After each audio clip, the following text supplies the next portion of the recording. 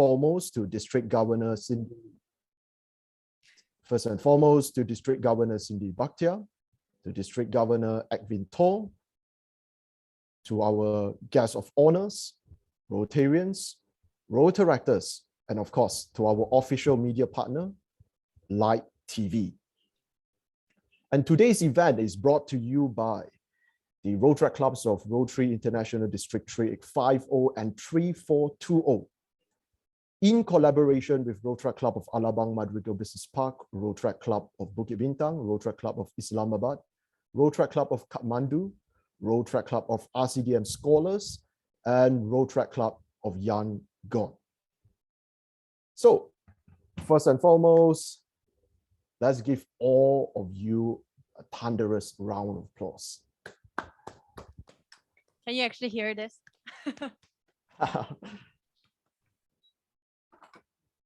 Well done, guys. Well done for turning up on this very evening. And to have so many people gather here today, it is for a very important cause. Welcome to the Road of Peace Conference, Understanding the Rigorous Journey in the Turbulent World. So before we proceed, partner, we have some ground rules to go through, isn't it so? Yes, we do. So the first rules for today, please rename your name followed by your club name. For example, my name is Melissa _ my club. So this is just to understand where you're from. So I could see in chat, some of you actually rename yourself already. I can see IPP Vina. I can see Regina. If you don't mind, please do insert your Rotaract Club as well right behind your name so we can actually know where you're from. Other than that, today's session will be recorded for documentation purposes. And please keep your microphone turned off at all times, everyone. Unless we require you to speak, then you may turn it on. Also, if you wish to ask any questions, please do not hesitate to use the raise hand button. This is to ensure that there are no interruptions that may disrupt the flow of the event. And not to forget, if you have any questions or have any concerns, please do type it out in the chat box below and we'll help you. Back to you, Hugo. So for the best experience possible for you, remember to mute your microphone. But if you do have any questions, you can always type them in the chat box. Our facilitators will be compiling your questions to be answered by the speakers later. And more important than that, there is a raise hand function you can use in Zoom. If you truly feel you have something that you want to add on that can improve the understanding of everyone here, always click the raise hands button and we will look for you. All right, so without further ado, Intisa, can we have the next slide, please?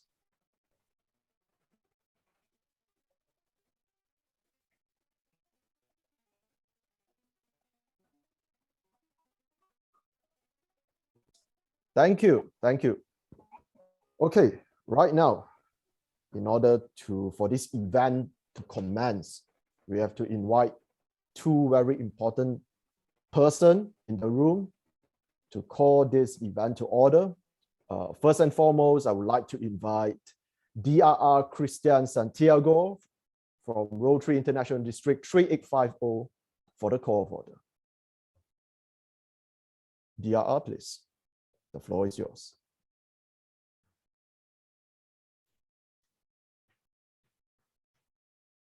Should I go first or Dita?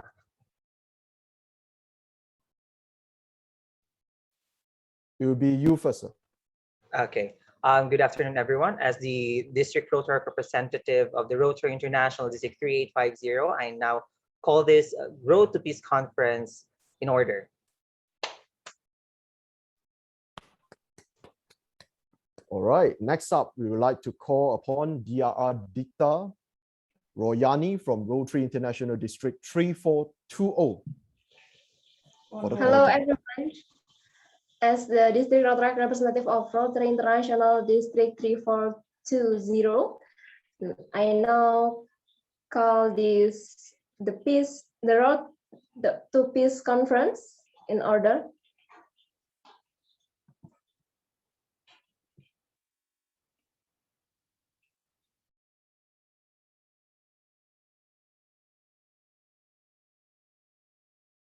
You're muted, Hugo. All right, it's the auto mute function, right? I just have to unclick it every time. Okay. So we were saying that I'm very gracious for both of the DRR to be present here today to spend a little time with us. And we have a very exciting slate of speakers today. I think many of you have seen the recent speakers poster. So we have extraordinary people from around the world coming here today on Zoom to enlighten us what is the situation around the world. How is peace and international understanding going on, right, on planet Earth? I can see many of you are still coming in. Do remember to share this Zoom link to many of your friends. They may or may not have checked their email, but if you can forward to them, especially if you are the club leaders, you are the community leaders, do forward the Zoom link. You can still come in. The session with the speakers have yet to commence. Okay, so what do we have next, Mel? Next, we actually have the invocation, the United Nation hymn, the Hymn? Rotary hymn, the Rotaract hymn, followed by the four-way test. It will be Fantastic. ongoing, so I would like to invite everyone to, I don't know, do you raise up while we are seated? Let's Kindly appreciate the next few minutes of the beautiful hymns and the four-way test. yes, Enjoy. enjoy.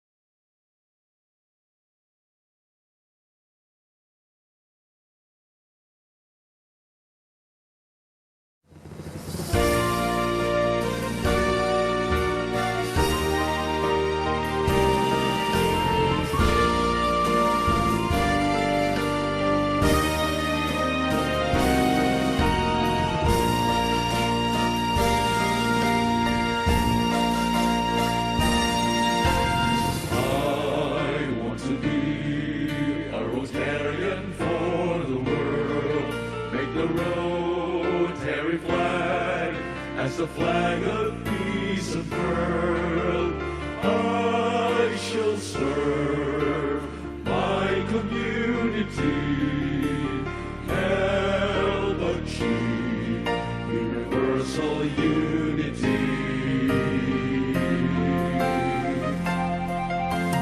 To Rotary, I shall dedicate my all.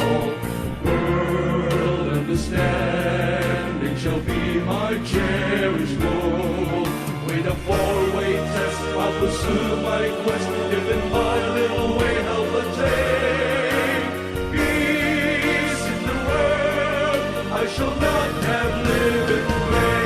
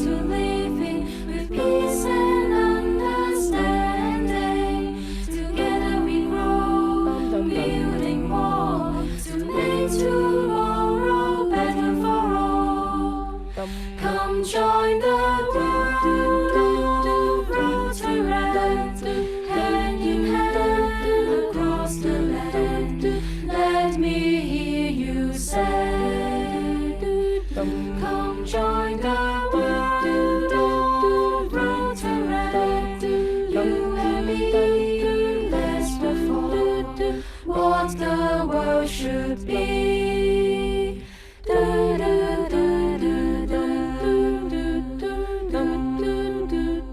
Give the world a dream to believe in. Give yourself something to belong in. Join us now to make it better. Into a world of peace forever.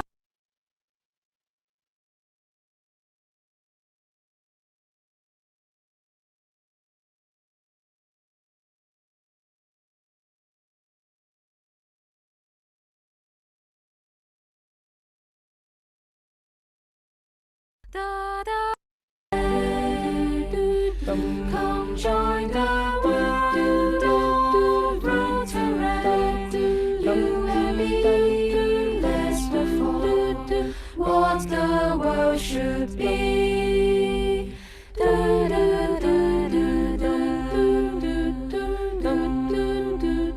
Give the world a dream to believe in. Give yourself something to belong in. Join us now to make it better. Into a world of peace forever. Come join the world of Rotaract. Hand in hand across the land. Let me hear you say. Come join the world of Rotaract. You and me, let's perform what the world should be. What the world should be.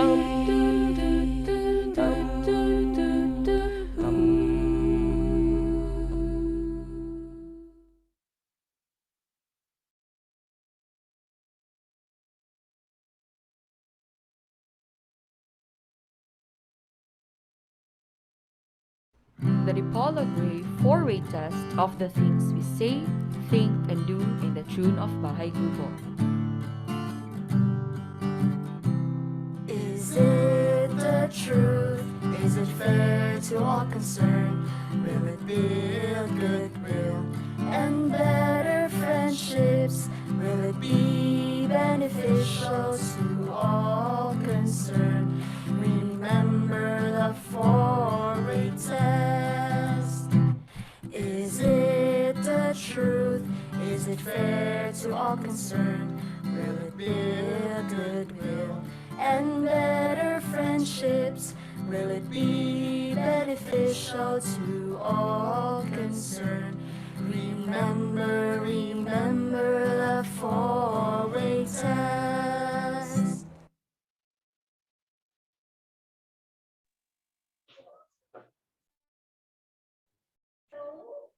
Thank you. I hope you enjoyed that.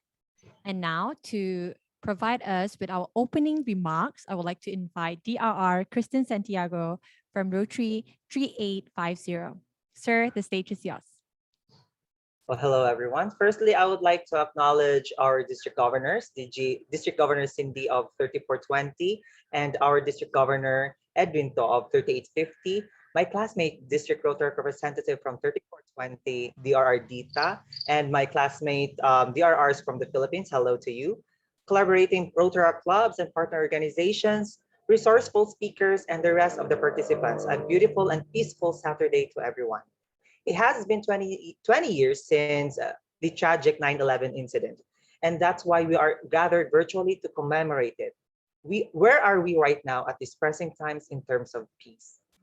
We are on a generation where youths are empowered, where each have individual beliefs that goes beyond the traditions and cultures and ways in resolving conflicts, where each possesses different advocacies that caters for the betterment of every being in the past and present generations. And one of this is being a peace advocate.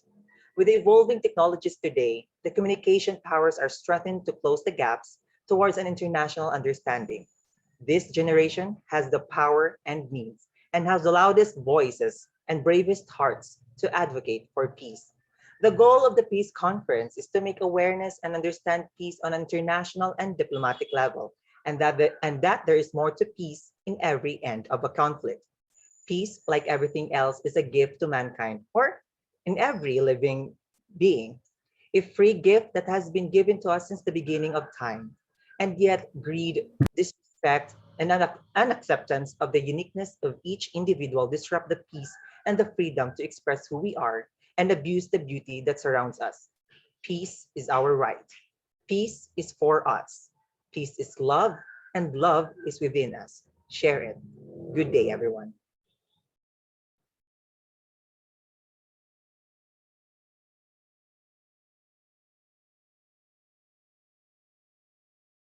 All right. Thank you. Thank you to DRR Christian Santiago. Thank you for the wonderful speech. Coming up next, we have a very special address by District Governor Cindy Bhatia of Rotary International District 3420. Please put your hands together for District Governor Cindy Bhatia. Thank you, Rotaract Hugo Tan. Okay, my dear classmate, District Governor Edwin, and DRR Christian Santiago, DRR Dita Royani, and honorable speakers, Mr. Yoshio Yamawaki, HEU Yun Wahya Ningrum, and Mrs. Ariza Noku, Dr. Henlito Sevilla, Han Muhammad Siraj Parwito, and Rotaract Muhammad Shibini, and the MC Rotaract Ugotan and Rotaract Melissa Lim. My beloved Rotarians and Rotaractors and organizing committee, good afternoon. It is really a great honor for me to be able to attend the webinar today organized by our young generation, my beloved Rotaractors from District 3850 and 3420, and collaborating with 6 Rotaract clubs from different parts of the world. You are really amazing, and you are able to bring such a very challenged topic, Road to Peace Conference. And I would also to congratulate you to be able to bring such wonderful speakers for the webinar today. My classmate, DG Edwin, thank you so much for including me in this program. In the world full of problems at the moment, where all of us face the same enemy, COVID. We must stand together and help each other in any way we can. Rotarians and Rotaractors from all over the world have been working together in this pandemic situation by providing masks, personal protective equipment, food, oxygen tanks, medicine, and many other things to help our front lines and also the people in need. Many companies are bankrupt. Many people also lost their jobs, and life have been very difficult for so many people. They do not have any money to buy food. People are hungry, and situation may cause so much stress and anger for many food. Peace is something we all need. First of all, let us make peace with ourselves.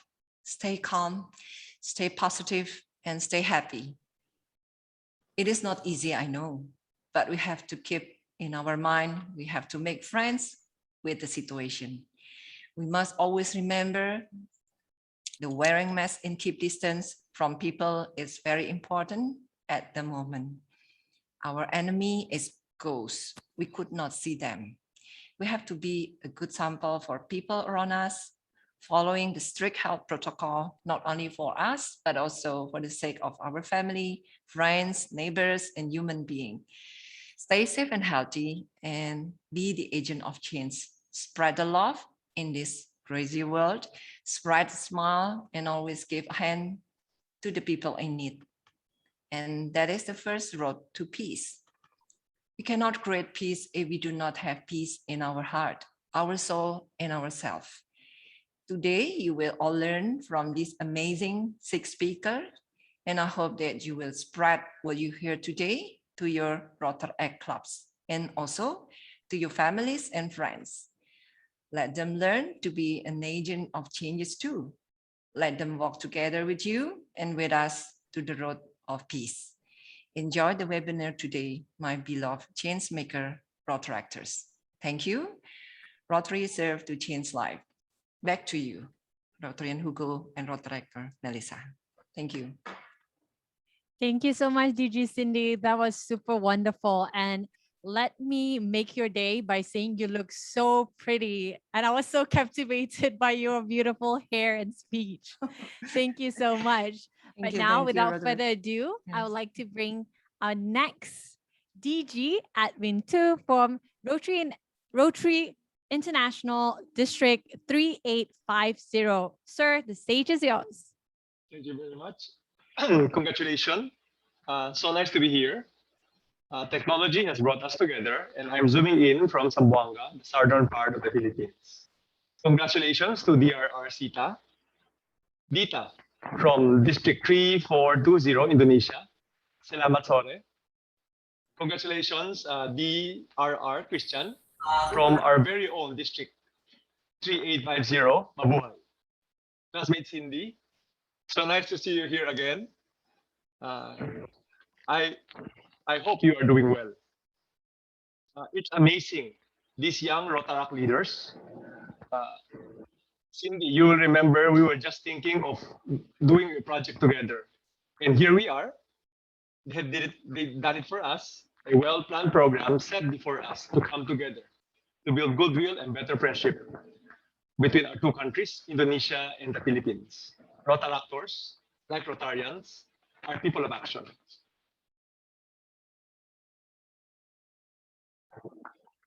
Peace is very close to the heart of Rotaractors and Rotarians, and it's one of our 7 areas of focus in Rotary.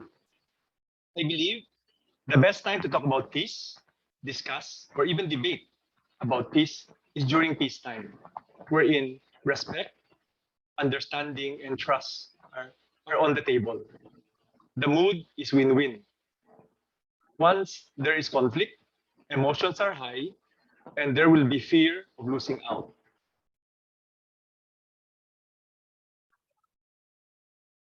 You might not realize it. Through this seminar, you, Rotaractors, are helping to bring peace and understanding. You are building the solid foundation today for a peaceful tomorrow. As Mahatma Gandhi will tell us, peace between countries, which is Indonesia and the Philippines, must rest on the solid foundation of love between individuals. So I say thank you for the love, dear Ardita and dear Christian. Because if we don't find peace, the world will be blind someday. As Mahatma Gandhi said, an eye for an eye only ends up making the whole world blind. And this is about revenge. By having wonderful speakers from Indonesia and the Philippines, who will be properly introduced later, I am sure we will end today's activity with a new definition of peace. We will come to understand what Nelson Mandela said: peace is not just the absence of conflict. Peace is the creation of an environment where we all can flourish, regardless of race, color, creed, religion, gender, class, caste, or any other social markers of difference. So we hope you will stay on, invite your friends to enjoy today's seminar. With all the newfound knowledge, we will surely be smiling later, knowing we have done our part as Rotaractors, whom I would always say Rotaractors are future Rotarians in bettering the world. We'll be smiling because, as Mother Teresa told us, peace begins with a smile. Even my classmate mentioned, peace begins within. If you can smile, then you're at peace with yourself. And a smile, my fellow Rotaractors or Rotary leaders, a smile is the shortest distance between two people or even our two countries. And this talk is to inspire us to dream big. And I want to share with you a personal photo. As you listen to our good speakers, to our great speakers today, I hope you will not only find peace in yourself, find peace in your project, and I hope someday you'll go as far as United Nations and be there to share your peace journey, that you are not only a peace fellow, You are not only a peace lover, but you are an ambassador of peace and goodwill. Thank you, and let's sit back and enjoy the rest of the lecture. Thank you. Thank you for the very insightful speech, DG Edwin Tor. Welcome to the conference, sir. I think a lot of people has been messaging us, both district governors today look stunning and very insightful message indeed. So yeah, welcome to both of you, ma'am and sir. And coming up next, tag team, can we have the next slide, please? Okay, because of this very rare occasion, of Rotaractors and Rotarians, all over the world coming together on a Saturday evening. Our DRR here, DRR Dita Royani, has an intermission number to serenade the crowd here this evening. Okay, hello, Hugo. Thank Hello. you. And now I will sing. Maybe phenomenal singing, phenomenal sing. And if you know this song, maybe we sing forever. Okay, enjoy this song.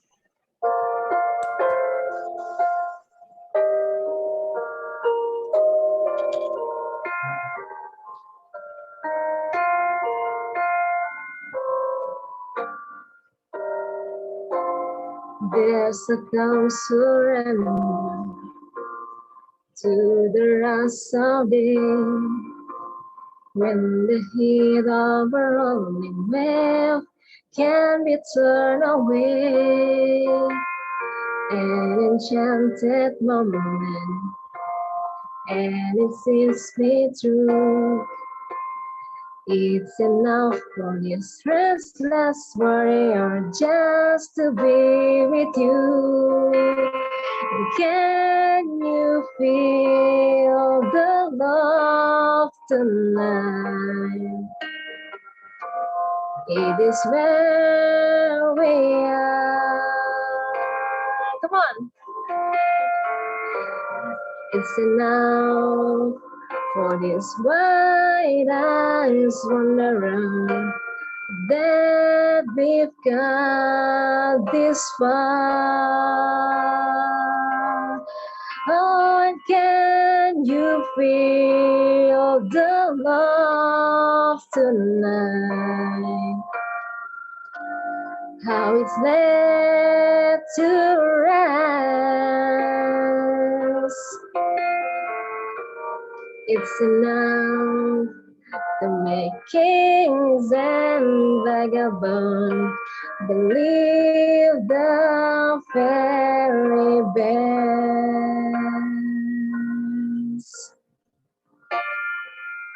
Okay, thank you. It's for Wow. me. Thanks for me. DR Dita, guys. All right, Thank guys. you. How many of you actually enjoyed the song? Let's see more hearts in the chat. DR Dita, I need you to look at the chat. Look at how much love you're receiving. Thank you, Melissa. Thank you. And now, before we begin our speeches and talks today, I would like to invite everyone here to turn on their camera, as we are going to capture this moment right here. So everyone, please do turn on your camera, fix your hair, fix your suit, and we'll be taking a picture. Okay, let me check. All right, people, look at the camera, smile as bright as you can. We have a couple of pages to go. Perhaps we can turn off the slides first, Tech. Right, we can stop sharing for a moment for the picture. Thank you. All right, okay, tidy your hair. Look at the camera in front of you. Okay. Do we have like a district peace sign, peace hand sign or something that you know, that I don't know about? You might want to show it right now. Yeah, let's do a heart then. Let's do a heart. It's peace, guys. I don't know, Yeah, peace let's sign. do This is a hearts. peace sign. Do we do this? Okay, ready with your hand sign. Look at the Okay, camera. I see but the DG doing count. this. So let's go with this. I Okay. don't know. We are following DG. Okay. Okay, there you go. The finger peace sign by the count of 3, 2, 1. Okay, let me see if I have page number 1. Yes, I do. Okay, let's go to page number 2. Hold your peace sign, hold your smile. You never know what page you are in. Okay, loading, loading, loading. By the count of 3, 2, 1. DRN Charles is here as well. Welcome, brother. Okay, page number 3. 3, 2, 1. And 2 more pages to go. 3, 2, 1. My smile hurts. I've got the 4th page and the last one. 3, 2, 1. All right, got it. Once again, thank you to both our district governors for gracing our event this evening. Very gracious of both of you. Thank you and welcome to the Road of Peace. And to DRR Dita, thank you for opening our conference with a beautiful song. And if you want to hear more songs, you have to stay until the end of the conference. Someone else will be singing, right? Someone with some DRR title in front will be singing. If you want to know who is it, you got to stay tuned and know. So partner, what do we have right now? All right, this is the moment we all have been waiting for. I hope everyone is excited to invite our first speaker for today. I personally, before even this global conference, I have heard of his name. His name is not strange to our current society, and he's going to tell all of us, share with us how he survived in an atomic bomb in Nagasaki. And before that, let me read his biography. Mr. Yoshiro Yamawaki, I hope I'm saying your name correctly. I'm sorry if I'm not. Was an atomic bomb survivor from Nagasaki, Japan. He was just 11 years old when the atomic bomb was dropped in Nagasaki. He has since become an advocate for the elimination of nuclear weapons and hopes that in sharing his experience, he can prevent others from having to suffer the effects of nuclear weapons. In 2010, he was appointed as a special communicator for a world without nuclear weapons by the Japanese government. And now, without further ado, I would like to invite our very own First Japan Peace Ambassador, Mr. Yoshiro Yamawaki. The stage is yours, sir.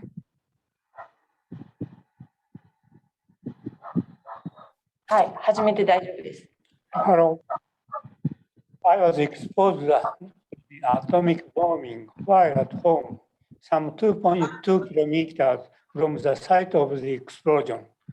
At present, I am 87 years old.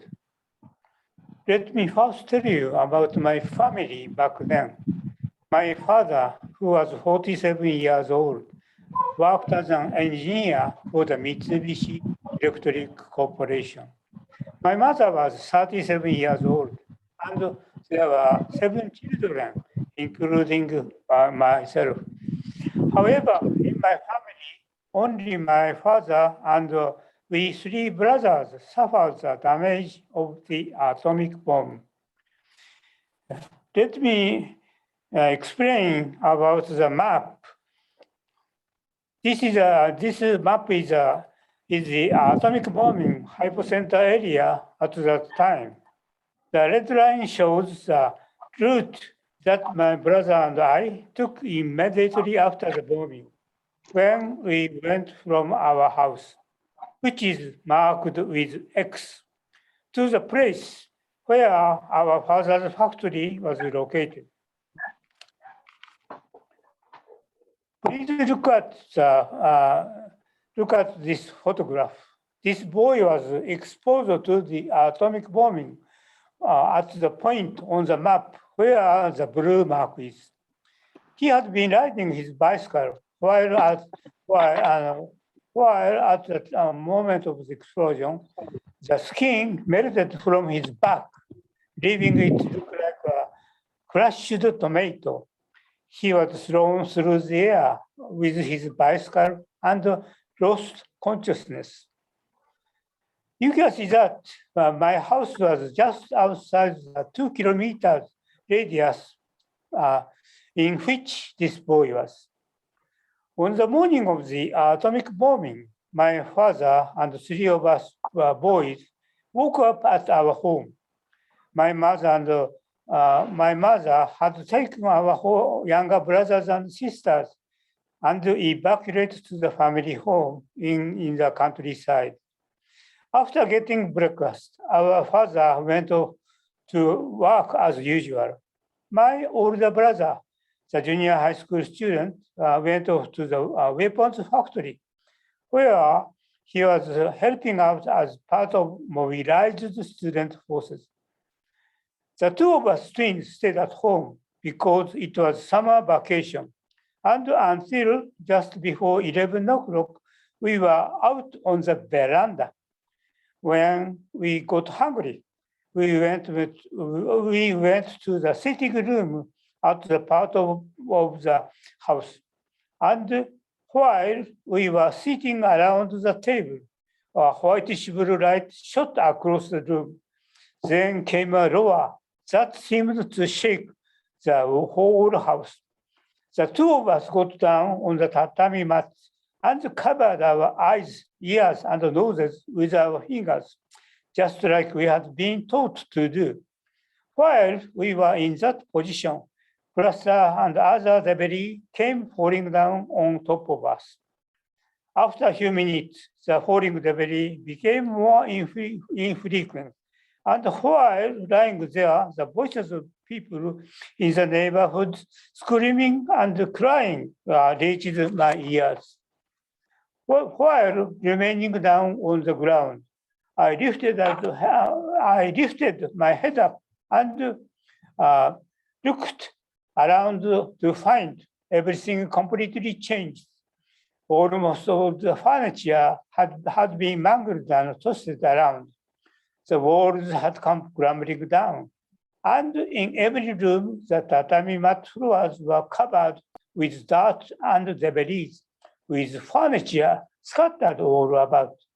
The 2 of us evacuated to the bomb shelter in our yard, where we waited for our father and our older brother to come home. About an hour had passed when my brother arrived home from his factory. At that time, he said that it was too dangerous to stay in that tiny bomb shelter and that we should move to the larger one nearby. We spent that entire night worrying anxiously for our father to come back. But by the next morning, however, he still hadn't returned. At that point, the 3 of us brothers headed off to find him. Please look at the map. By looking at the red line, you can see that we walked from a point about 2 kilometers from the hypocenter to a place only 500 meters away from it. As we continued on, the damage grew worse and worse. The houses at the roadside had all burned to the ground, and the trees and the electric poles were scorched, although they remained standing. The factory on the other side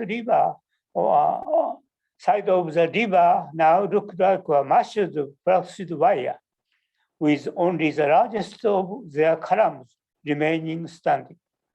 There were many dead bodies among the debris littering the roads. Their faces, arms, and legs had swollen up, making them look like black rubber dolls. When our shoes touched these bodies, the skin would come peeling off, just like that of an overripe peach, exposing the white fat underneath.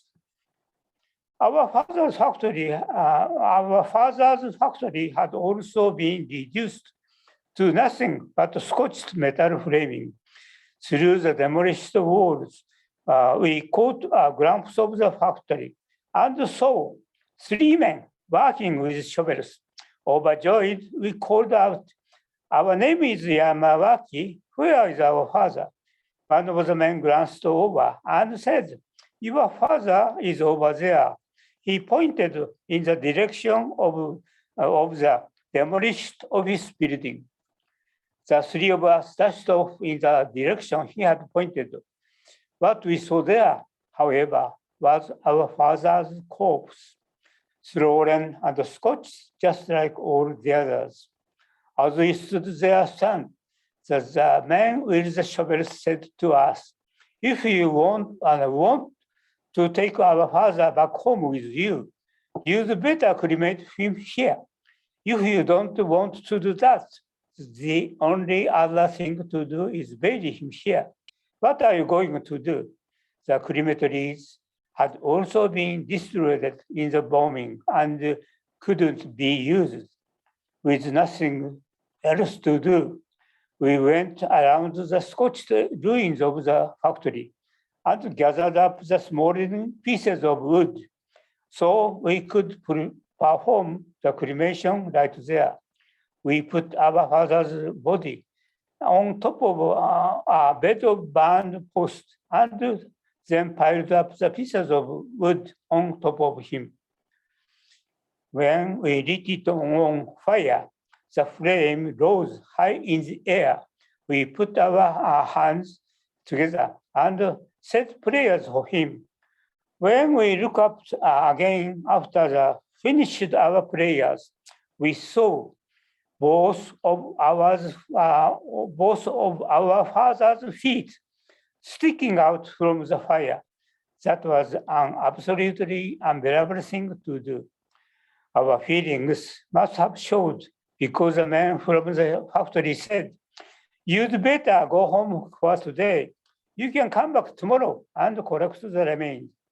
The next morning, we looked around the kitchen area of our demolished house, who put to put our father's remains in. We found one, and the 3 of us took it along with us as we went to collect our father's remains. When we arrived at the place where we had cremated our father's body, however, a shock awaited us. The body still remained as it had been the day before, in a half cremated state and covered over with ash. There weren't any people from the factory around. We 3 brothers only wanted to collect our father's remains, collected bone and father's. We 3 brothers only wanted to collect our father's cremate bones, but his half-cremated body was lying exposed. The only part of his body that had been cremated was the tips of his hand and feet and part of his stomach. We could only pick out a few of his bones. This body, which was like a skeleton covered in ash, was far more gruesome than the corpse of someone just deceased. It was even more unpleasant. We thought about how this body belonged to the same father we had always talked to and eaten meals with. It got so that I couldn't bear to look at our father's body anymore. And I said to my brother, "Let's go home now and leave his body here." Thinking back on that, I know that it was not a good thing to do. My brother looked at our father's body for a while longer and then said, we can't do anything more. We'll just take his skull home and that will be the end. With the tongues my brother had taught touch our father's skull. However, it crumbled apart like a plaster model and the half-burned brains came flowing out. Letting out a scream, my brother threw down the tongs and darted away. The other two of us ran after him. These were the circumstances under which we first saw our father's body.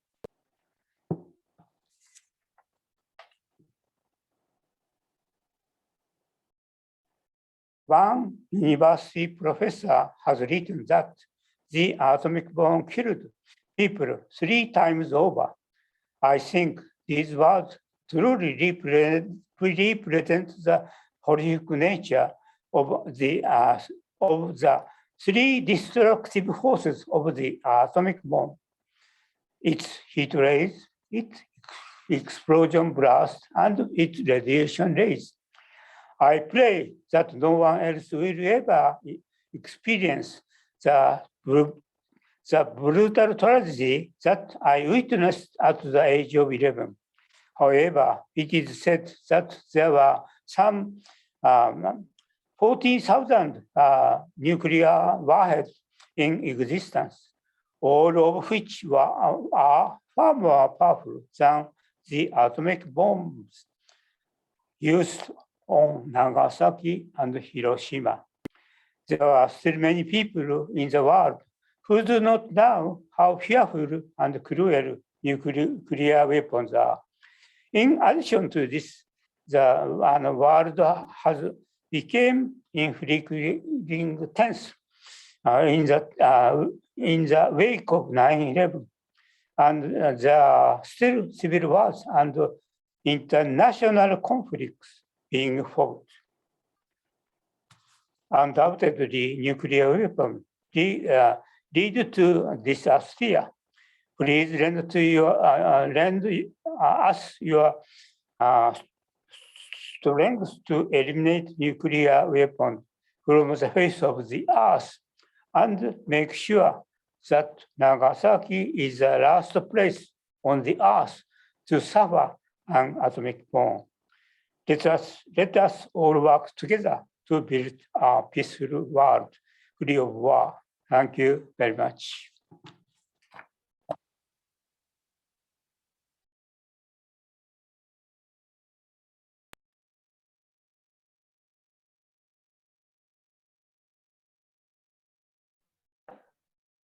Thank you so much, Mr. Yoshiro Yamawaki. That is such an amazing session. I really appreciate you being here with us today. And now I would like to open the floor to ask a few questions to Mr. Yoshiro here. Anyone would like to ask any questions?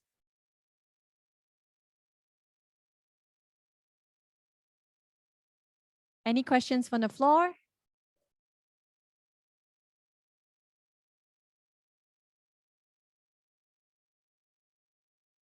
Guys, don't be shy. You can type or you can even raise up your hand and I'll go through the slides and see if there's any hands up. And I would like to invite you to ask any questions at all.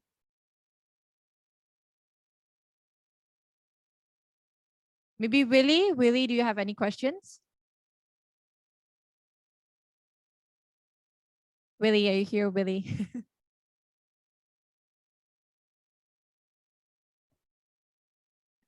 Okay, I'm gonna pick someone else. Yes. Hi. Oh, Willie, you're here. Hi. Yes. Sir Yoshiro, thank you for your time. I do have a question. So since the time of the event and up until now, would you say, based on what you've seen happening like in the world, would you say you're optimistic or on the pessimistic side regarding the nuclear armaments and where the world is headed?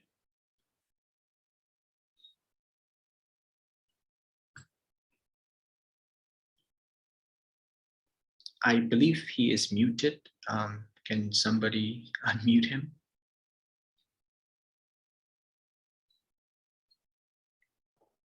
はい、どうぞ。核兵器の廃絶については非常に悲観的です。なぜかというと、核保有国がですね、それぞれそれを持つことによって自分の国を守れるというふうに考えているからです。I have to say that I'm very pessimistic about today's world, even compared to the right after the Second World War.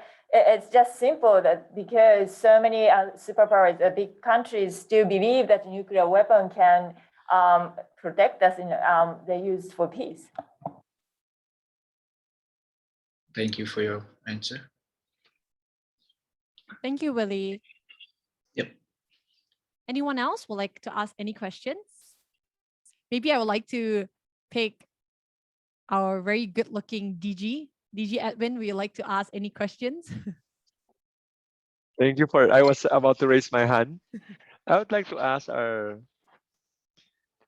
speaker, did it affect his childhood? He was 11 years old, and through the years, how did it affect him mentally, physically, emotionally, growing up?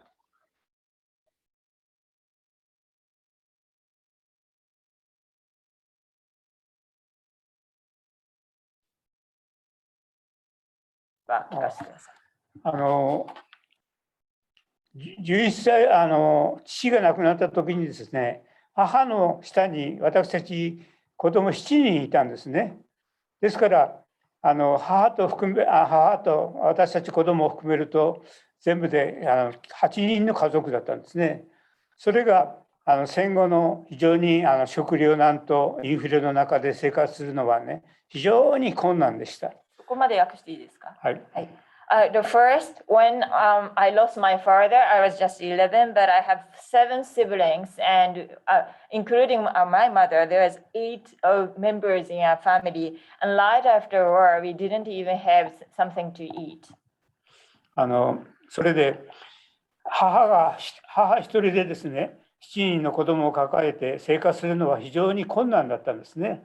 ですから私たち双子の兄弟は11歳で被爆した後ですね、15歳から三菱電機の長崎製作所で働くことになりました。It was so difficult for my mother to raise up 4 children by herself. So I and my twin brother, who was at the 11 years old, 4 years later, at the age of 15, we found a job in Nagasaki, and we did work for the Mitsubishi Electric for years, decades. で、私たちはですね、15歳から働き始めて60歳までですね、45年間三菱電機で働くことになりました。その間、私たちは夜間の高校にも4年間通いました。So me and my twin brother worked starting from the age of 15. Then we retired at the age of 60, meaning that we worked for Mitsubishi for 45 years. And we did receive high school diploma at least while we are working. ですから、原爆で父を亡くしたことによってですね、他の仲間と同じように、同じ同級生と同じようにですね、普通の高校に行く、大学に行くということができなかった。もう15歳から60歳まで働かなければいけなかった。それが一番社会的な差別ではなかったかと思います。One of the things I have to say emotionally is probably that me and my brother couldn't spend like normal teenage time as the people that we knew, because we had to work while people were studying in high school or university. We were working. That's emotionally, and also I believe it was socially. I was put in the very marginalized status in some way.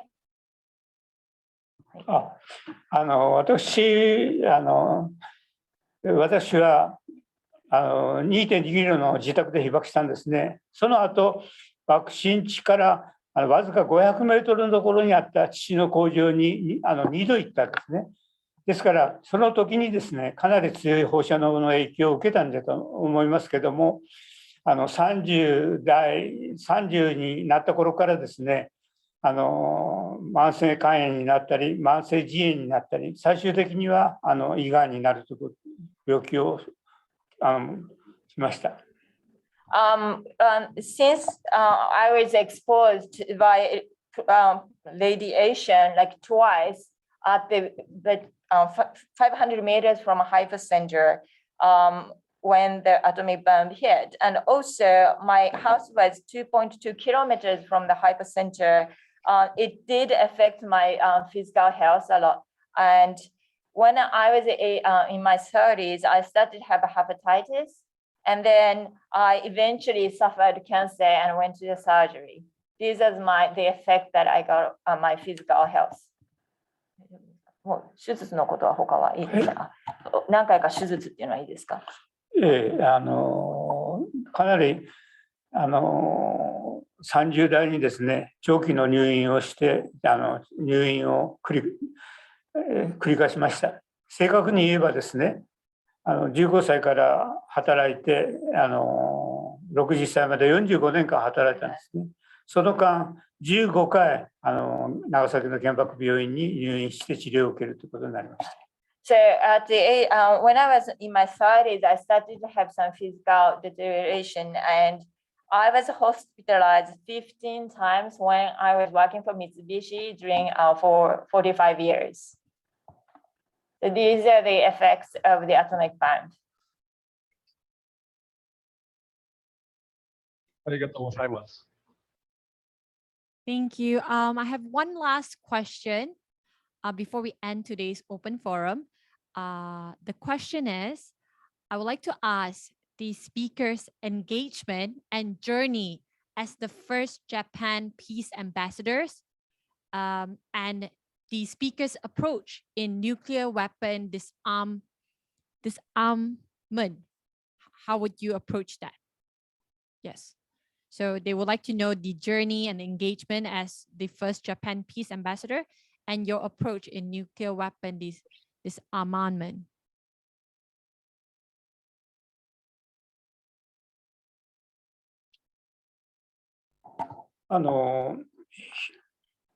当時の総理から非核特区長で任命された後ですね、私は長崎市長と一緒にイギリスのマンチェスターに行きました。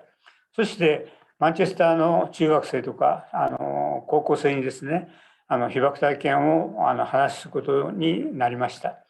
それ以降ですね、長崎に来る外国の人たち、大使とかあるいはその他の政府の人たちとかですね、そういう人たちが長崎に来られるたびにですね、私の被爆体験をお話しするということをしております。So when I was appointed as a peace ambassador by the Prime Minister Khan, and my first task was visiting Manchester in UK with City Mayor of Nagasaki.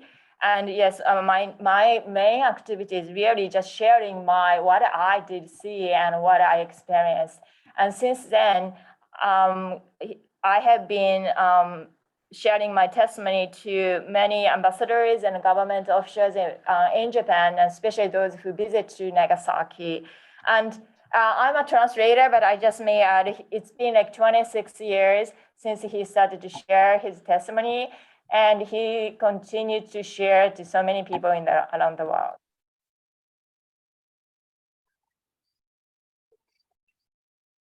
Is that all, Miss Translator? I'm so sorry, I don't know how to address you.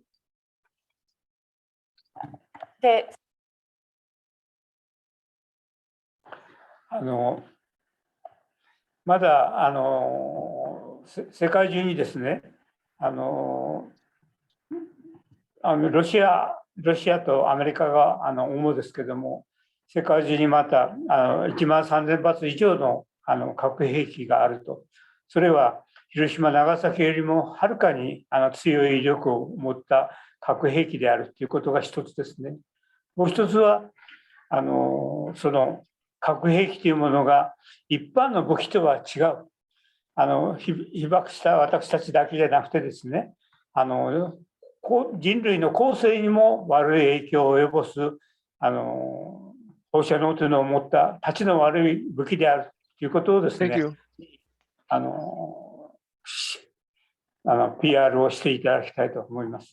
Mr. Yamaki just wanted to add in the end that he really has he has a worry that still there's a 13,000 nuclear warheads, and big countries like Russia and the US still hold on the retaliation theory.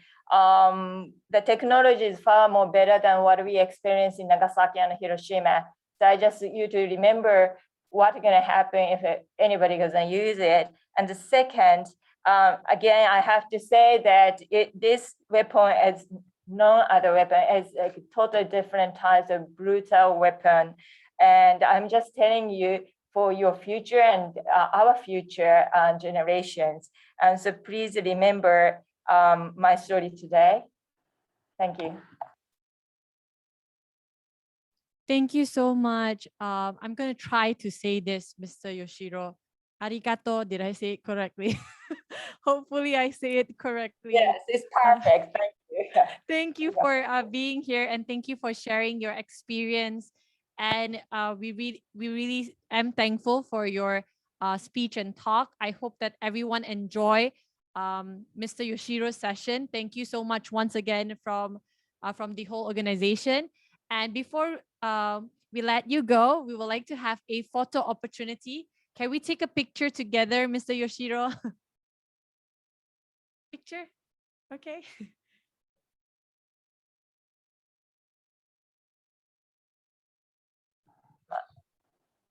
Visual. Yep, Hugo. Yep. Here we are again. Turn on your camera, people.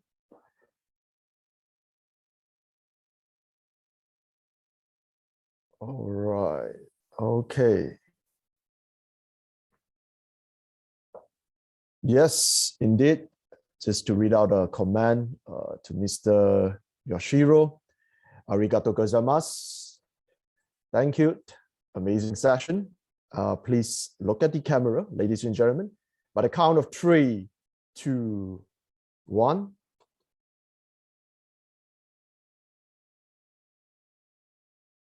By the count of 3, 2, 1.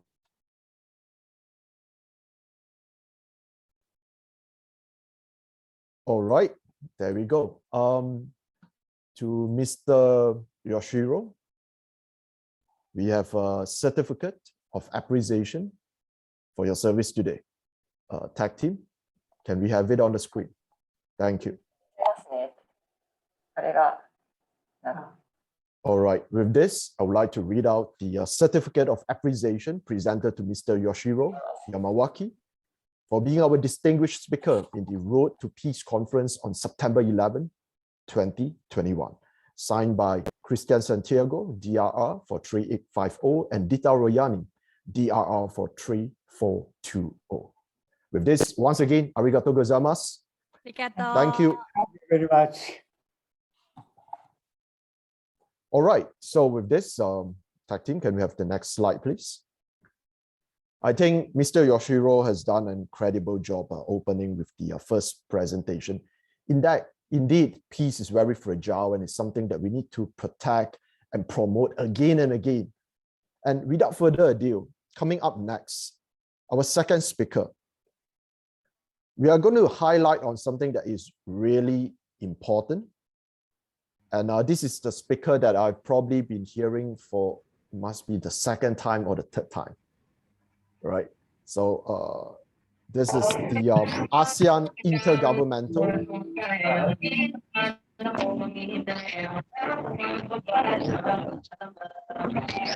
If you have on your microphone, do remember to keep it muted at all times. Thank you, appreciate it. So we have our speaker all the way from the ASEAN Intergovernmental Commission on Human Rights Indonesia, Ambassador.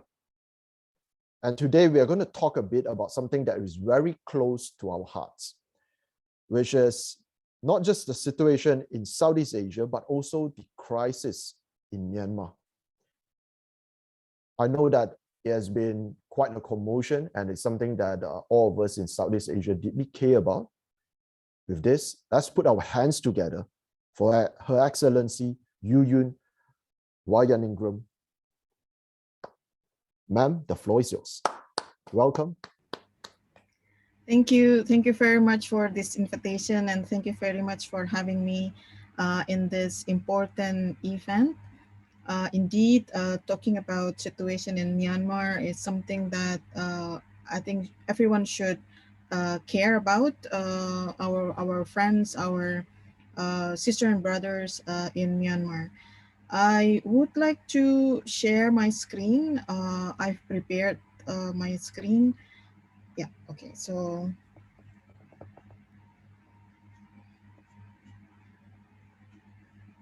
this one. All right, I've prepared my talk to make it more systematic. The topic that was given to me is the crisis in Myanmar and its implication to Southeast Asia. First, I would like to look at the Myanmar crisis in terms of chronological order, and then to look at the actors inside Myanmar and outside of Myanmar. So, apologies if it is if this sounds redundant, but I think it is important to look at it chronologically so we can get the context of what is happening in Myanmar. The 1st February 2021, Tatmadaw took over the government by force and then declared state of emergency for 1 year. 2nd February, Tatmadaw announced the formation of State Administrative Council, or SPC. So that's the name of the caretaker of the government. On the 3rd of February, people, especially coming from the health practitioners and women young activists, staged the coup and called themselves as civil disobedient movement. On the 5th of February, elected parliamentarians established CRPH, the committee representing Pidongsu Hutlo. Consists of 17 members, 15 of them coming from NLD. So this kind of composition had been making people uncomfortable because it seems like CRPH reflecting the previous government, which according to them imbalance in terms of serving the interests of different ethnic nationalities in Myanmar.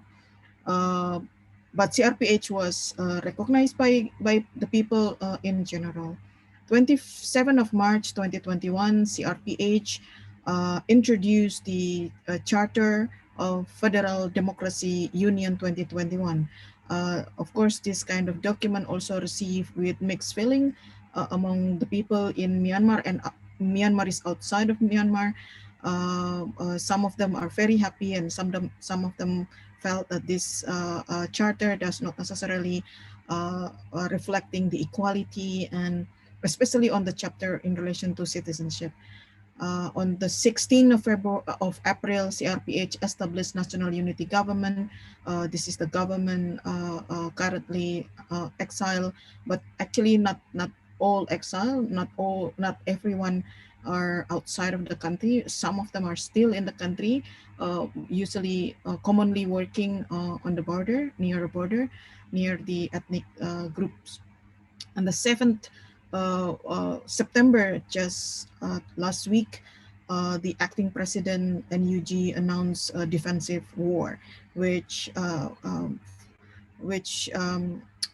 worry us from people outside of Myanmar. We are very worried, not to mention people inside Myanmar. I think the situation is becoming rather difficult. But in February, March, April, May, we continue to see a number of demonstrations on the street, but now gradually reduced in terms of number, in terms of frequency.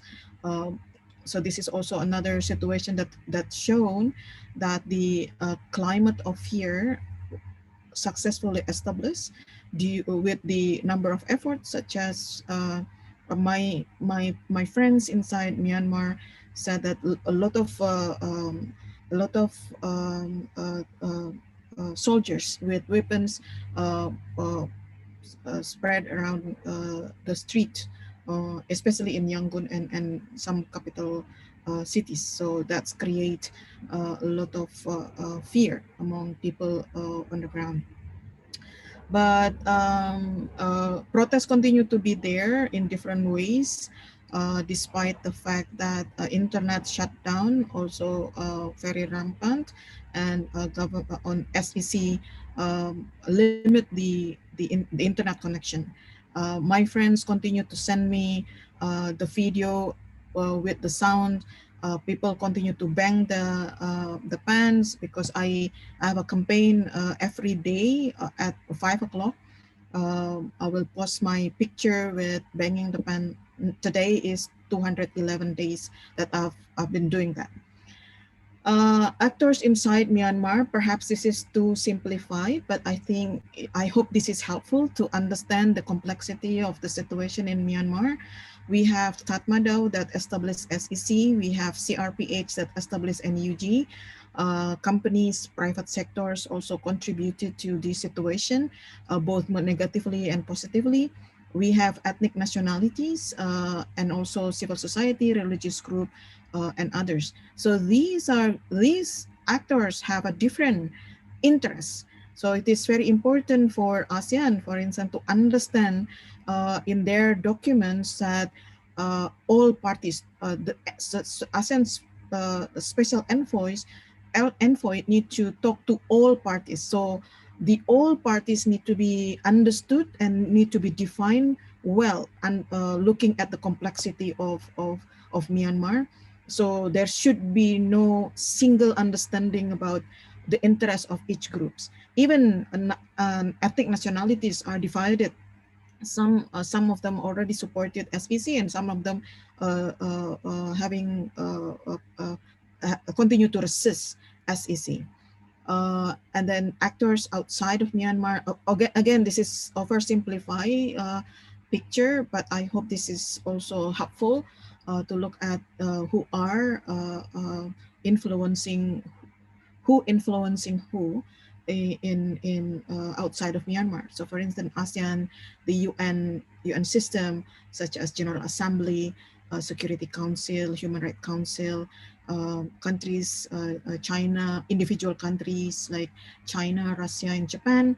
But there are also G20, G7, and so many groups that actually come together and then making a comments and making some condemnation to the situation of Myanmar. So there are a number of actors outside of Myanmar and also inside Myanmar.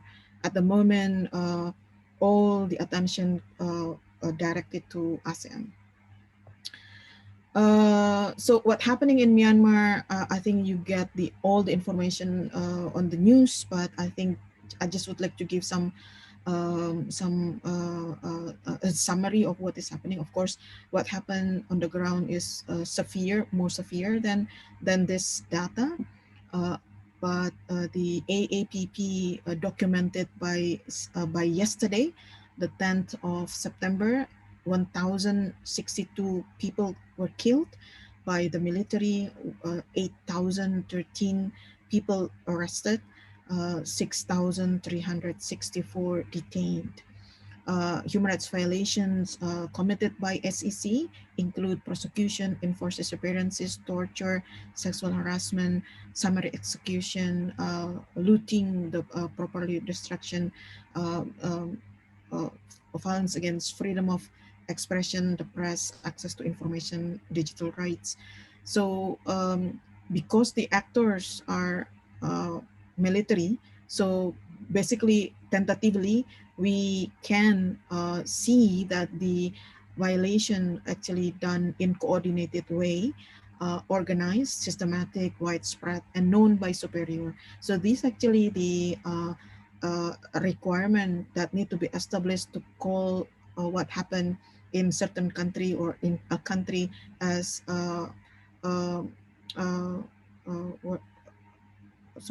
violence against gross human rights violation. But again, this is tentative because we get all the information from third hand, second hand, and not the first hand. So until like I give you the example, the OSCHR, the Office of the High Commissioner, when they try to understand what is happening with Rohingya, and they went to Bangladesh and come up with the reports. So they only can say allegedly crimes against humanity. So allegedly, why? Because they cannot enter the country. So that's we are in human rights community. We are very careful about naming certain situation, but it doesn't mean that we cannot collect all the information from different sources. So as a human rights commissioner, I continue to collect all information. I continue to receive a lot of reports from people inside Myanmar and outside of Myanmar in relation to the situation in the country. Newspapers controlled by newspapers, TV, radio controlled by the government, all of them, the rest cannot operate. And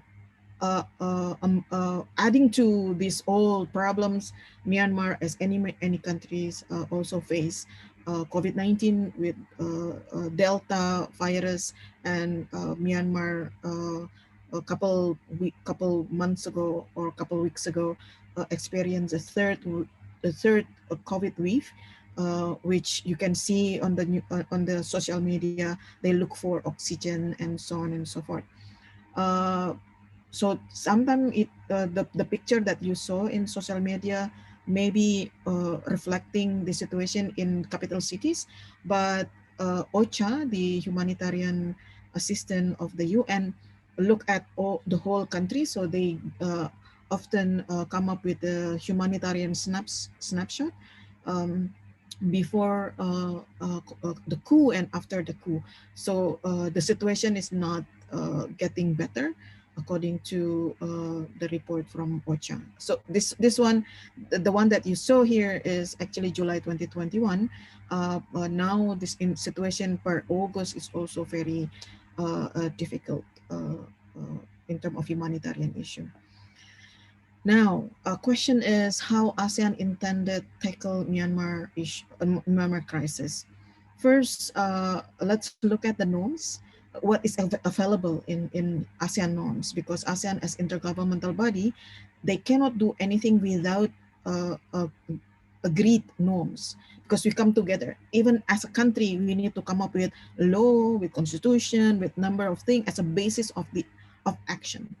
So ASEAN Charter is our norms on how to live together in this region, and Article 2.2.h actually mention about the expectation of all countries to adhere to rule of law, governance, and principle of democracy and constitutional government. So a charter is a legally binding document. So if the charter articles in the charter mention this, all expectation, it means legally binding the country, members of ASEAN.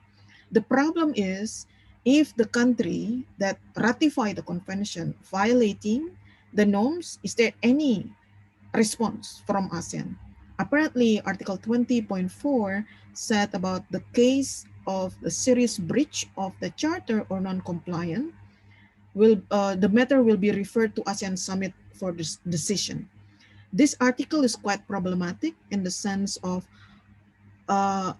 who decide serious breach of the charter.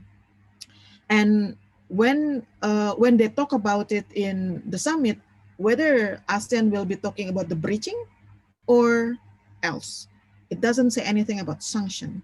So there is no suspensions. I know there are a number of call from many civil society scholars, also governments, for ASEAN to suspend the membership of Myanmar. But ASEAN cannot do that because there is no such a thing, such a provision in ASEAN Charter. During the discussion in 2004 in establishing the political security community of ASEAN, there was a discussion that ASEAN member countries shall not condone unconstitutional and undemocratic changes of government or the use of their territory for any action undermining peace, security, stability of other ASEAN member countries. So what is happening in Myanmar is the taking over by force, which is actually violating the Article 2.2.h.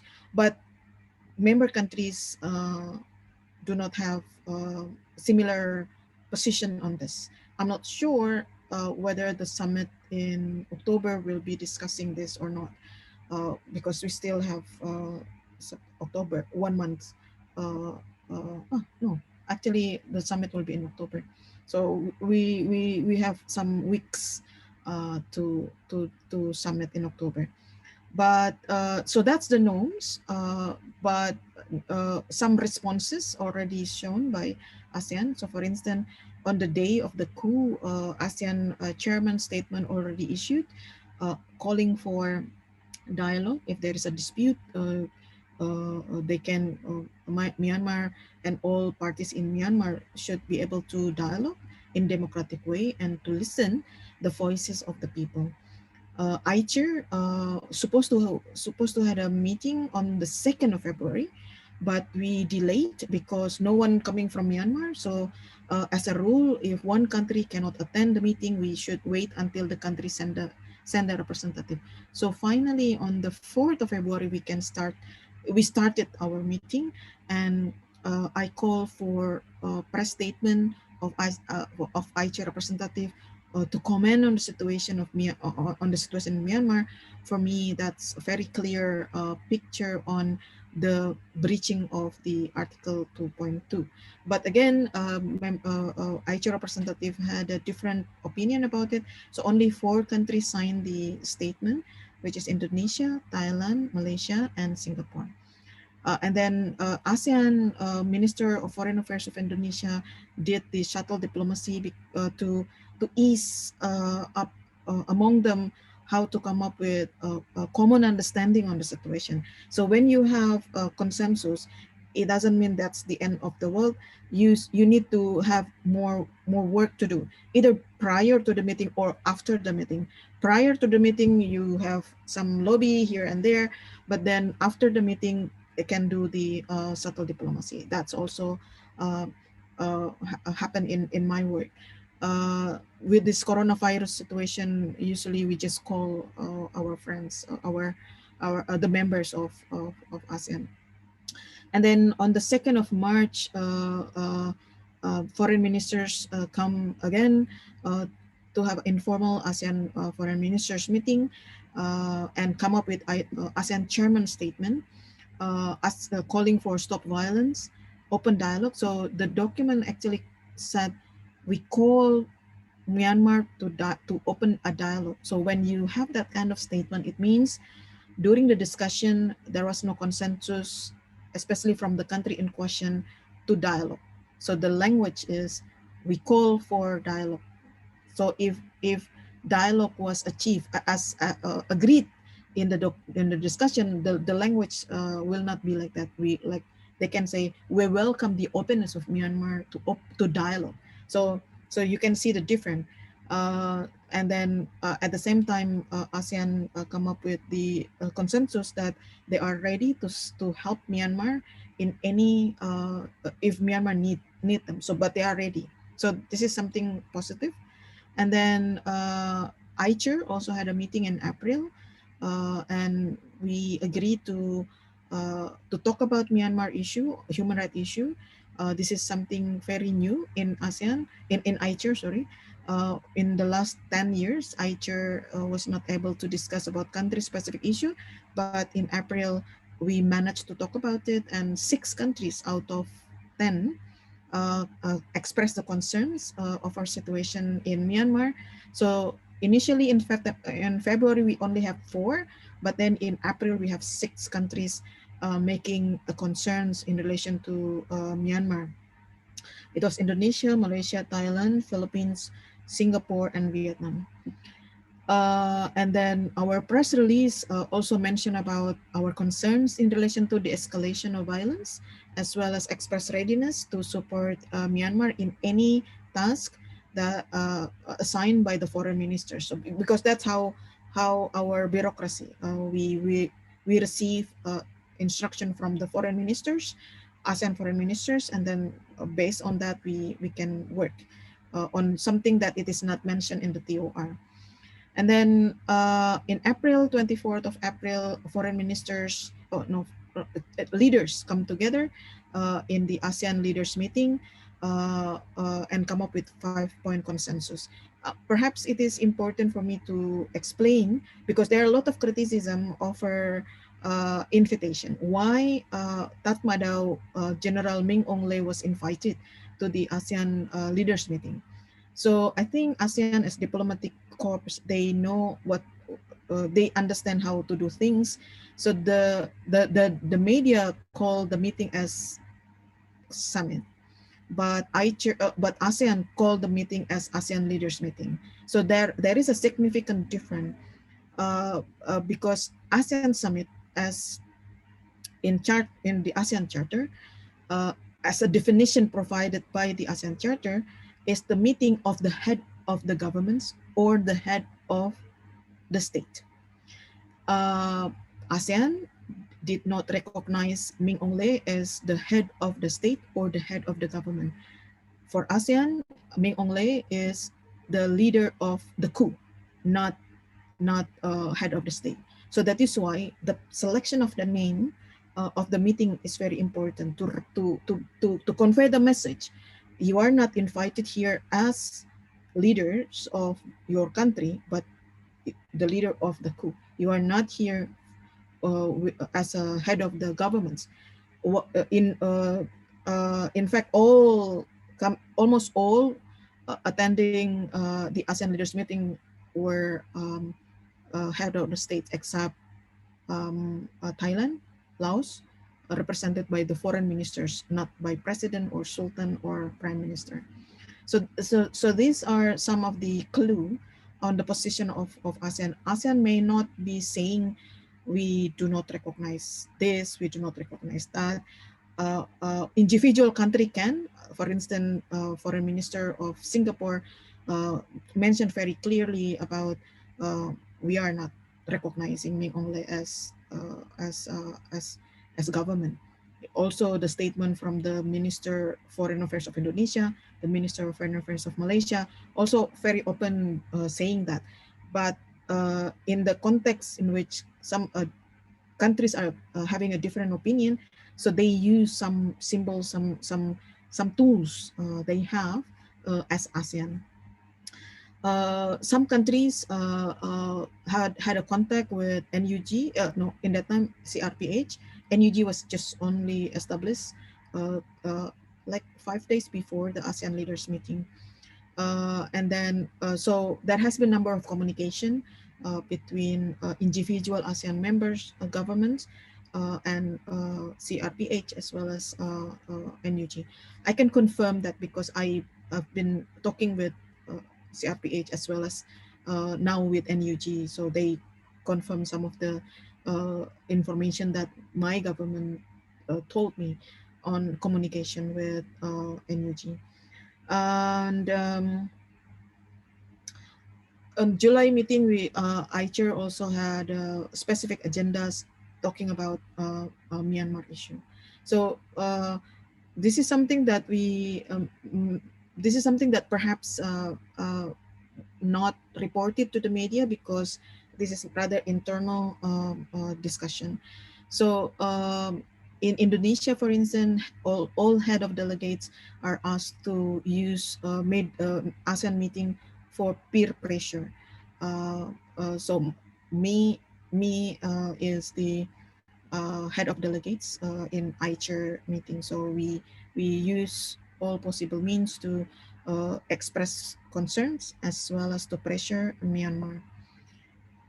So this is ASEAN leaders meeting I mentioned earlier, and 5-point consensus: cessation of violence, constructive dialogue, humanitarian assistance, having ASEAN need to appoint special envoy, and the visit to Myanmar. This is all, I already mentioned it. Okay, so the thing that I haven't mentioned earlier is that AHA Center is the institution appointed by ASEAN to deal with the humanitarian issue had been coordinating among and between different institutions related to humanitarian. But the problem, of course, is to transmit the humanitarian assistance. Well, AHA Center has maybe around 30,000 volunteers, including those who are inside Myanmar already. But AHA Center need to get this green signal from the sectoral body responsible for natural disaster to give a go signal, so they can activate these volunteers. Now governments of ASEAN are talking about the humanitarian corridor, humanitarian posts, meaning humanitarian posts mean all violence need to be stopped. So humanitarian actors, humanitarian assistant can enter. AHA Center has a lot of skilled people, but they are very much expert in attending the natural disaster, dealing with dead bodies. They are not equipped dealing with the situation in which you can have all the conflict happening. So as if you are in the position of team leader, you cannot allow your team to enter this dangerous situation, right? So that is why we need to make sure that those who deliver the aid need to be secured, need to be saved. To be able to do that, we need to have a cooperation with the authorities in Myanmar. On the 4th of August, Dato Erawan of Brunei Darussalam was appointed as the ASEAN Special Envoy to Myanmar.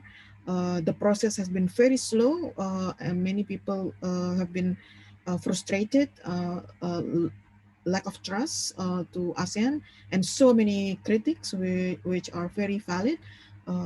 I myself very disappointed with the slow process inside Myanmar, inside ASEAN.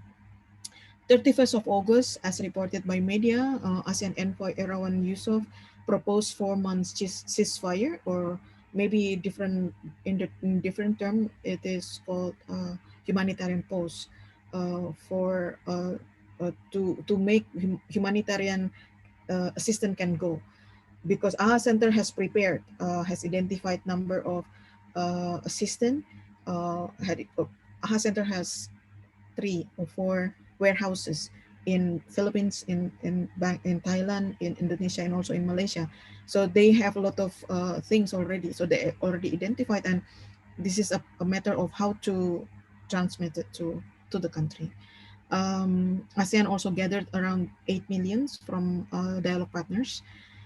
In relation to the request from ASEAN Envoy, media had 2 different information. First, Tatmadaw agreed, and then later Irawadi said Tatmadaw denies to agree on the proposal from Dato Erawan. So I'm not sure which one is the correct one, but the announcement from the acting president of Defense War, of course, is worrisome.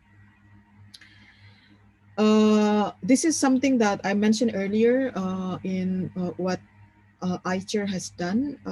We at the moment, because the main problem of addressing human rights issues is we do not have space to talk about it. So we need to create a space in which some issues can be discussed. So as from February until now, we continue to discuss about it. I myself had made a lot of intervention. So in April, I made intervention in relation to commenting human rights situation in Myanmar in general. And then on the 26th of July, I focused more on refugees, that the coup created more refugees in the country, and have a spillover issue in other countries, neighboring countries. On the 2nd of August was the meeting between ICHR and foreign ministers. That's annual meeting. In that occasion, I raised the issue on the right of health of detainees, because since the coup, there are a lot of arrests, and the jail become very packed. In fact, now is COVID-19 situation, and there was no medical care, medical healthcare services inside Myanmar, as inside jails and detention center, as reported by many people inside Myanmar. So in the opportunity of meeting with the foreign minister or the SEC's foreign minister, I raised this issue. And then we are going to have another dialogue on human rights in September. So there are a number of things. So of course, some people ask me how this talk will make a change in Myanmar. I doubt, but I think the message is that we want to push, we want to have a peer pressure to Myanmar authorities now on that we are not happy with the situation, and we are very care about the issue, and to tell them that do not think that whatever you do in Myanmar to your people will come unnoticed. We all see them, and we monitor the situation. I also make a lot of statement addressing Myanmar on number of occasion, especially after the coup. And this is my message to the special envoy, that special envoy need to have a constructive dialogue, seek solution, and especially very important is to meet with all parties concerned, and to be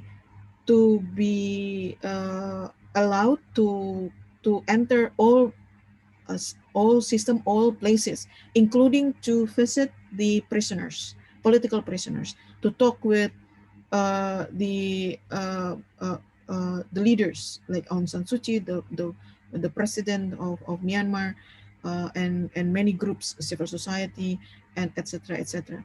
I also make a message that the envoy need to be given a space inside the country, a house, or a house to be function as an office, in which this will function as the neutral place.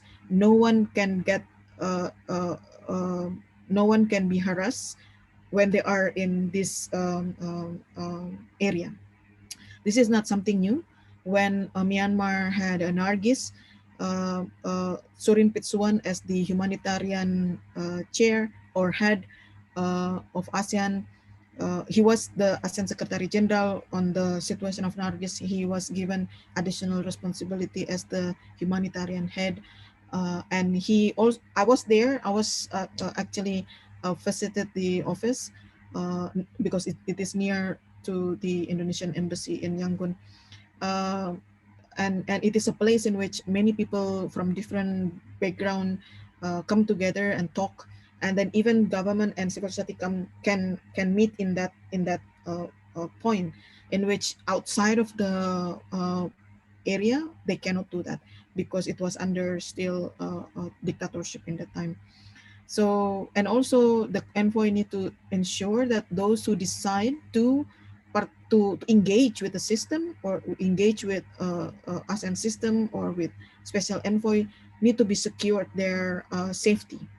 In our experiences as a human rights defenders, many people who come to Geneva and making a report on the country, they were arrested in Geneva. Sometimes they are arrested in Geneva airport, or they are arrested when they arrive in the country. So learning from that situation, I want special envoy to ensure that those who decide to come forward to join or to participate and to cooperate with the system, with ASEAN envoy, need to be protected.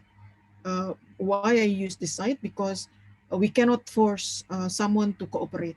It should be based on voluntary. You cannot force anyone to come to forward to see this to see how the process going.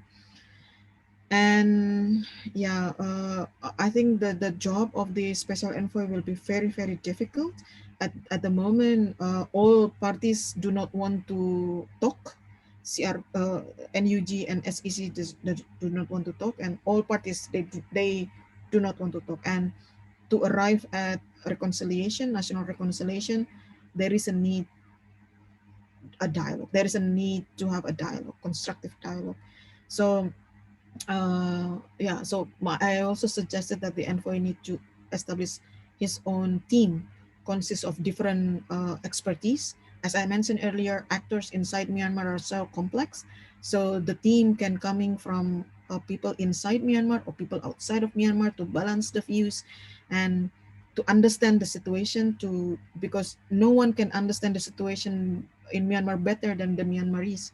So this perspective need to be, and expertise need to be included in the team, but I'm not sure to what extent envoy actually have his own preparation. But I understand that he has his team in the Ministry of Foreign Affairs of Brunei. I have been talking to NUG and perhaps CRPH. Yeah, so that's something that we know as reported by media. ICHR Indonesia, so in ICHR, each individual representative can do whatever they want at the country level.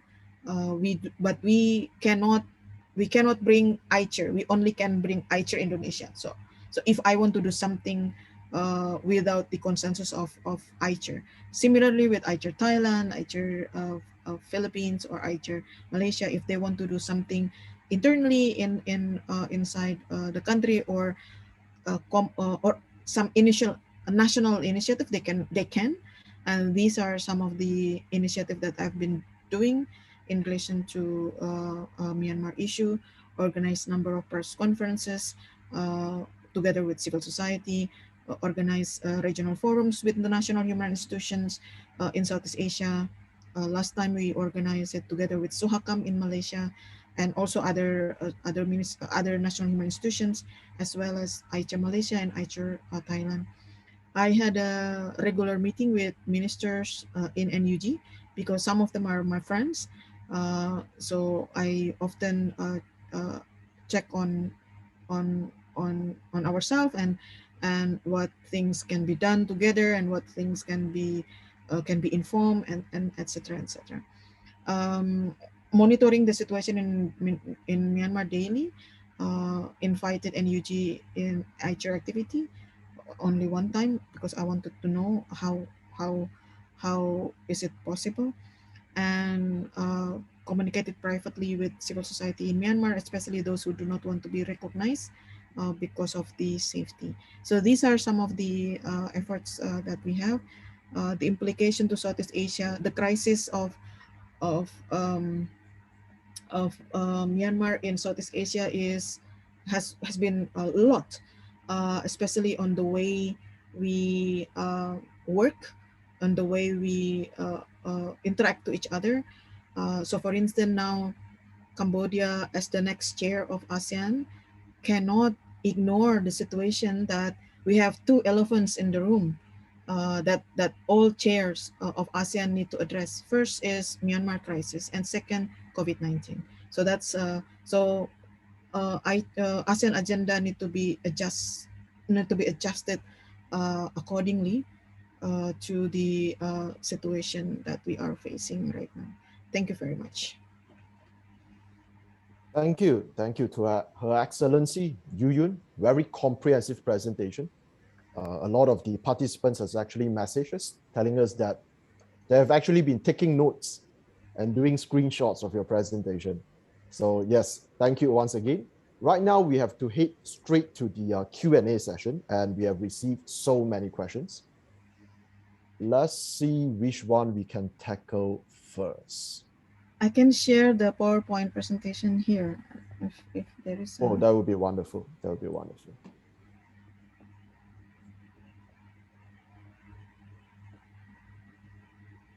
Okay, perhaps we can have the first question. Charlene, are you in the house? Charlene? Yes, sir. I'm here. Awesome. Okay, would you like to ask your question then? Oh, okay. Okay, so here in the Philippines, election will happen anytime soon, like next year. How about there in Myanmar? Is it possible to have any elections there in order to have a change in terms of what is happening in Myanmar right now?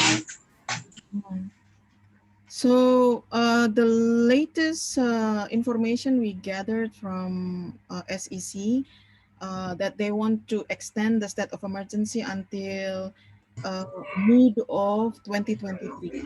So by that time, perhaps the election in Myanmar uh, uh, can be hosted.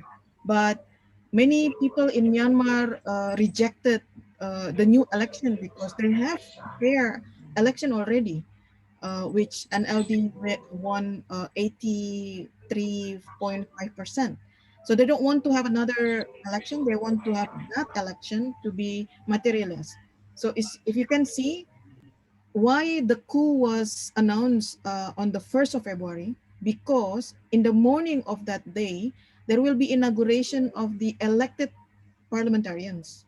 So that is why the SEC Tatmadaw interject the process. They stop the process to be happening.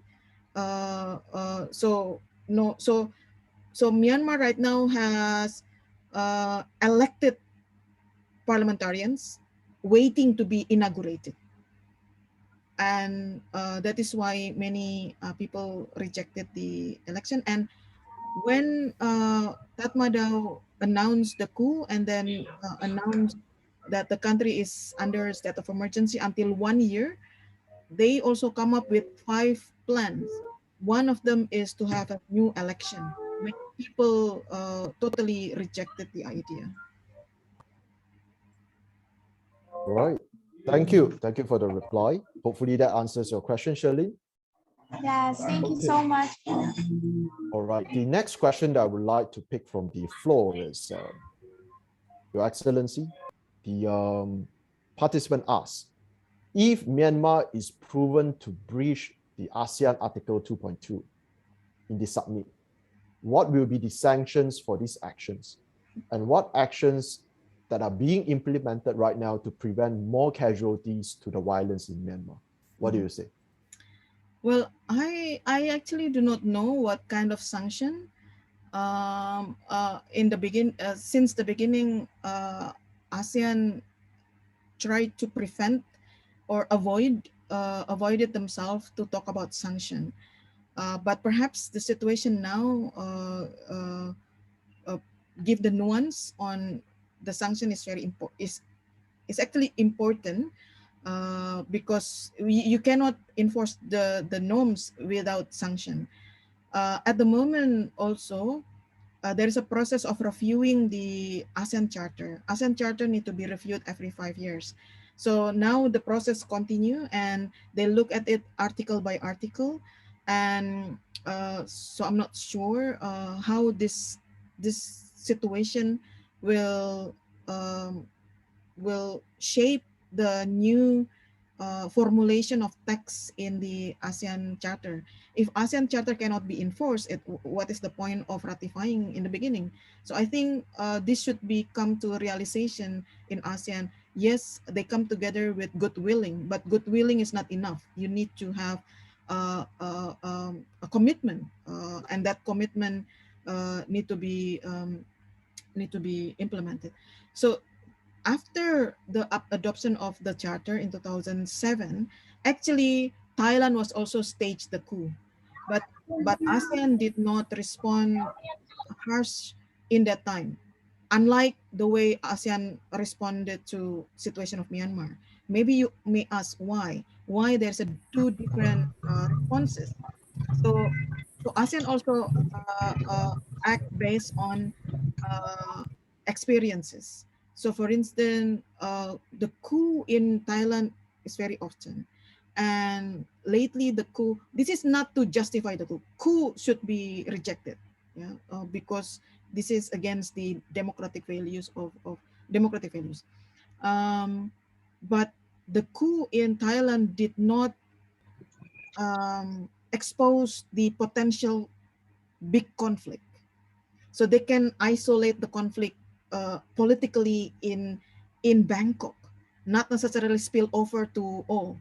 So that is why, even though I remember there was a individual member state response to the coup in Thailand in 2014, if I'm mistaken, but experiences also shown that the coup in Myanmar has been bloody, and it was immediately shown just a week after the coup.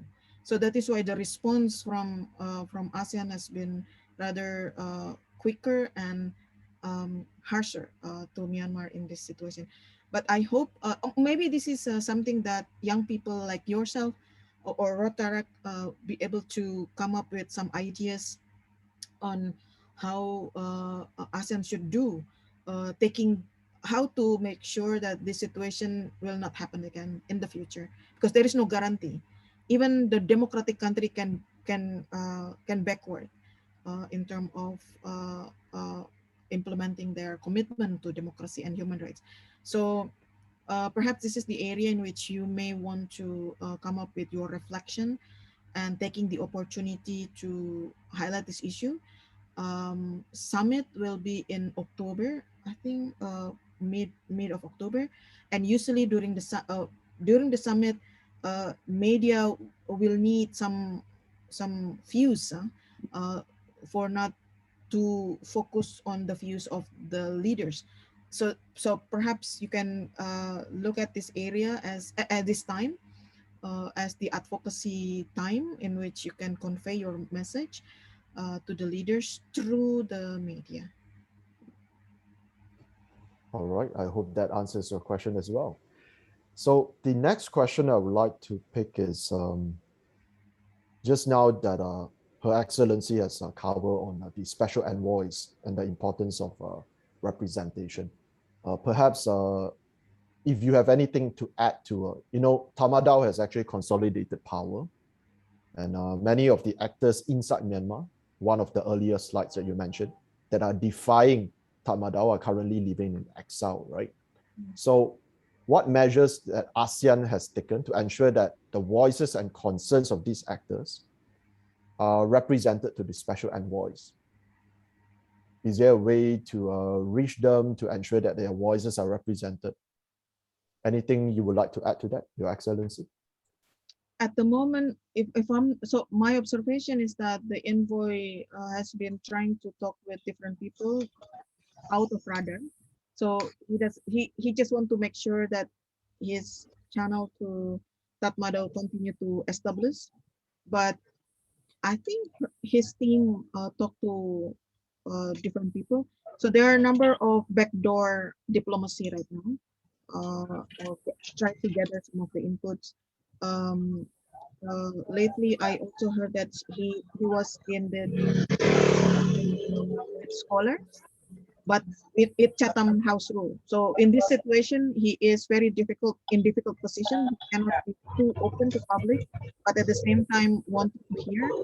So if you want to establish a meeting with him, I think modalities need to be ensured that the meeting will be following the Chatham House rule. It is a closed meeting and there will be no talking to media, for instance, because if the trust is broken between the envoy and Tatmadaw, and there will be no communication anymore. So I understood that the team of his team also talked to NUG, but again below the radar, just to gather some of the information. I've been talking to NUG minister on women, youth, and child affairs to gather voices, because those who are living in ethnic areas are heard not only by the national government, by their local government, and especially with the ASEAN, because they do not see it.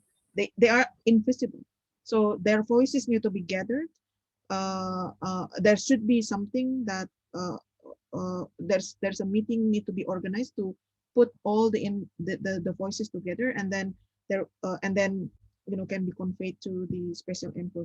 But again, envoy is not the panacea. It is not the solution of this conflict. I believe that the solution is actually there in Myanmar, in the people. The envoy is functioned to facilitate the talk, the national reconciliation, the process in the country to table solution. So again, envoy is not the solution. And at the moment, I'm not sure whether Dato Erawan will continue after Brunei finished the chairship by December 2021, or how it works. So I do not know, because I continue to hear different information, and the joint communique did not say anything about timeline of this envoy, whether he will be envoy until the crisis finishes, or only this year, which is only 4 months to go or 3 months to go. So again, I do not know. But anyway, we can just use whatever we have now to help Myanmar. It is far from ideal, but we need to use this. All right. I think we really have a lot of questions on this topic, Your Excellency. What we can do is we are going to compile all these questions. Facilitators do help us to compile all the questions. And then we can share all the questions with Her Excellency after the event.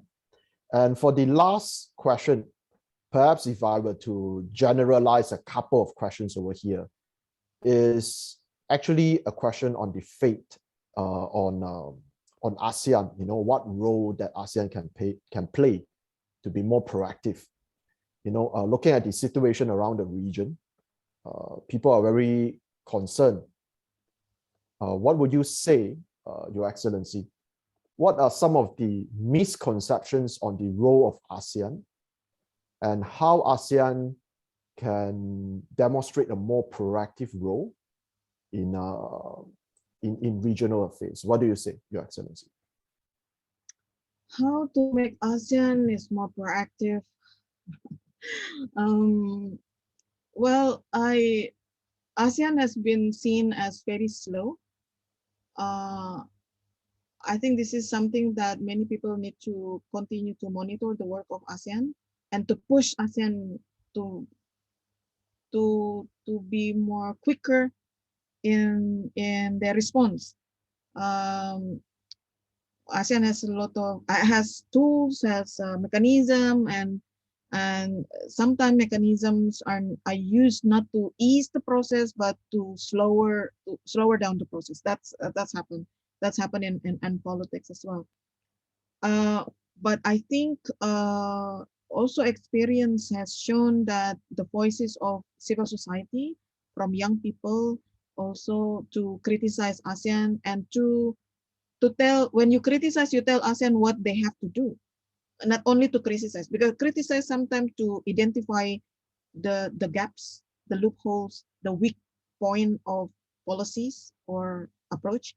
But at the same time, perhaps you can tell ASEAN to do this and to do that. So that will give ASEAN ideas about moving forward, or to give some of the diplomats inside ASEAN to pick up. So for instance, saying, this is something that I've been using so far, that our people want this. So because government work for the people. So if people want this, so we don't have any reason not to do it. But of course, with all analysis, and because governments are also quite expert in terms of executing plan. So they are good in planning, they are good in executing, they are also good in monitoring, and so on and so forth. So in my case, for instance, I listen the voices of the people, but then adjust it into the way we work, because we cannot just like that. we have system, we have mechanism to do. Some issues may take very quick, like the issue of children. In ACWC, as the ASEAN Commission on the Right of Women and Children, this body has come up with a number of commitments in terms of protecting children online, protecting children in the context of migration, from bullying, and so on and so forth. So the work usually by intergovernmental, whether it is national, regional, or intergovernment or international. So they come up with the declaration. Declaration is to put together all commitments. Declaration may be soft law because it is not legally binding, but sometimes it depends on the issue whether you want to have legally binding or non-legally binding. But all legally binding documents started with non-legally binding document. I'll give you another example. CEDAW, the Convention on Against Discrimination Against Women, was started with the declaration first. Similarly, with the active ASEAN Convention on Trafficking Against Trafficking in Person, started with the declaration, because declaration put together all commitment. So from that commitment, they come up with declaration. So that, from declaration, they come up with the plan of action. In the plan of action, they can include drafting the convention, for example. So they work based on commitment all. So that you cannot just work alone in ASEAN. You have to bring all together, and this collective commitment will be represented or will be reflected in declaration, plan of action. If a legally binding document is needed, then a legally binding document will be achieved. So in the case of children rights, seems like they have a lot of norms, a lot of plan of action, and a number of, I'm not sure to what extent the plan of action has made changes at the national level. There is a need to have a research on that, but in terms of collective commitments for children has been very, very good. Yeah? Some issues that are very sensitive, for instance, sensitive in ASEAN. So for instance, LGBT children, refugee is very sensitive in ASEAN, but in their document they mentioned about refugees children. So some issues like the issue of migrant workers, it's very difficult to arrive at or to make ASEAN respond quickly. Not to mention this political crisis, especially when member states have different ideas or different or fragmented opposition on this on the topic. So yeah, I cannot give you a straightforward answer because it's so different depending on the themes and depending on the time, depending on the regime. If we have more democratic governments, process may faster. I use the word may because we in ASEAN in this region we never have more democratic regime than less democratic one. So far we only operate with some governments are democratic, some of them government are not. So we are working on that topic. But yeah, some issues ASEAN can be reacted better, like COVID-19, malaria. What else? Some more social issues, but in relation to political issues, it become very slow. Thank you, Your Excellency. I think that's a fair assessment on what is ASEAN. I think the reason why we receive so many questions is because we all of us have friends, in Myanmar as well, and also in many parts of the region. And when it affects any one of us, it kind of affects the circle. And then when we look at what ASEAN and other regional organizations are responding, whether it's in the speed or whether it's in the firmness of action, and people have expectations, right? And people are eager to know beyond petitions and webinars, what is the realistic course of action, right? So that said, thank you for spending a great amount of time with us, Your Excellency. I think Today we learned so much about the situation and also about Aicha as well. Thank you for sharing. With this tag, can we have the slide, please? Yes, from Joma Harry, Terima kasih. Yes. With this certificate of appreciation proudly presented to Her Excellency Yuyun Wayun Ingram, our distinguished speaker for Road to Peace conference on September 11, 2021. With this, salam sejahtera and terima kasih. Okay, next up, maybe a quick photo session with Her Excellency. I have sent the PowerPoint presentation in the chat box. So you can Yes, we have downloaded it as well. Do remember to download the PowerPoint slides. You can study them, and if you have any more questions, feel free to always message us, right? We will be happy to link you with Her Excellency. All right, let's go for the photo session. Okay, turn on your camera. We are just going to take one good take, right? One good take over here. All right, there you go. There you go. Okay, by the count of 3, 2, 1, smile. All right, there you go. Okay, with this, where's my partner? Mel, would you like to introduce our next speaker? Yes. Let's do this. Thank you so much. What a wonderful session. I think everyone enjoyed it. The amount of questions I received in my chat box, amazing. Anyway, without further ado, let me introduce our next topic, peace and violence. She's none other than Miss Ariza Nokum. But before that, let me read a little bit of her biography. I think she has a wonderful biography. She founded the Chris Library, a non-profit organization that builds libraries, provides educational materials, and gives scholarships to young people living in poor and conflicted areas in the Philippines. She has helped build 6 libraries and provide 400 scholarships for children who are victims of conflict, terrorism, and poverty. Ms. Ariza was also one of the 5 global recipients of the Zonta International Young Woman for Public Affairs Award and one of the youngest of the 100 most influential Filipina women in the world. This year, she was a recipient of the C-ASEAN Scholarship to attend the One Young World Summit and is currently studying industrial engineering at the University of Philippines. That's an amazing portfolio, and I agree to whoever that texted me saying that I would enjoy this wonderful speaker. Without further ado, I would like to invite Ms. Ariza on stage. The stage is yours, ma'am. Thank you so much, Melissa, and good evening to everyone. Well, from Manila, thank you so much for being here today. And I've enjoyed so much from the previous speakers. And now I want to take us on a different route where in the talk ahead, which will be bit brief, I just want to talk about my stories as someone who's worked for peace in the Philippines and in other parts of the world. And I also want to share some insights that I've learned along the way to kind of reel you into this journey of peace.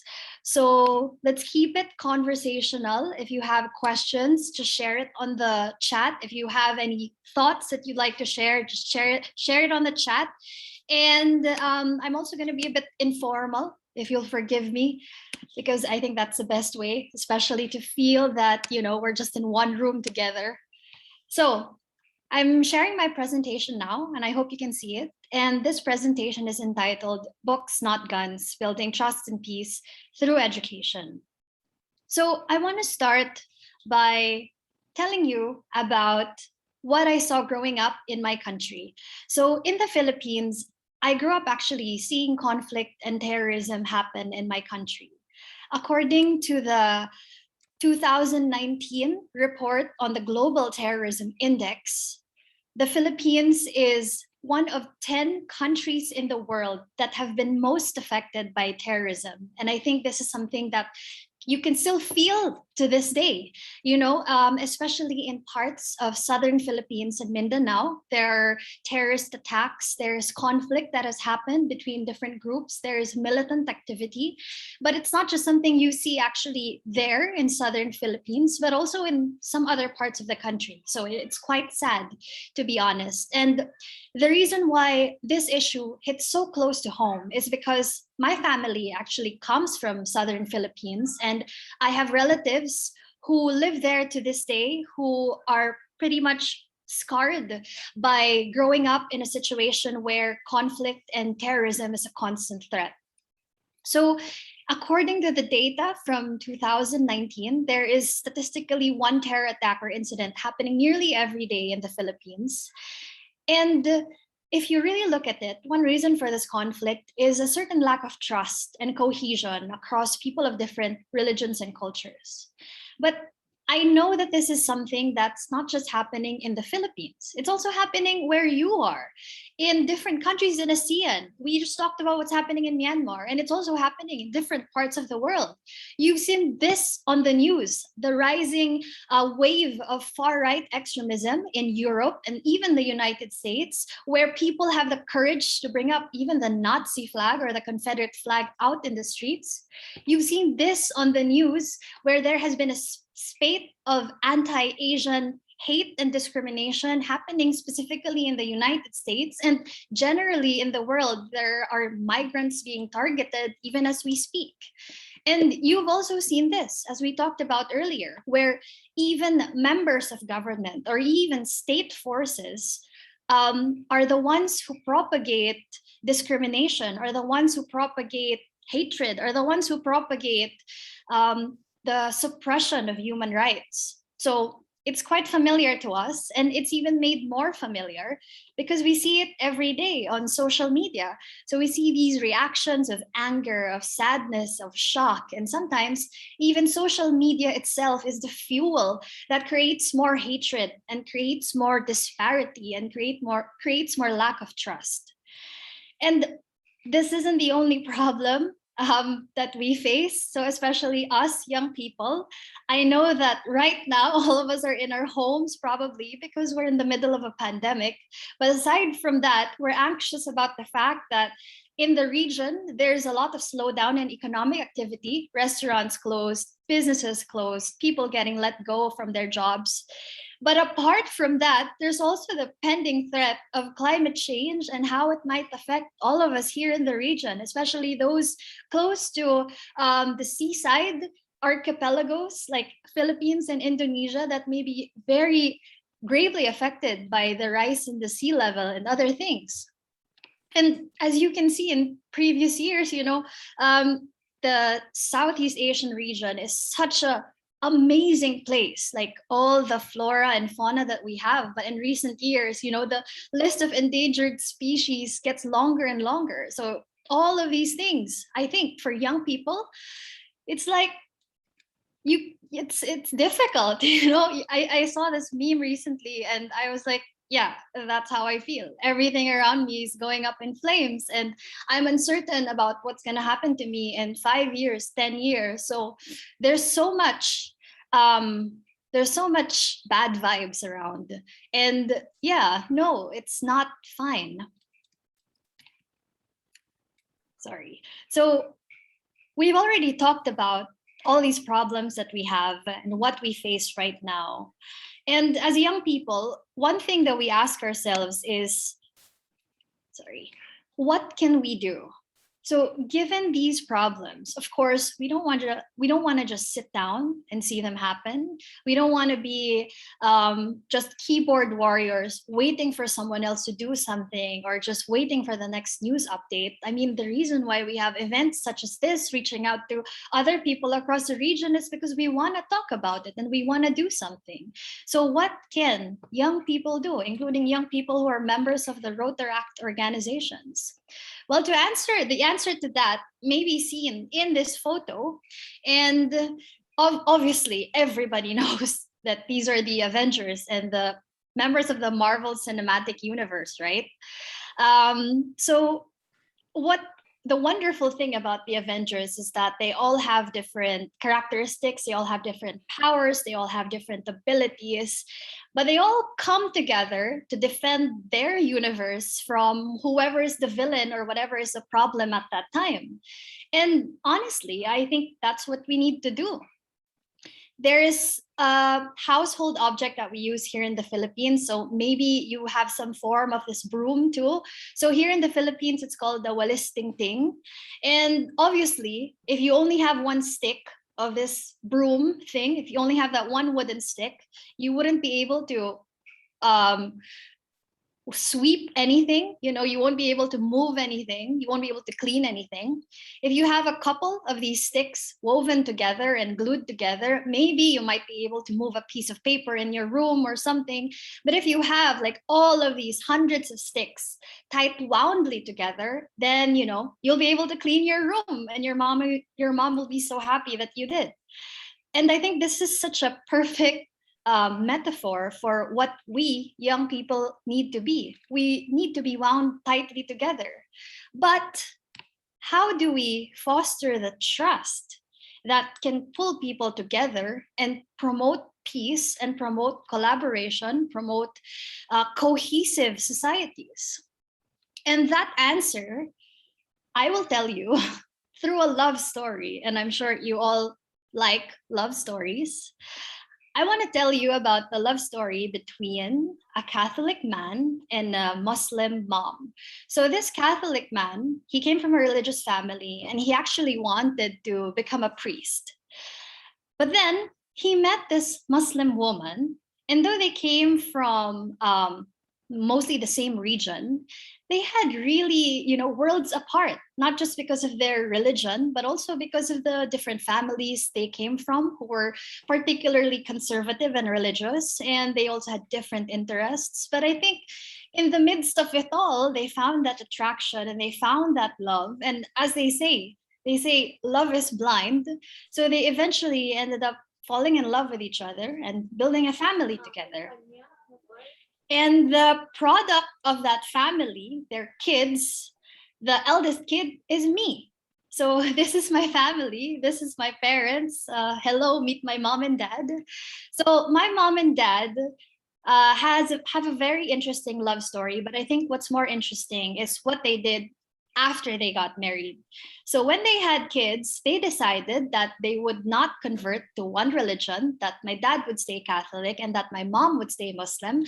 And therefore, growing up, I grew up with two religions. I grew up as being exposed to Christianity, and I also grew up being exposed to Islam.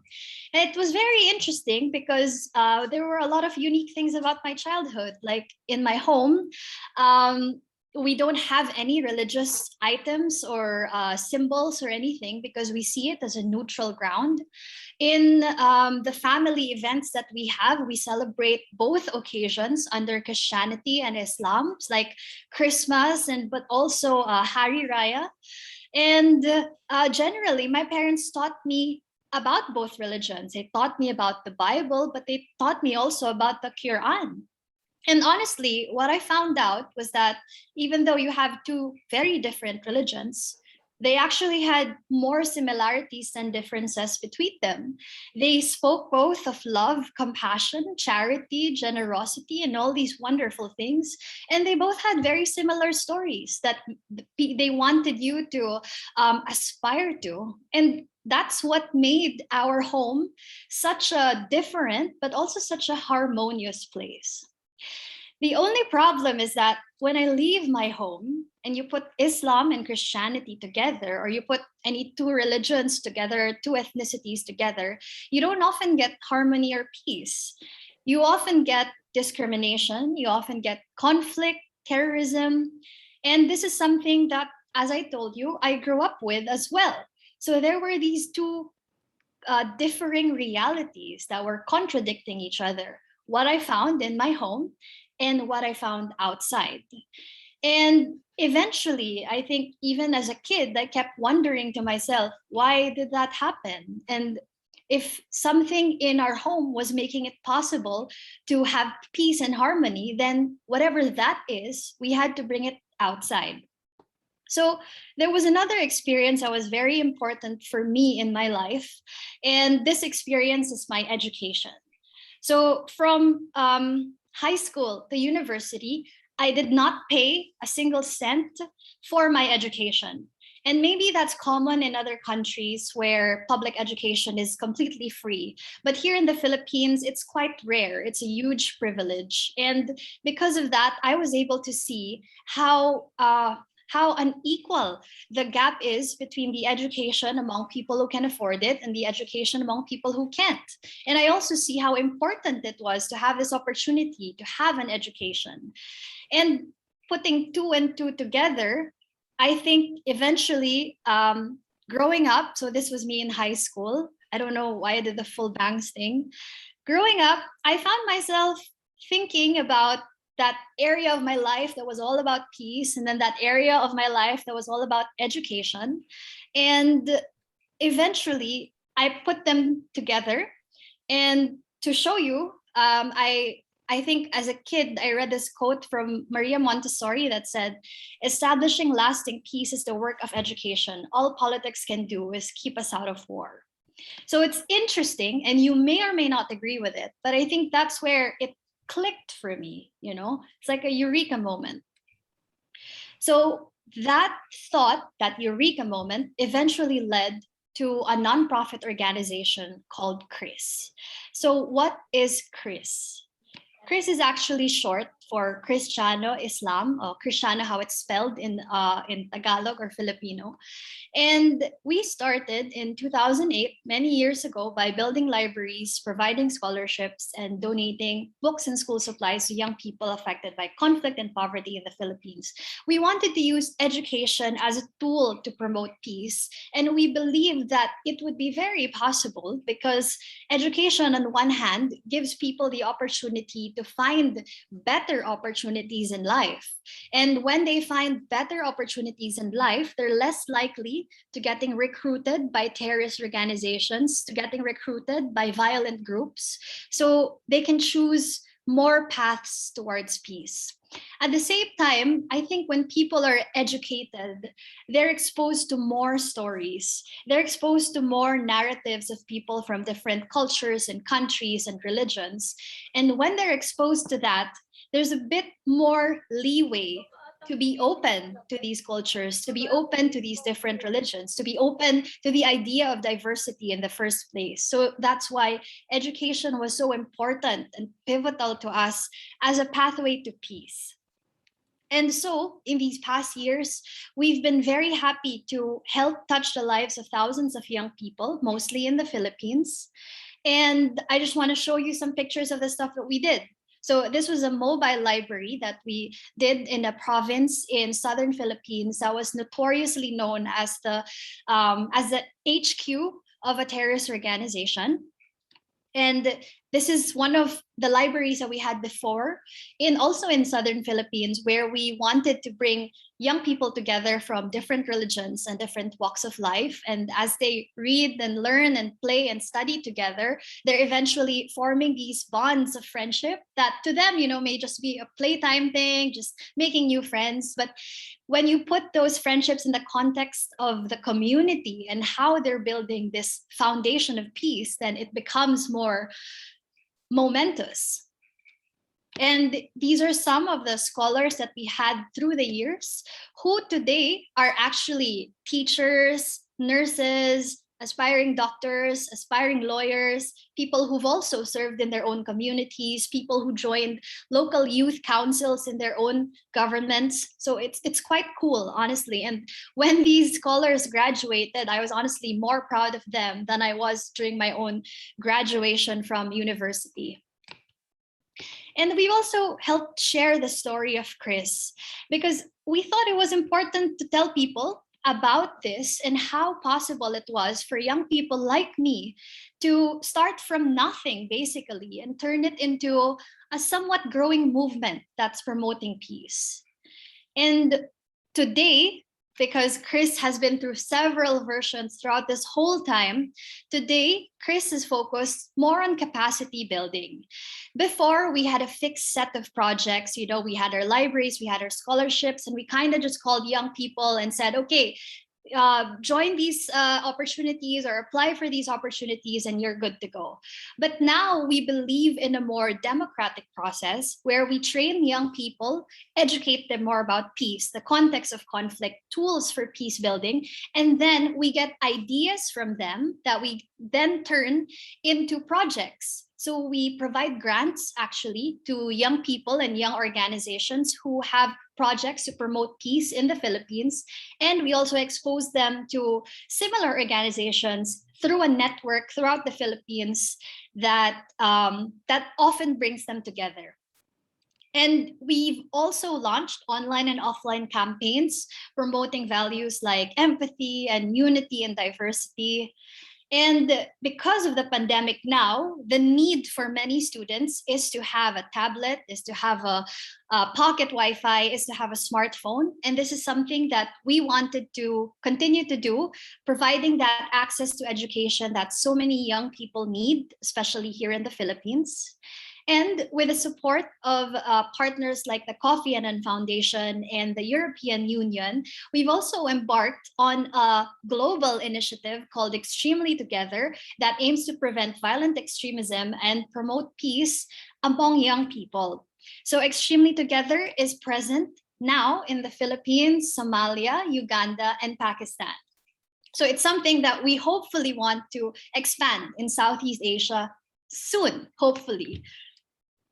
And I'm nearing the end, but to kind of cap off that part, I just want to share this quote from one of my mentors, the late Kofi Annan, the former UN Secretary General. So he said, education is quite simply peace building by another name. It's the most effective form of defense spending there is. So I just want to share a few takeaways that I hope you'll take home with you wherever you are in the region. So one thing is that before we address conflict, we have to understand it. When we see photos like this, for instance, we often think, oh, it's normal because we're human, that they're evil or that there's something inside them that makes them criminal or they're inherently violent.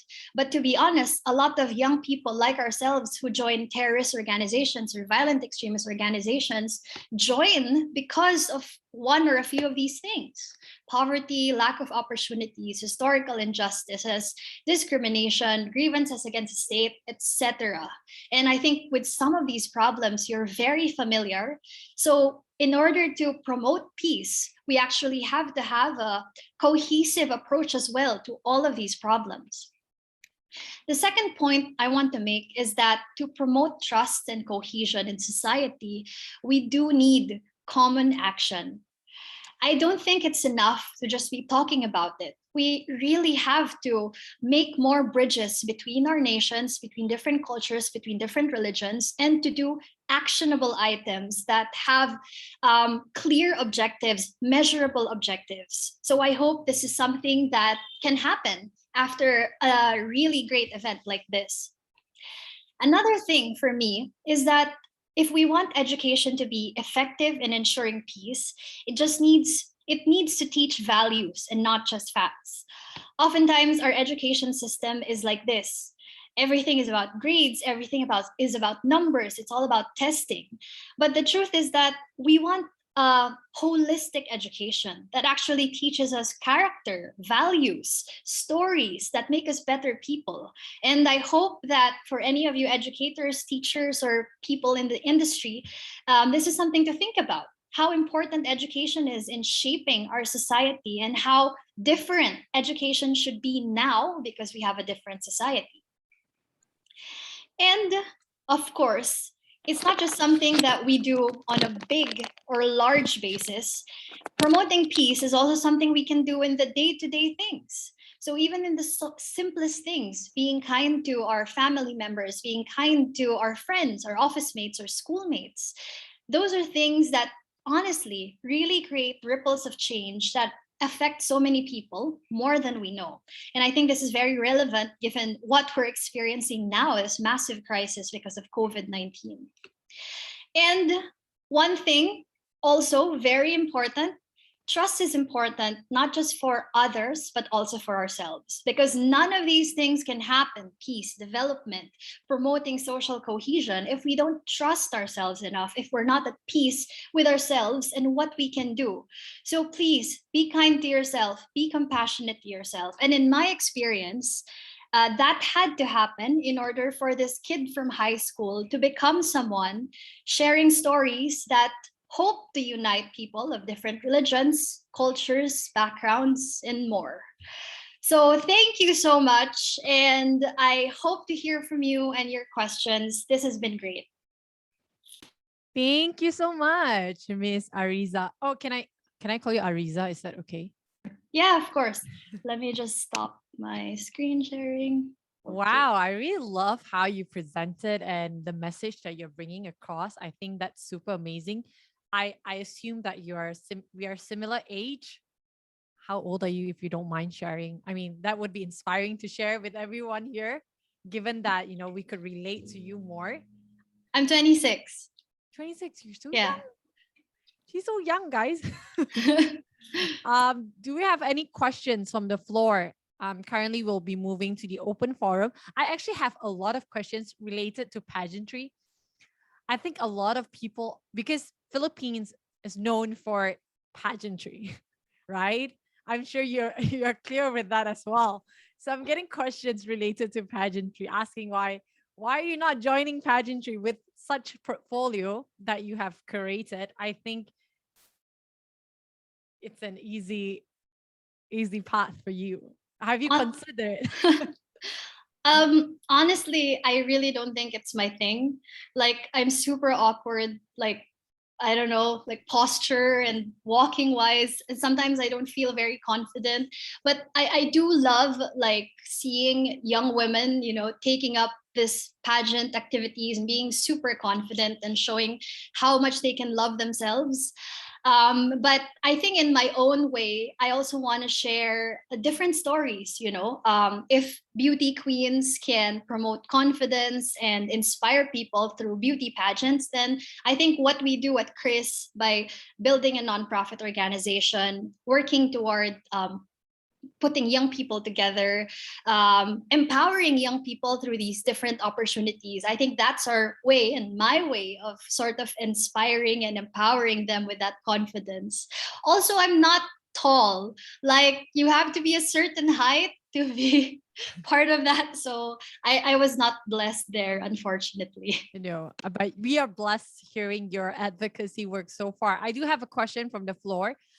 With COVID-19 forcing educators and students to online education, do you see any doors opening in regards to how Chris can level up?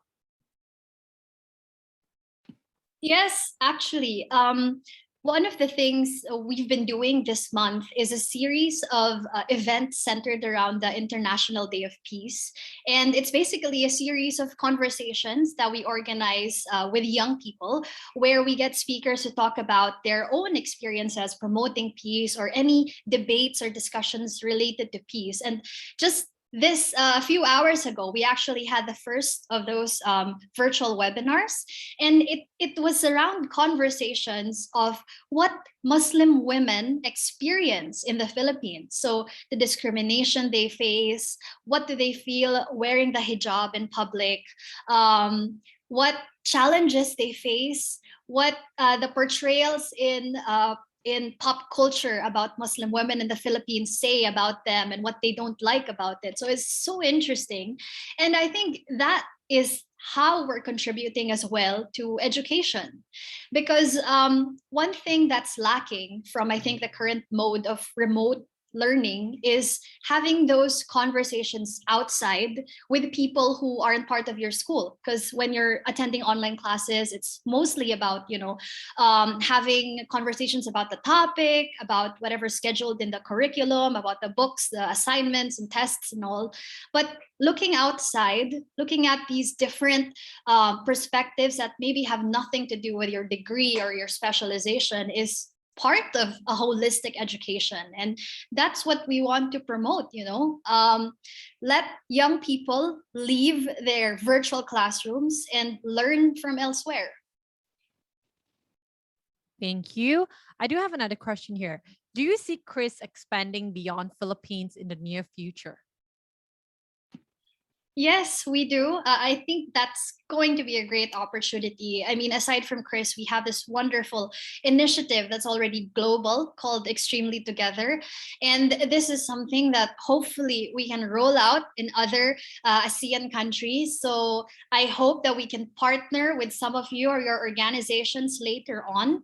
And I also firmly believe that in expanding whatever initiative like Chris or Extremely Together to other countries, we also have to be very conscious of adapting it. So it can't be just simple copy and paste. It has to be something that, for instance, if we do a partnership where you want to do the projects that we do, and then you want to copy it to say Indonesia, then we want to embark first on like comprehensive studies of what young people need, what are their perceptions about peace and conflict, what are the needs of society at this point that are related to peace, what current trends of extremism or terrorism may be happening, what are the undercurrents because of other forces in the country or in the region. So we really have to adapt smartly to expansion if that happens and when that happens, but I'm very optimistic that it should.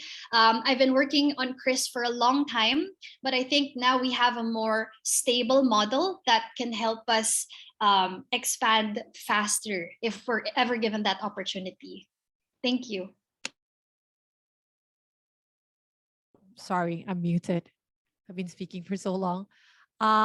Thank you so much for that answer. Do we have any more questions from the floor? Anyone? But so far, I really enjoyed the way you carry yourself and the vision that you have for Chris. I think that's wonderful.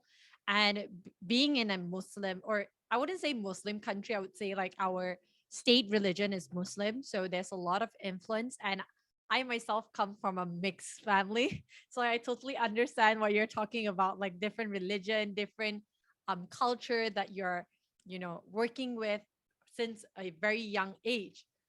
My grandfather was Muslim, my dad is Hindu, my mom is Chinese. So I have that same influence, like different cultures. So that's amazing with the work that you're doing. I think that's super cool. If there's no more questions, I would like to proceed with the certificate of appreciation for Ms. Ariza.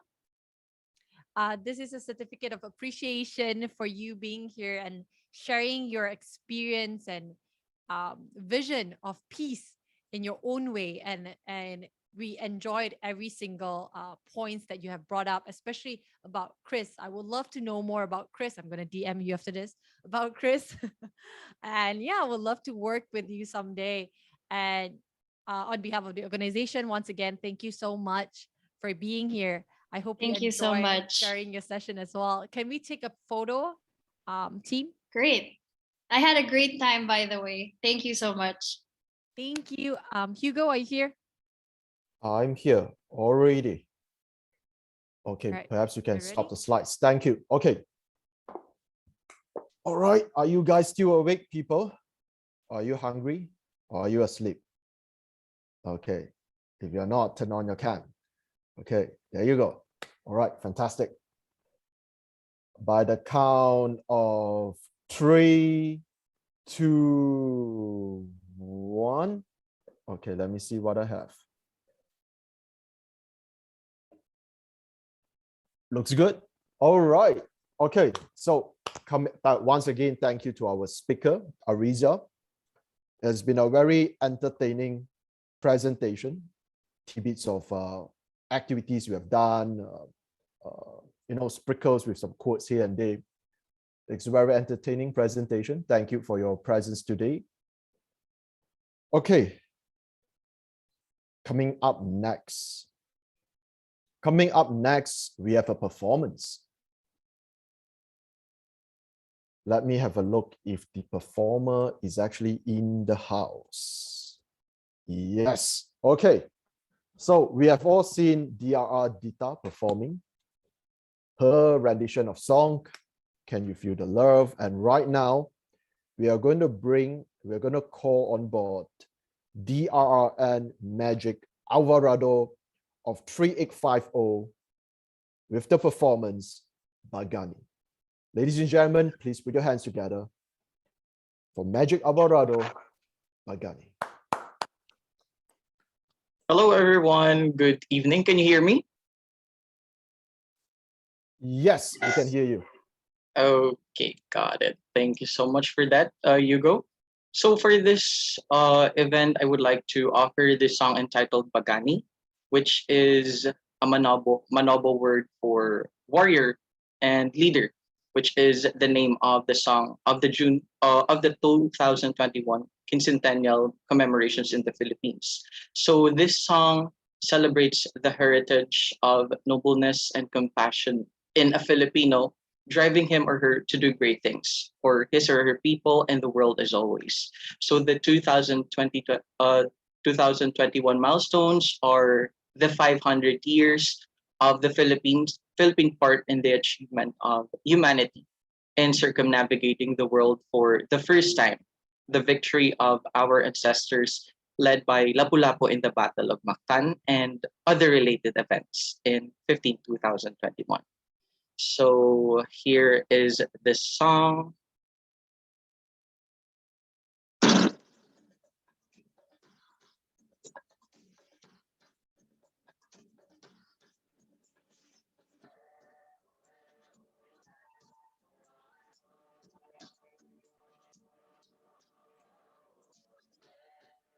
Have you played the song yet? We don't hear any song.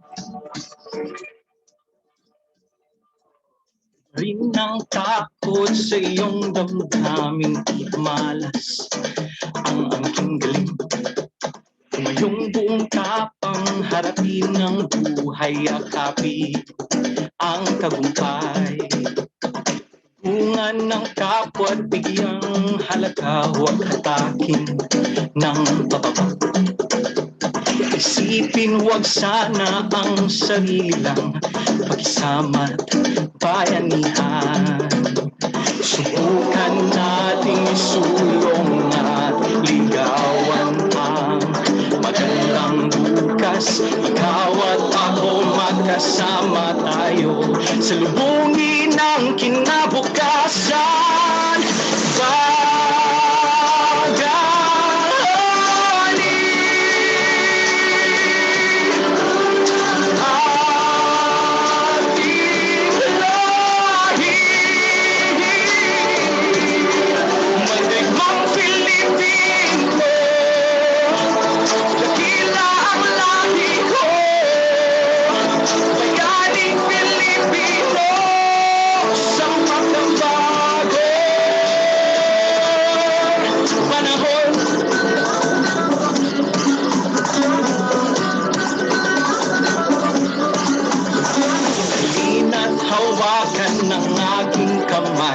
Sabay abutin natin ang tagumpay. Patuloy lang tayo sa pagpapanday. Tiwala sa Diyos ang sandat at gabay.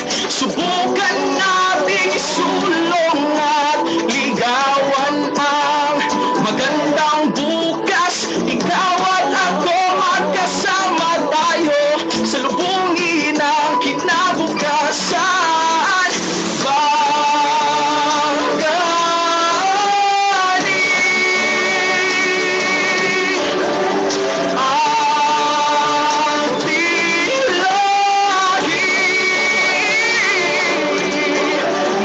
Mang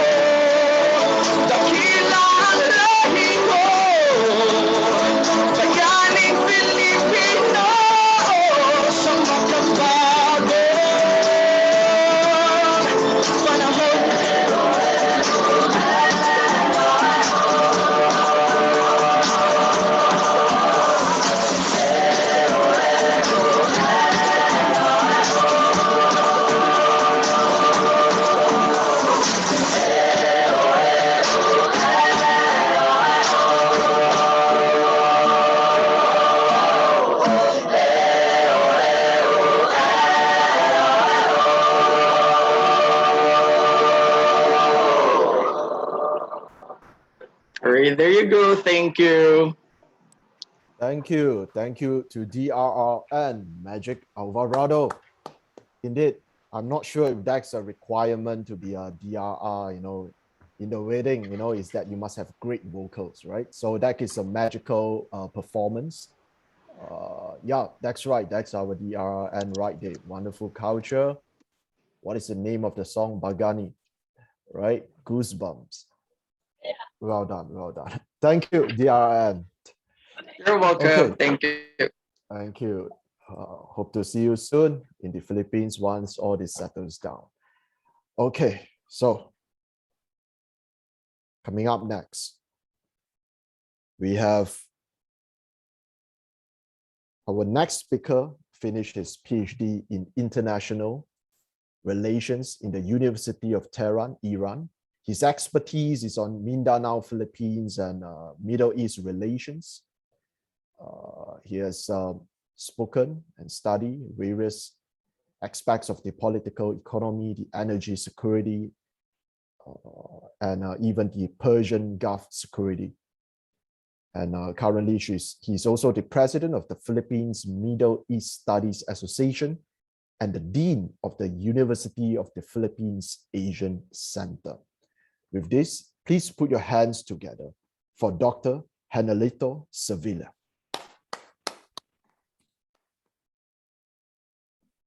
Good evening, Welcome, everyone. sir. Yeah, para sa mga Filipino dyan, magandang gabi po sa inyong lahat. Shabi Shumabi Khair. Good evening, everyone. So, first of all, I would like to say thank you to the Rotaract Clubs, Rotaract Clubs of Rotary International for inviting me to talk here about the prospect of peace or for peace for Middle East region. This is actually my 6th meeting for today, and I'm so exhausted. But I try to abide with your rules that each speaker will be given 20 minutes to just discuss or present the topic. So my topic is about the prospect for peace in the Middle East region. I don't have the PowerPoint presentation. I have not prepared it, but I try to summarize and to just make a brief statement about the assigned topic that I'm supposed to discuss with you today. Now, when we speak of prospect, we talk about the possibility of something to expect to happen. And when we speak of prospect for peace in the Middle East region, the question really to us is, are we really optimistic about regional peace?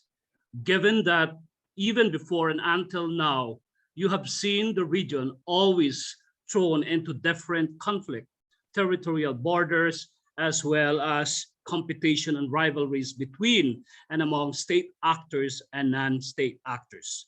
So I'm coming from the international relation perspective, but my presentation is more on geopolitics and to try to understand the different scenarios in the past, the present, and probably to provide you some insights of whether or not the prospect for peace in the Middle East region can be or will be attainable in the future.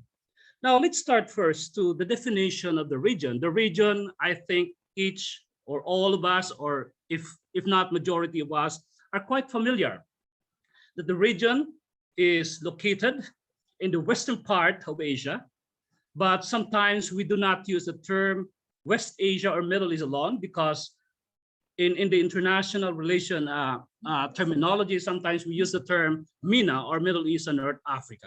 So that would include also countries in Northern Africa, wherein there are actually common elements that can be compared with the elements of geopolitics, religion, as well as economic and political system with the countries in Middle East region.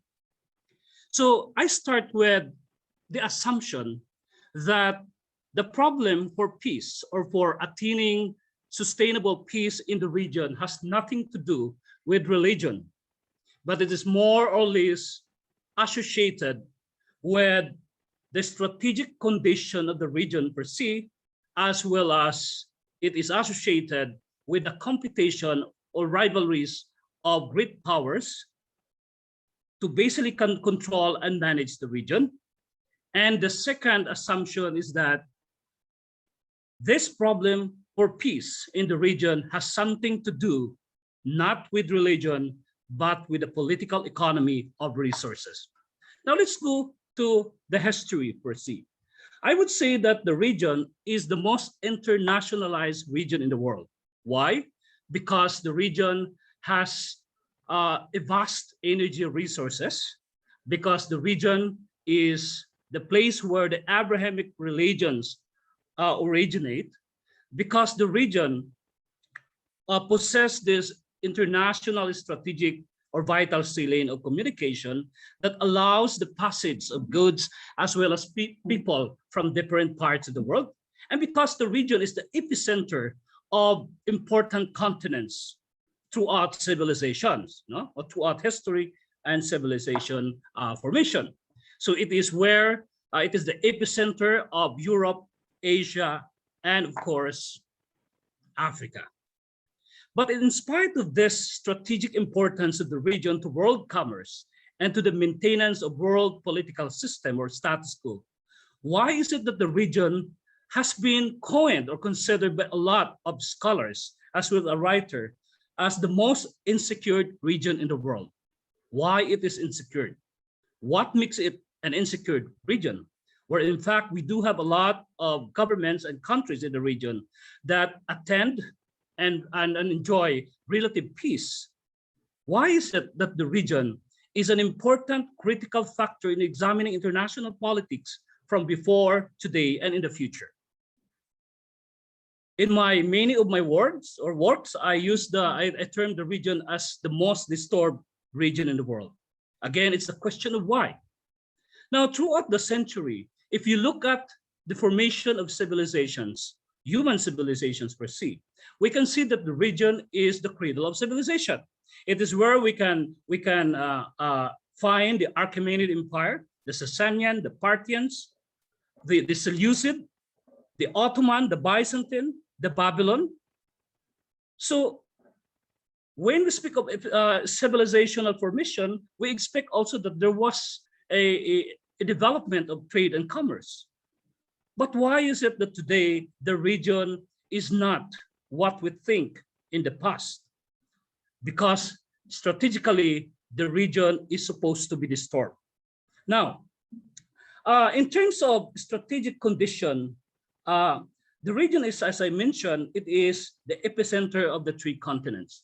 It is the crossroads. And if you remember the work of Alfred Thayer Mahan, he is a US naval officer and historian. He was the most influential American strategist in the 19th century that pushes the idea of the influence of sea power upon history. And I mentioned earlier that the region possesses that important or critical strategic waterway that connect Mediterranean down to the Persian Gulf, down to Indian Ocean, to the Strait Narrow of Malacca, and then to the South China Sea and to the Pacific. What I'm trying to drive out here is that this important body of water has been subjected to competition by both regional and global powers, both in the past, in the present, and I think it will continue to have that relevance in the future. Another thing, aside from this strategic condition, is the fact that the region is possessing that large amount of hydrocarbon. In political economy and economy, there is this theory or perspective that says about the paradox of plenty.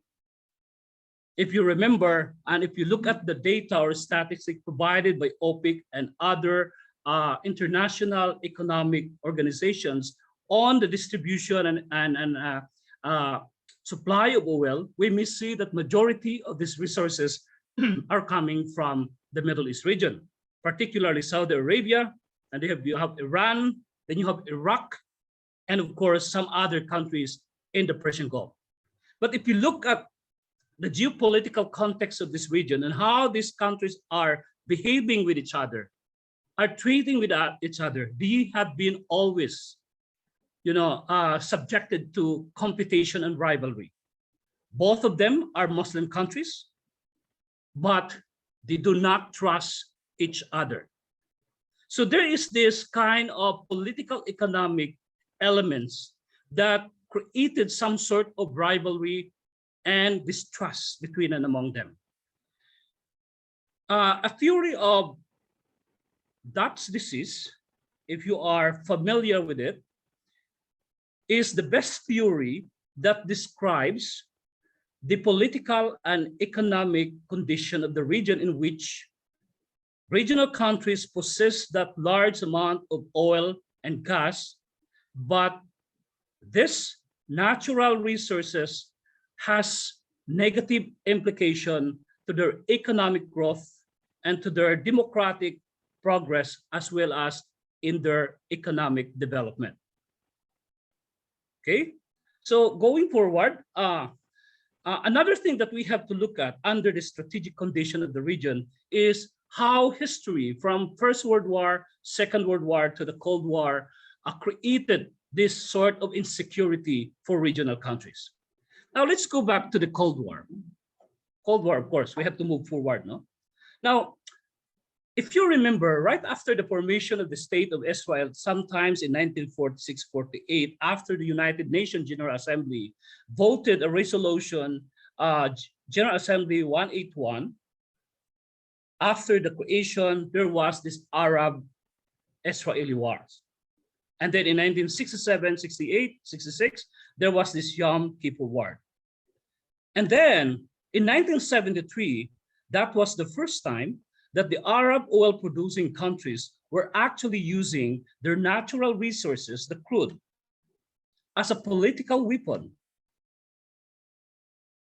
to discipline those countries that supported Israel. So it is not just because Israel was created, but because these Arab countries have the ability to sanction or to discipline or to change the behavior of those countries that supported Israel and at the same time dependent so much on the production of oil from these Arab producing countries. So here comes the 1973, the world oil crisis was created. And this world oil crisis creation had something to do with the Arab response to the creation of the State of Israel, as well as the result of the war. The economic component, which is the political economy of resources, has been employed to basically create the sanction against Israel, the United States, as well as those consuming countries that supported the State of Israel. You're right? Now, moving backward, sometimes in 2012 towards 2020, the region experienced or witnessed the disintegration of the so-called Ottoman Empire.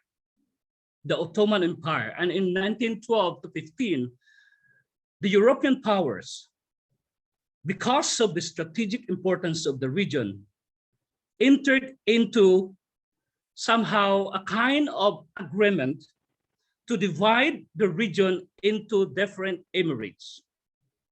This is somehow unconventional in the sense that the people in the Arabian Peninsula were freely moving from one place to another. By virtue of the 2012-2015 Sky-Picot Agreement, or the Asia Minor Accord, the region was subdivided into emirates, and this subdivision, political subdivision of the Western powers, created some sort of territorial conflict as well as, a territorial dispute. Then you have heard about the 1991 Iraqi invasion to Kuwait. Then you heard about the 1980 to 1988 Iran-Iraq war. Then you heard about Iraq dispute with Iran in the Shuttle Arab in the southern part of Iran. Then you heard about Iran dispute with the United Arab Emirates over the 3 islands in the Persian Gulf. These are all the result of the Sky-Picot Agreement, as well as the result of the re-territorialization of the Middle East region. The question to us is, why is it that global powers, the European powers, tend to do this for this region? Is it because they really just want to control and manage their former colonies? The reason is beyond that. And the reason has something to do more with the political economy of resources as well as the strategic asset of the region per se. Now, this kind of arrangement, political arrangement and geostrategic arrangement in the region has created a lot of conflicts as well as disputes between and among regional countries. You have the Iran-Iraq war, you have the Iran-UAE, you have the Iran-Iraq, you have the Israel-Arab, and so on and so forth. And then you add on the issue of the non-proliferation treaty, which has been a convention which has been signed by a lot of countries, but some of these countries did not follow, did not implement, did not ratify for themselves. Okay, so I think I don't have much time because I'm only given 20 minutes. Let's proceed to the conclusion, and I will just allow everyone to ask questions if ever they have. Now, the question to us is what to do. Who are involved for peace project in the Middle East region? What are we going to do? Then I think the world community has to rethink on how to really address the issues or the problem or the security problems in greater Middle East region. You have the problem still between the Palestinian and Israel. You have the question between the Hamas and the Fatah over the leadership issue on who will represent the Palestinian nation before the international community. You have the civil crisis in Syria, and you have non-state actors trying to challenge the existence of de facto governments in the region. I'm saying de facto because many of this region do not possess this democratic elements of installing their leadership, because most of them are actually authoritarian and monarchy. There is no such thing as democratic process, of course, with the exception of Israel and perhaps Turkey and Iran. Okay, so what I'm trying to drive out here in order to really achieve this prospect for peace in the region is not only to have superpowers, America, Russia, and China, individually treating these countries in dispute to make peace, but for this country to really bond together and create peace. Second, peace can never be achieved in the Middle East region if governments are not inclusive. In the absence of the role, an important role of women and other marginalized sectors or minorities in these Arab and non-Arab societies in Middle East region, peace could never be achieved. So there is a need to rethink of how to address humanitarian issues, on how to empower minorities. And of course, just after this, the September 11 attacks in New York, the government of Iran actually coined the idea of cultural or dialogue among civilization. And this has to be encouraged. Dialogue or cultural or religious dialogue, whatever you call it, this has to be encouraged in Middle East regions. Now, the previous speakers speak about the role of institutions and norms. And I think it is also important to emphasize how institutions can help bridge peace between and among themselves. And I think I will stop from there, and I will just ask everyone who would to ask questions if ever there will be. Thank you. Thank you, sir, for the wonderful presentation. And over here right now, I have at least 2 common questions. So number one, I think we can start off with this, which is, apart from the strategic location and the political economy of the Middle East, to what extent do you believe the foreign policies of world superpowers, such as the States, the Russia and China, contributes to instability in the region? What do you say, sir? We need to remember that the engagement of global powers or superpowers, China, Russia, as well as the US in the Middle East region, has something to do with their strategic interests as well as resources. And their coming to the region to influence this government is really contributing to the division between and among countries. because they created some sort of alliances.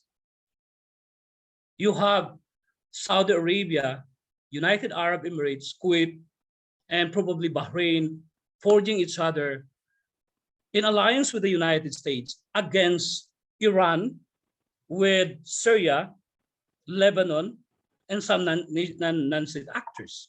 So it's always like that, that this intervention of external powers have contributed to the instability in the region. And that's why when I speak of how are we going to proceed to forging peace, relative peace in the region, it is not just one superpower that need to manage and control or influence the prospect of peace or the making of peace, but there should be an involvement of China as well as other superpowers, including regional powers.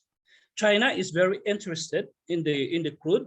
Since 1993, China started to import crude oil from Middle East region as well as from Africa. China is also very interested about the rare earth material. Then here comes the 2013 idea of One Belt, One Road being initiated by China. The region itself is strategically conditioned for this project, and China needs to maintain its relation or influence in the greater Middle East region in order to cross the other side of the world, which is Mediterranean and Africa. So this strategic element, as well as the economy of the region, has a lot to say why global powers as well as regional powers are always competing with each other to control and influence them. Thank you for sharing. I think it is also very evident that would be the case. Our next question would be something closer to the hearts of our participants. As a lot of our friends here are from Bangladesh as well. So I would like to give a shout out to our friends here who are present with us today, giving us support to the Road to Peace conference. So the question for you, sir, is the secular government of Muslim majority Bangladesh fears the Taliban takeover in Afghanistan will rejuvenate the violent radical Islamic ecosystem back home. What is your stand on this, Prof? Well, we all know, I think, many of our Bangladeshi brothers and sisters are quite aware of the evolution of Taliban. This is somehow a product of the Cold War, the competition between the US as well as the Soviet Union way back in the early 1980s. And this is also a creation of the US, supported by the US and of course supported by Pakistan, to combat the coming in or the invasion of Soviet forces in Afghanistan. However, beyond this, the Taliban have also done a lot of good things for Afghanistan in the past. They are anti-corruption and, things are good. But the Taliban has somehow adopted this kind of, I would like to see a fundamentalist kind of ideology, Islamic ideology, that created some sort of misunderstanding and division between and among Afghan people. In Afghanistan, the Taliban are more concentrated from the Pashtun tribe. And Afghanistan is a country which is very multi-ethnic. And if the Taliban will continue to do it without being inclusive, giving opportunity to other ethnic minorities in Afghanistan, I don't think that kind of Islam that we want to implement right after the takeover Kabul in August 15 will really be sustainable. Now the question to us is, would the Taliban be able to export their ideology to many countries in Southeast Asia as well as South Asia, or even in Central Asia? The answer is yes, why not? It depends exactly on how government of those sub-regions to prevent the expansion of that ideology to these countries, particularly among the younger generation. See? Now, both countries like Russia has somehow a geopolitical interest with Afghanistan. And in as much as possible, we have to maintain contact with the Taliban because communicating with Taliban, I think, can deliver more positive gain for the security in the borders between Afghanistan and Central Asia than not communicating with Taliban. So I think I will stop there. Right. I think that definitely that's the question on everyone's mind every time a certain situation like this recur, right? All right. So our next question is perhaps we can pick from DG Edwin Toll. DG says, Dean and a little, for a country like Afghanistan to break down in a few months, what does that mean? The institution was never there. What do you say, sir? Well, to break down in a few months, what do you mean by that?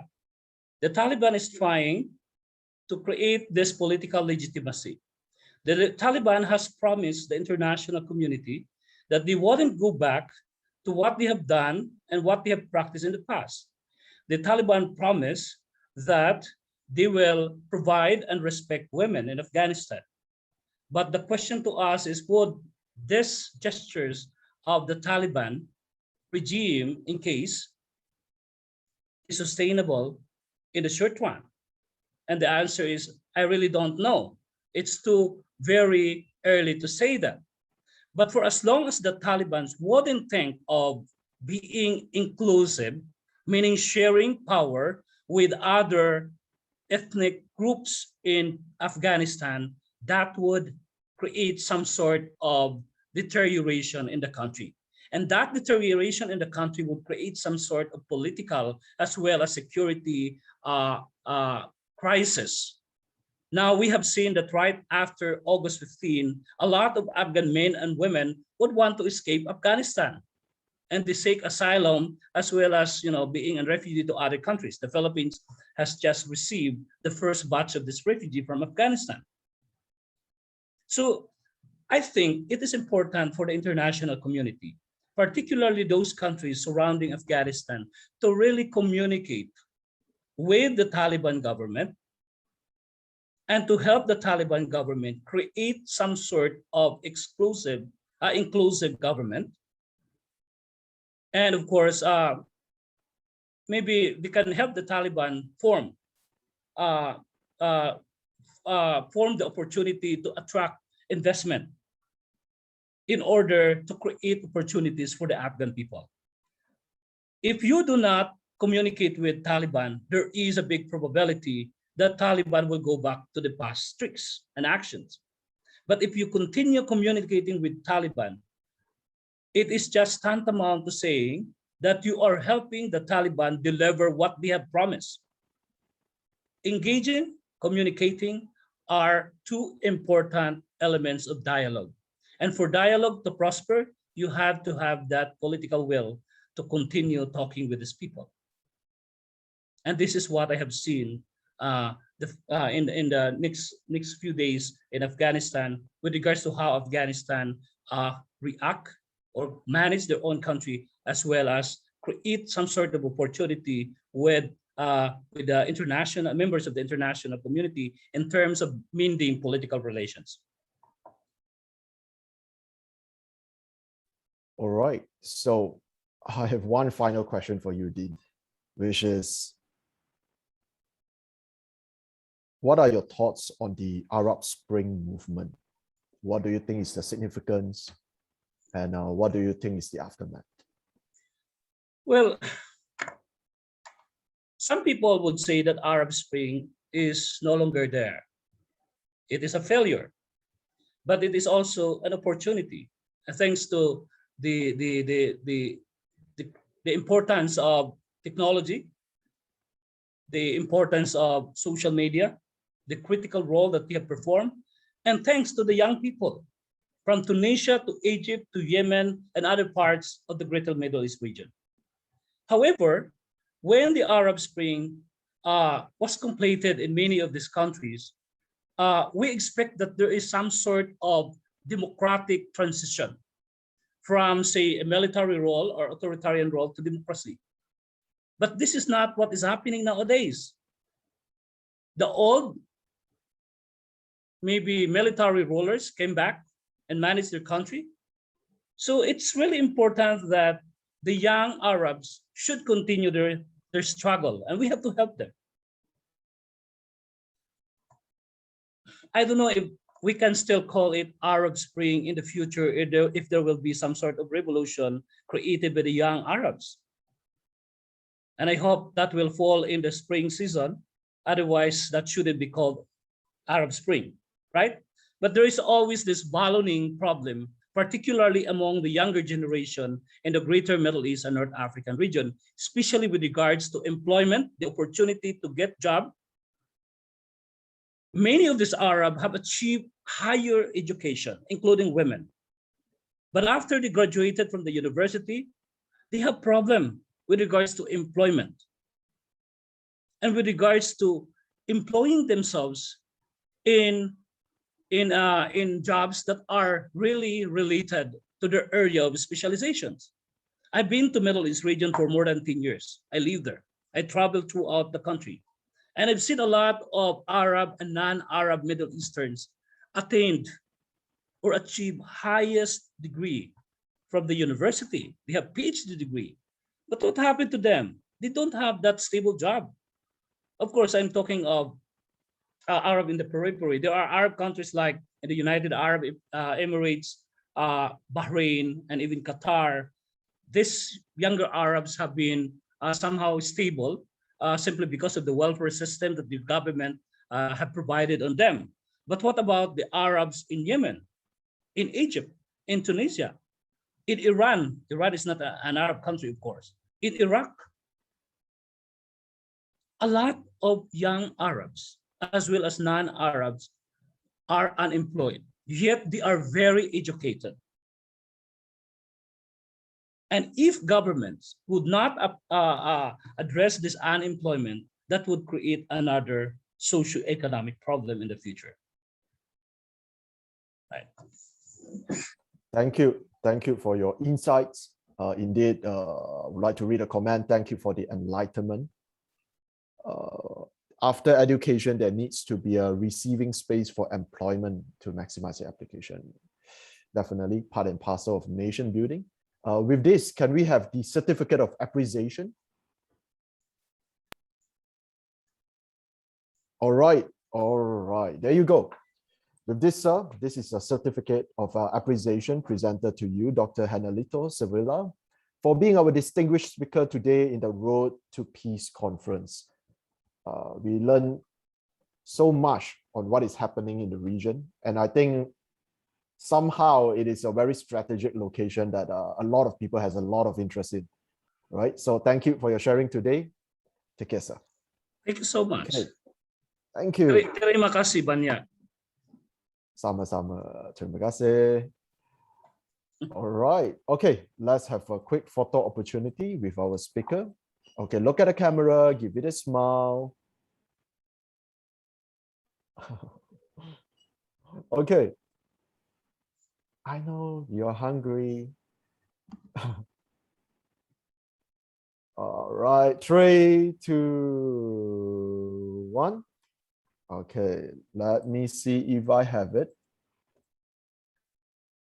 Okay, I have it. Nice. Once again, thank you. Thank you, Dr. Hanalito. Thank you for your time today. And moving next up, ladies and gentlemen, Doctor has mentioned about Egypt, and rightly so. Our next speaker, one of our speakers is hailing from Egypt. Can we have the next slide, please? Thank you. So I would like to invite two speakers. First is, of course, my good partner, Rotaractor Muhammad Al-Shibini, which is the MAD Awards collaborator in Rotaract Mediterranean MDIO, and also his partner for today. I hope my Turkish pronunciation is correct. Is Miss Tuğçe Tunalilash, Peace Collaborator at Rotaract Mediterranean MDIO. Do we have you in the house? Fantastic. Okay, let me add you to the spotlight. And where is my good brother? Okay, there we go. Hello, brother. Hello, everyone. Hello, brother. I'm really How are you? I'm really so glad to be with you all. First, before I speak and before anything, I would like to welcome our Rotaract Mediterranean President, Jad. He's just coming. Hello, Jad. And, Hello, Jad. Are you here? I think he joined. Yeah. Yep, he's here. President Jad. Yes. Welcome. Welcome to the conference. Glad to have you here. Okay. Yeah, so I will pass the floor to you then. Yeah. Okay. I will share screen now, and I would like to thank all the presentations I saw. It was really fruitful, and I learned from it. Very great. Okay, let's start showing our presentation. Ooh. All right. Here we go. Okay, for who didn't know us, we are Rotaract Mediterranean MDIO. We are joining all the club of the Mediterranean region from Africa, from Asia, and from Europe. So, and our peace is one of our main ideas that's initiated by MDIO since 2013. So it's very important for us. And I will show you now our biggest challenges we made to promote peace, especially the past year during the COVID situation, but we faced a lot of different ones. I want just to start to show you this video. It's about what I will talk about.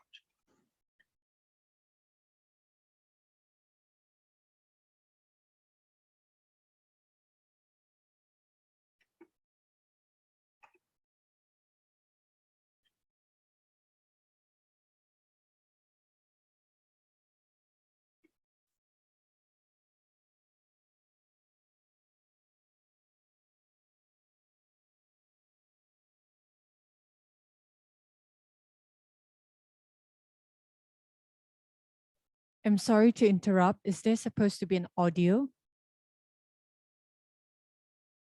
for the video? I'm sorry, what? Is there supposed to be an audio for the video? Just showing just, are you listening or is there something wrong? There's no sound. There's no, yeah. Oh, okay, it's okay. Actually, our biggest challenge was, and massive happened, and unfortunately, by the 4th of August, everyone called it Beirut's blast. As a lot of the Beirut government states that this explosion was about 300,000 people temporarily will be homeless, and the losses might be reached $15 billion. It was a really big mess, and we all feel sad for this. So for my opinion, we make the biggest and the past year. Okay, all the news talked about it, and it was really historic something. As according to University of Sheffield, estimated the explosion as the tenth of the intensity of the nuclear bomb of the Hiroshima, and it's one of the biggest explosions, non-nuclear, but one of the biggest explosions in the history. So we make a long move, a very fast move to this by our initiative, Beirut Stay Strong, with District 2452. It was a very big disaster response to us. It was co-founded and in the cooperation with our past Rotaract Mediterranean President Astrid and the DRR for District 2452, Elena. And it became a challenge as we all cooperate from 3 continents and 9 countries with about 750 members working to make the best to help the community and serve them to help in this disaster. Here is a photo. It started by a little bit work by helping houses to repair and making food and calling a lot of companies to help in such rebuilding the houses. And here we go. We started our launch. Before we make an event and before anything, we launch a co-founding through GoFundMe platform that make donations for this for all this disaster, and it was very fruitful. As by the first 12 hours, we got 2,750 euros, and by the end, we collected more than $3,000, which is very big, and we all got it very good. We all had the cooperation of about 241 personal contributions and a very large number of clubs from Mediterranean and from outside the Mediterranean, which was very painful and which shows that it's really helpful for us and shows how the cooperation can make peace around the world, not only in the Mediterranean, but all over the world can work together for something. And we make our Beirut Stay Strong Alive event. We showed the whole situation of Beirut and how the damage affects the people and affects the community, and how we can help, and making an international speakers to join with us and promote our initiative, as we got the international Rotary International Secretary and a lot of MDIO presidents and a lot of presidents of the club. As I told you, we got a very benefit from cooperation with Eric, the Rotaract in Europe, and its members.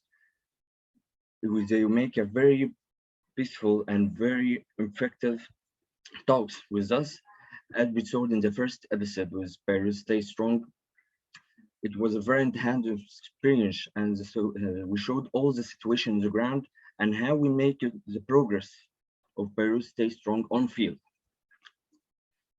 And after that, we still make our event. It lasts about 1 month and more than that, by hosting a live Facebook event with District 9010, and it was in a lot of language that helps to sharing all that happened. It starts with $3,000 that's received, and we start making this by making repairs to the roofs and a lot of types of roofs, and rebuilding a lot of things in houses. That was really very effective.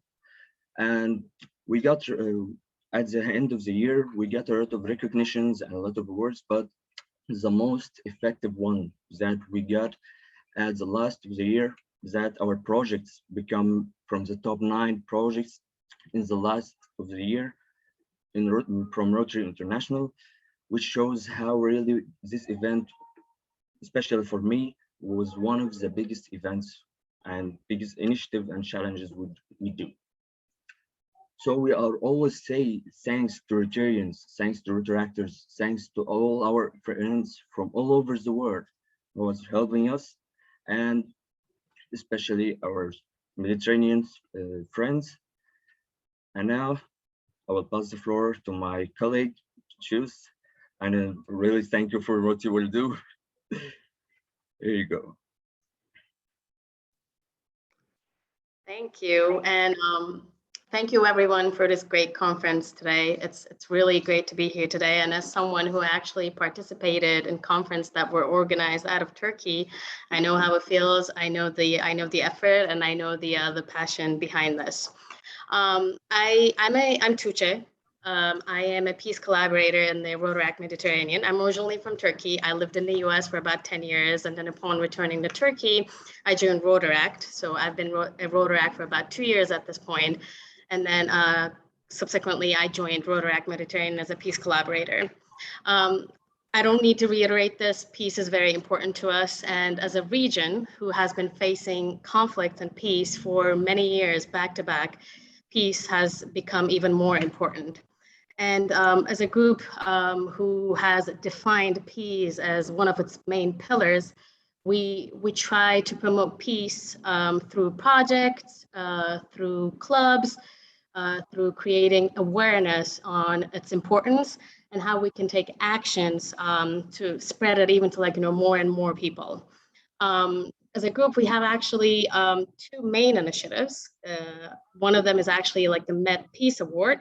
It's we essentially recognize the work done by one of our Rotaract clubs to promote and spread the awareness on peace in their communities, and hence create like a global effect. And we have a peace forum, which is called the Mediterranean Peace Forum, and we do conferences for that. The one in May 2021, and unfortunately I was not there for this, but I know that it took place in Cyprus. I read so many good things about it. It was very fruitful, and our next conference will be in Morocco in June 2022. And we're currently working on it, trying hard for it. It means a lot to us, and this is essentially what we focus on to promote peace in the region, and then essentially creating like a domino effect around the globe to help people understand how important it is, and through the actions that we take. I think this is pretty much how I can summarize it. We're really passionate. We're a really passionate group. We want to focus on peace. We want to work with the clubs, and then take like specific actions or specific projects within the region to promote peace. And we're always open to collaborations, by the way. I think the more people we have, the more ideas we have, and the more collaborations we do, the better things we'll be able to achieve. Thank you. Hey, Jazz, you can speak now, I think.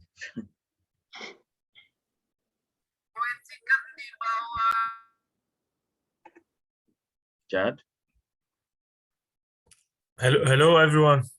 Actually, a great conference. I wasn't supposed to be on stage, but thank you all for inviting us to show our work. Actually, peace, we were one of the first promoters of peace within the Rotaract in general. Since the foundation of our MDIO back in 2013, it all started with a peace forum. It was in Italy in 2013, and actually we are proud that the foundation of our MDIO is based on this peace forum and on peace in general. And for sure, as Chukje and Muhammad shared, peace is one of the pillars of our MDIO, and we encourage all the districts, the MDIOs, and all the clubs to always think of peace, because we are seeing a lot of projects around the world in different areas, but as Rotaractors, I think we still have a lot to do regarding peace. Few projects are done as far as I know, and the way we can advise you to start by offering awards and gratification for all the projects and clubs who tackle peace as one of their topics for their PT sessions, for their projects.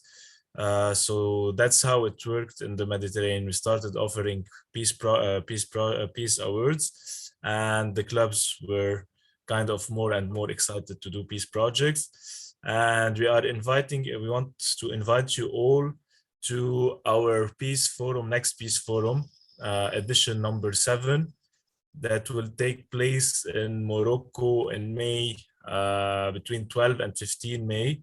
It's a Rotaract trip, but also the foundation of it is a peace forum that will happen on Saturday, 14th of May. So stay tuned. We are open for any collaboration, as the guys said. And so stay tuned. It will be a great conference and a great trip in Morocco. So thank you all, and thank you for your effort. Hugo, I recognize some faces. Hugo and Melisha, we already collaborated. So thank you again and again for inviting us. And this actually connection from the far, far, far east, from Malaysia to the Mediterranean, that proves that the distances in Rotaract doesn't exist. So yes, thank you all. Thank you to President Jad. Indeed, Mel had the opportunity to interview Jad during our district Rotaract assembly. How many months have it been? Is it 2 months ago? Yes, 3 months ago. 3 months, beginning of summer, yes. 3 months ago, indeed. Okay, great to have it's like a family reunion here today. So let me read out the question. that we have. So let me try to summarize the many questions. I think one of the common questions we have is, what are some of the recurring issues or concerns you have witnessed in the multiple peace conferences that you have attended? What is the common theme or the common issue that you have heard, like, okay, it's this again, you know? It keeps on coming back. What would it be?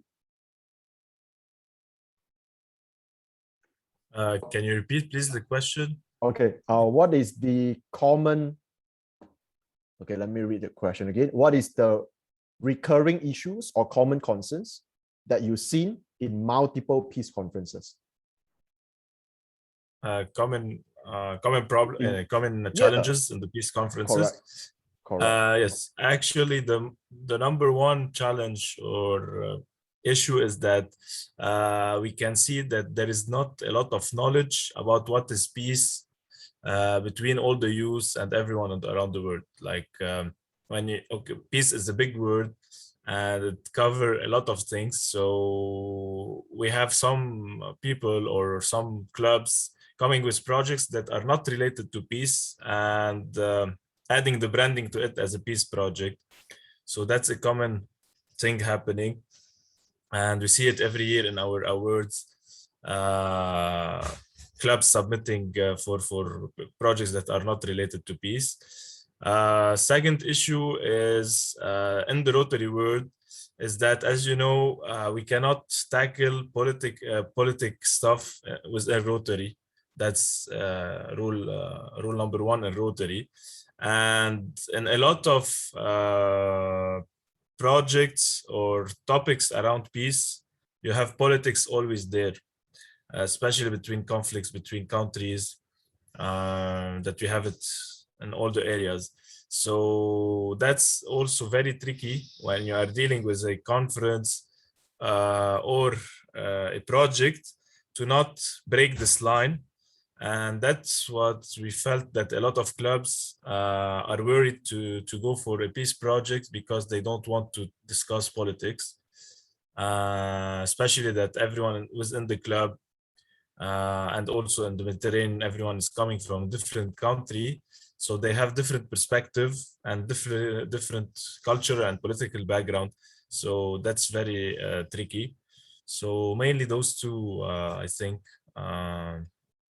are kind of hurdles for Rotaractors.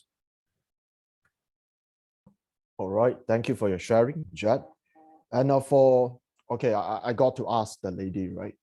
What is the correct pronunciation of your name so that I can address you the right way? Me? Yep. Yeah, Touche? Tuche. Your pronunciation was great. I mean, in my life, I haven't heard anyone else pronounce it like that ever before for the first time. So that was great. Yeah.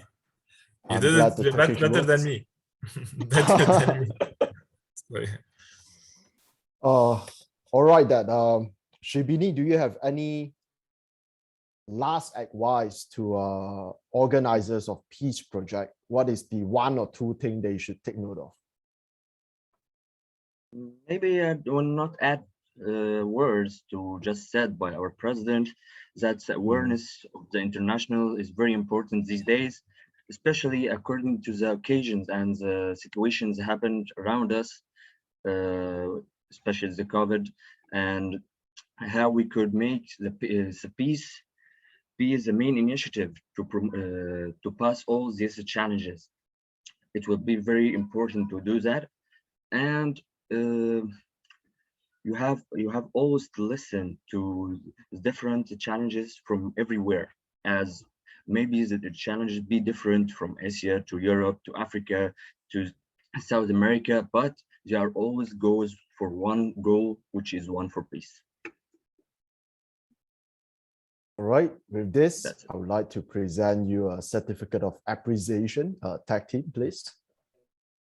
This certificate of appreciation is presented to our Rotaractor Muhammad Al-Shibini for being a distinguished speaker in the Road to Peace Conference on September 11, 2021.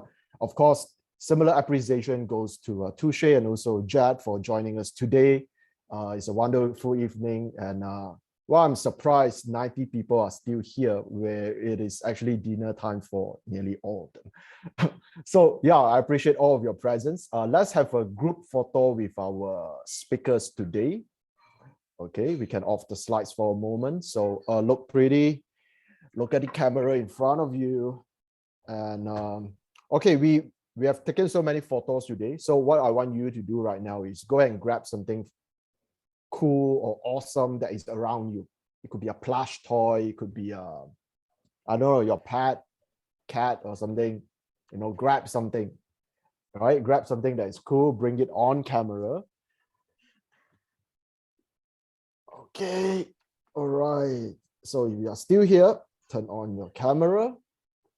Let's take a photo. Wow, who is Brought that? a whole President plan. She brought a whole plan. She brought a whole plan. That's All a right. plan. Okay, by the count, IPDRR Richard is here as well. By the count of 3, I'm counting 2.5. Are you coming? 2, 1.5. I'm done waiting. 1. Okay, let's see what I have on screen. I will give you one more chance by the count of 3, 2, well, all the rush. Okay, by the count of 3, 2, yeah, that's the spirit, people. By the count of 3, 2, 1. Okay, we have it. We have it, people. Thank you. Thank you to our speakers today. Thank you, Brother Shibini. Thank you, Touche. Thank you, Jed.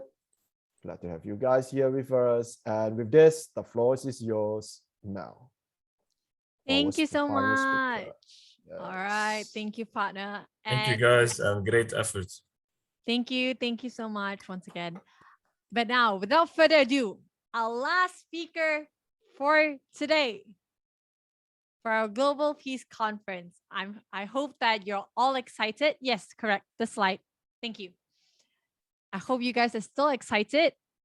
And I didn't even know that it was him the whole time. I'm so sorry. We had some mistakes, but he's finally here.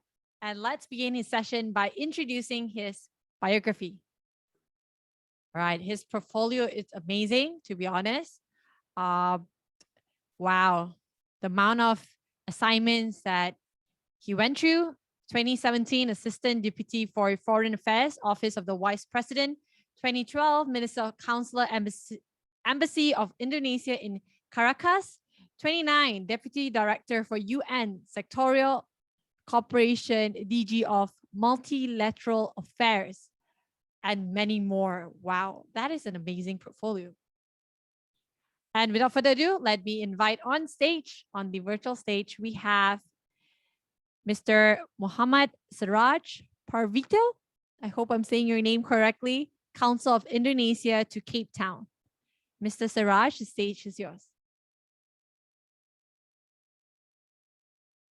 Mr. Siraj, are you here? You cannot unmute. Okay, let me unmute you. Hold on.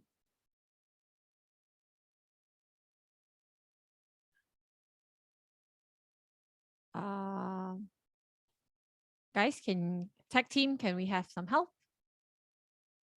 Can someone unmute him?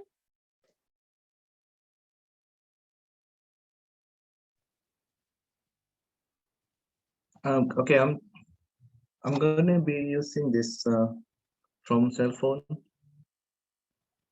Can you hear me? Yes, we can hear you. Okay. So could you please help me with the slides, please? Yeah. Okay. Can we make him a co-host? Yes. No, I mean, could you help me? Oh, okay, sure. Because I don't There have you go. the slides in my cell phone. Yep, hold on. Slides are coming.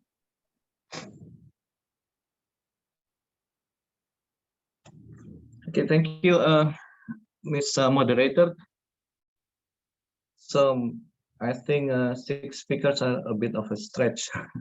It's a long day, But okay, so I'd like to begin by first conveying my appreciation to Ibu Santi and Ibu Lila, also the moderators, distinguished participants, and fellow speakers.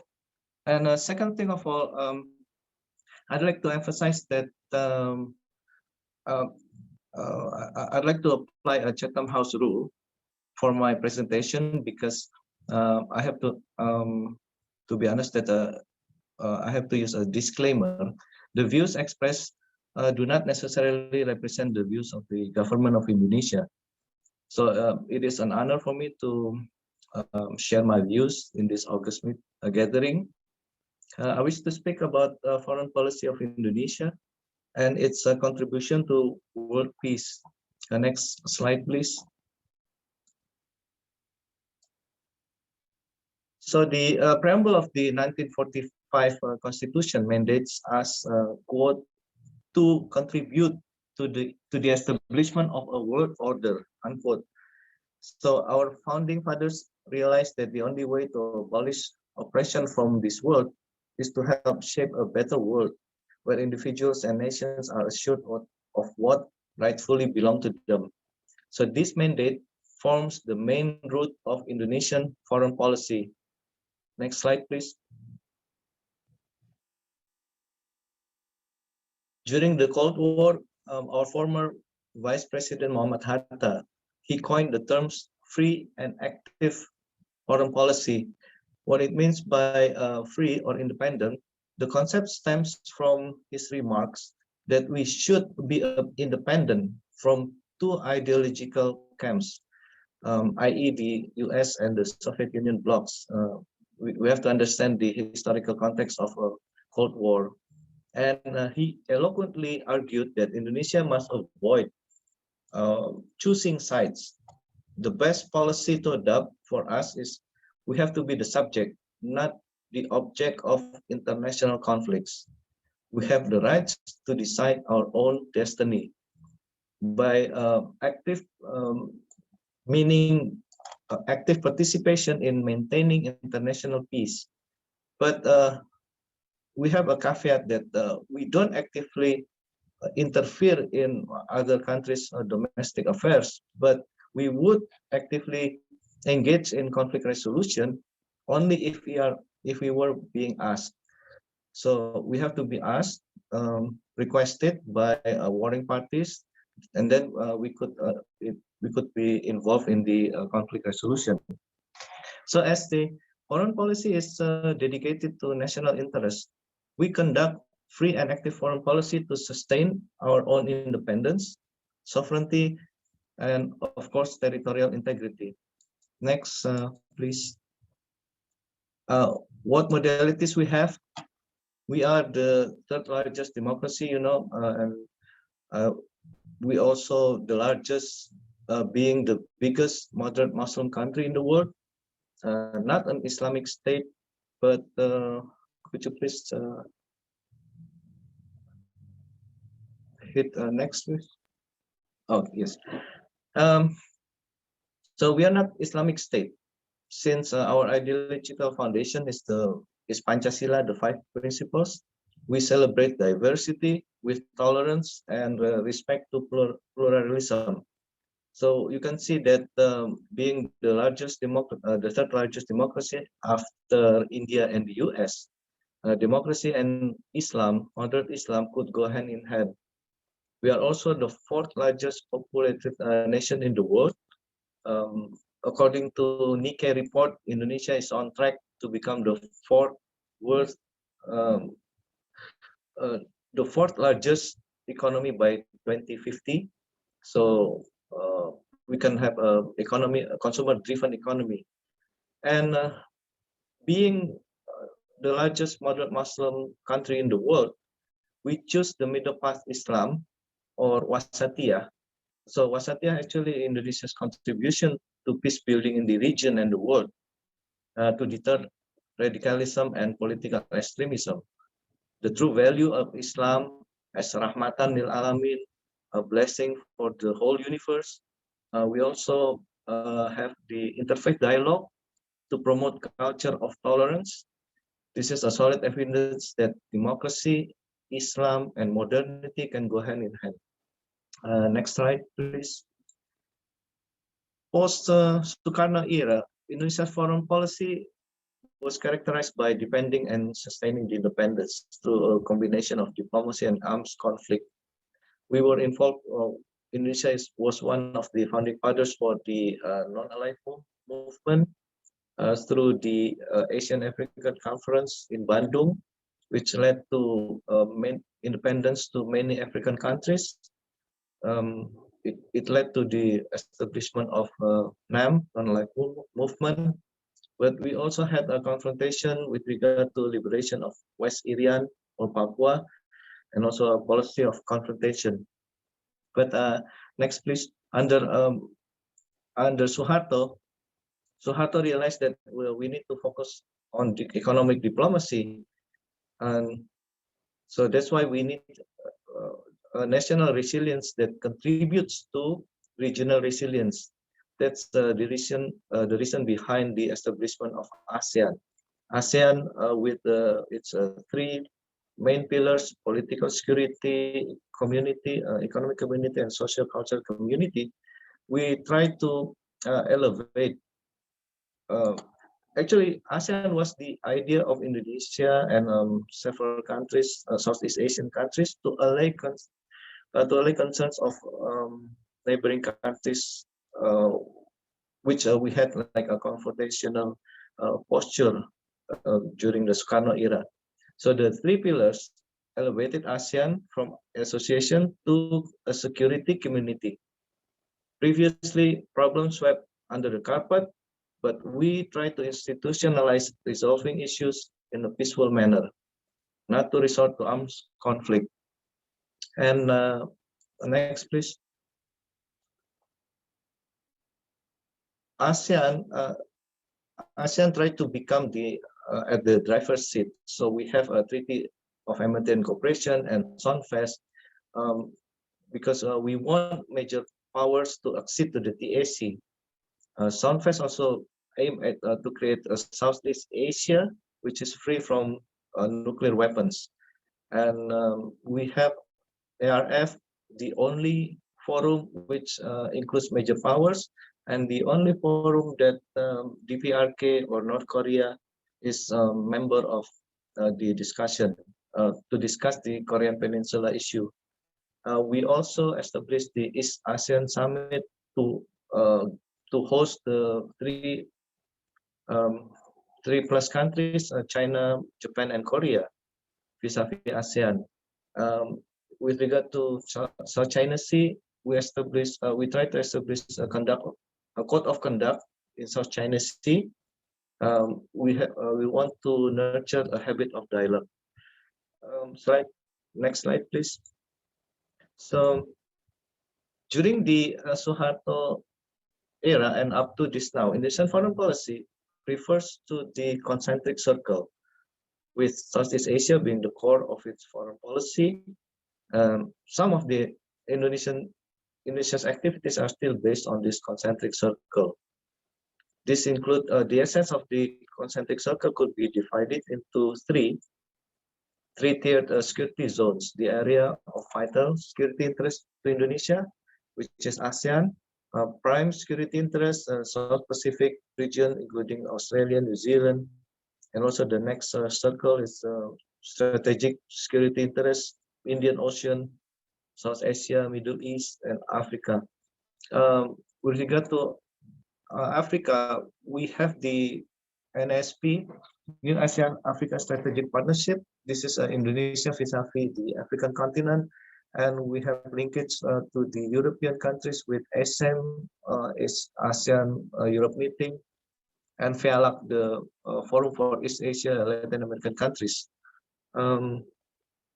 That's our contribution and linkage to the world with regard to peace. But the building of an ASEAN community remains the linchpin of Indonesian diplomacy. So throughout our work in ASEAN, ARF, FELAC, NSP, we're trying to build bridges with the rest of the world. So next slide, please. With regard to foreign policy, we resort to multilateralism. Multilateralism, not resorting to unilateralism, i.e. through the United Nations, the norm setting, norms of the values setting, hence our participation in the UN peacekeeping operations. So since our first participation at the UN emergency forces in 56, we have contributed actively to peacemaking and peacekeeping at the regional and global level. We project ourselves as a true partner for world peace. So that's why we have become 4 times a non-permanent member of the UN Security Council, and being the latest in 2019-2020. Indonesia is also one of the largest contributors of global peacekeepers. In 2015, we ranked the 12th as the troop contributing country, with more than 2,700 personnel deployed in the UN peacekeeping missions globally. And Indonesia increased the number of peacekeepers up to 4,000 in 2019. Next slide, please. As a highly heterogeneous nation with diverse, more than 1,300 ethnic groups, 750 languages, 6 religions, 34 provinces, spread out over 17,500 islands, Indonesia realizes that the potentials for conflicts are ever present. So that's why Indonesia is not only responsible for maintaining peace in its own territory, but also plays an active role in promoting peace at both regional and global level. In Southeast Asia, we participated in, we initiated the Jakarta Informal Meeting to mediate conflicts in Cambodia, and also in the Philippines. We are party to international monitoring team in the southern Philippines, as you have the problem of Moro Islamic Liberation Front, and we facilitated also peace talks during the Thai-Cambodia conflict over the Preah Temple, engaged with Myanmar in Rohingya issue, and the latest being in Afghanistan. Not only peacemaking, but we also involved in peace building, because we believe that we have to help countries that already resolved their conflict not to relapse into conflict again by assisting their peace, their economy or development. We launched Indonesian Aid in 2019. It's a shift from an aid recipient to an aid provider. We emerged as a donor partner. We provided aid to Palestine. It's our commitment based on anti-colonial solidarity, as embodied in our constitution, and also in Afghanistan. Next, please. So, what are the lessons learned from the way forward of Indonesian foreign policy? We always support multilateralism because since the beginning, Indonesia has always believed that an independent and sovereign Indonesia was simply a prerequisite to the achievement of pattern of living that would guarantee the prosperity of the people. So we realize that cooperation with other countries is essential. It has made the UN the focal point of its overall policy of seeking good relations with all other nations. More importantly, we need to develop a strong multilateral institution. Hence, Indonesia has always been of the view that we need to reform the UN. It is evident that unilateralism is not a sustainable solution. We promote independence, sovereignty, and territorial integrity because Indonesia aspires to become a middle power that has significant international influence and recognition. This aspiration is implemented by projecting soft power through sharing democratic and conflict resolution experiences. Peacemaking and peace building, we believe that peace is never given. It must be developed and nurtured through dialogue, inclusiveness, and peaceful settlement of disputes and non-use of force. So our commitment in peacemaking in Afghanistan reflects our aspiration to develop external peace building efforts.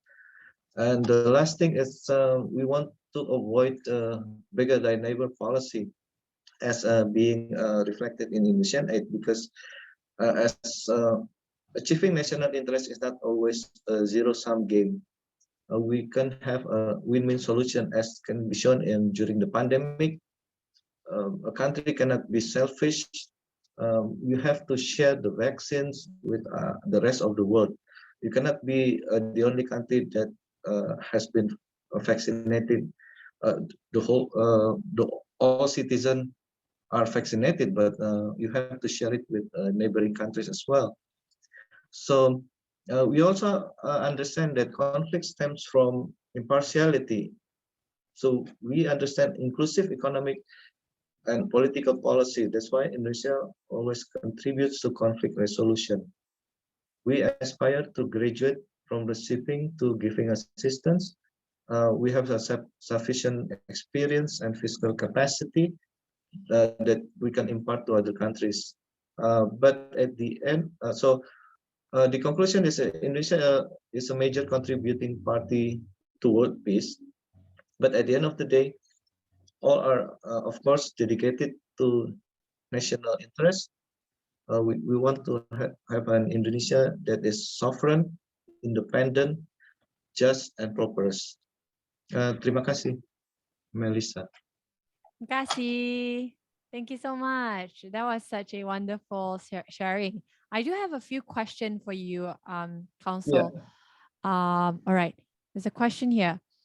How do you think the current situation in Myanmar may affect the Bangladesh and Myanmar relationship? Okay, so we have to understand that with regard to Rohingya issue, for the government of Myanmar, Rohingya ethnic belongs to the Bengalis, but the Rohingya people, they consider themselves as part of Myanmar. So this is completely different what we are seeing in the southern part of Thailand. The Patani wants to separate from Thailand, but Thai government consider Patani as part of themselves. So this is a completely different situation, but we need to understand that once again, this is my personal observation, doesn't necessarily represent the policy of government of Indonesia. We need to understand that if you want to engage Myanmar, particularly the military junta, you cannot force or dictate. You cannot have finger pointing or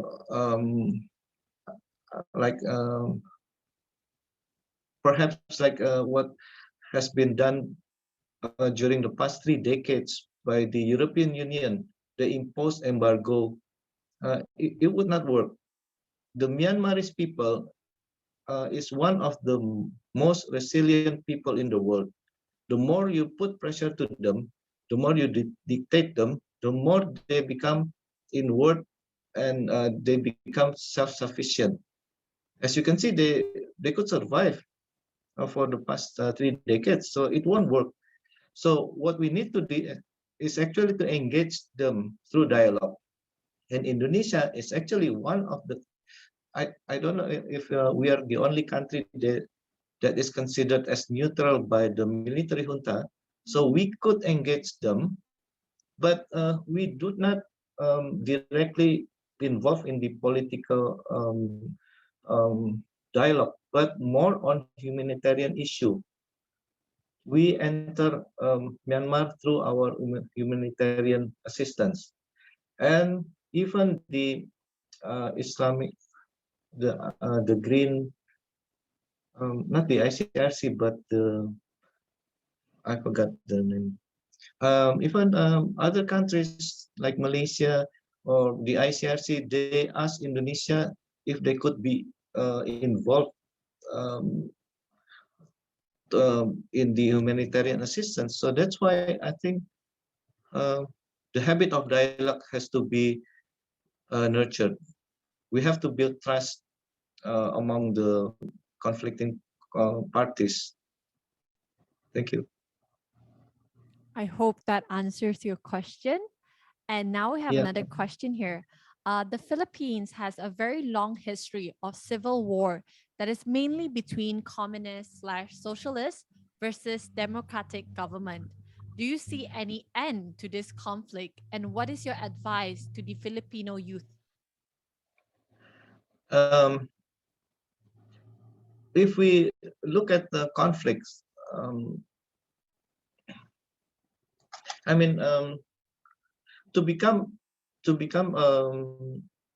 conflict mediator, because sometimes we play the role of conflict mediators, even with regard to the MILF Philippine vis-a-vis Philippine governments. We see that you need to build trust of both parties, because you cannot mediate a conflict if you are not trusted by either one of the parties. You have to be trusted by both parties. So that's why I think also there's a great deal of truth to the saying that diplomacy is too far important in the hands of government or diplomats alone. So I think it entails the involvement of entire society, including civil society, Rotary, mass media, academicians, and perhaps a grassroots. So I think building of goodwill among individuals is not too different from relations among nations. So you may contribute yourself by contributing goodwills, by nurturing a habit of dialogue.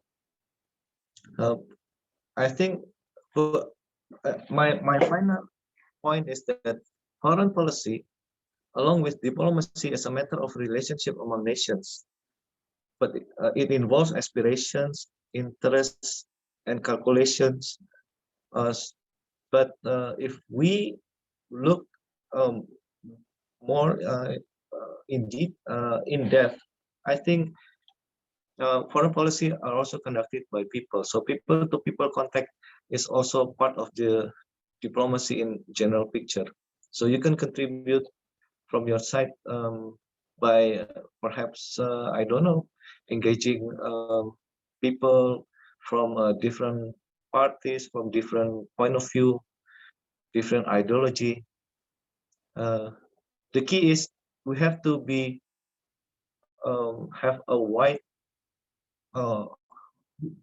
we have to have an open-minded mentality.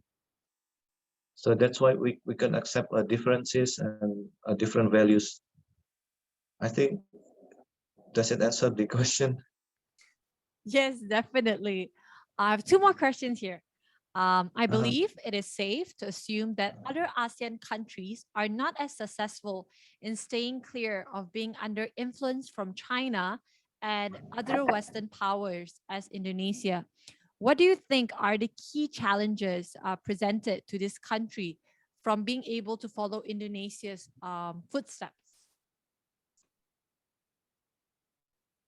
I cannot speak on behalf of the countries, because each country has their own consideration, whether wants to be closer to one particular or major country. it's the nature of nation, because sometimes we are in need of development, financial capacity. Not all countries have the financial capacity to develop, to finance the development. So they need international aid, for instance. So it's only natural that sometimes their foreign policy is somewhat influenced by the international aid, or the aid comes from other major power. I think what country should do in general is to develop independence in terms of the economic dependency, and also in terms of political dependency. If we are, if we can develop ourselves, then we could have a self-sustainability. We don't need to rely on other foreign country. I think that that's the only path that you need to take. Other than that, I mean, if you are relying on upon perhaps donation or debt or foreign debt, we will always be dependent on other countries. We are still also struggling with our development, so we still have also foreign debt, but step by step, I mean, eventually we have to be an independent and sovereign country.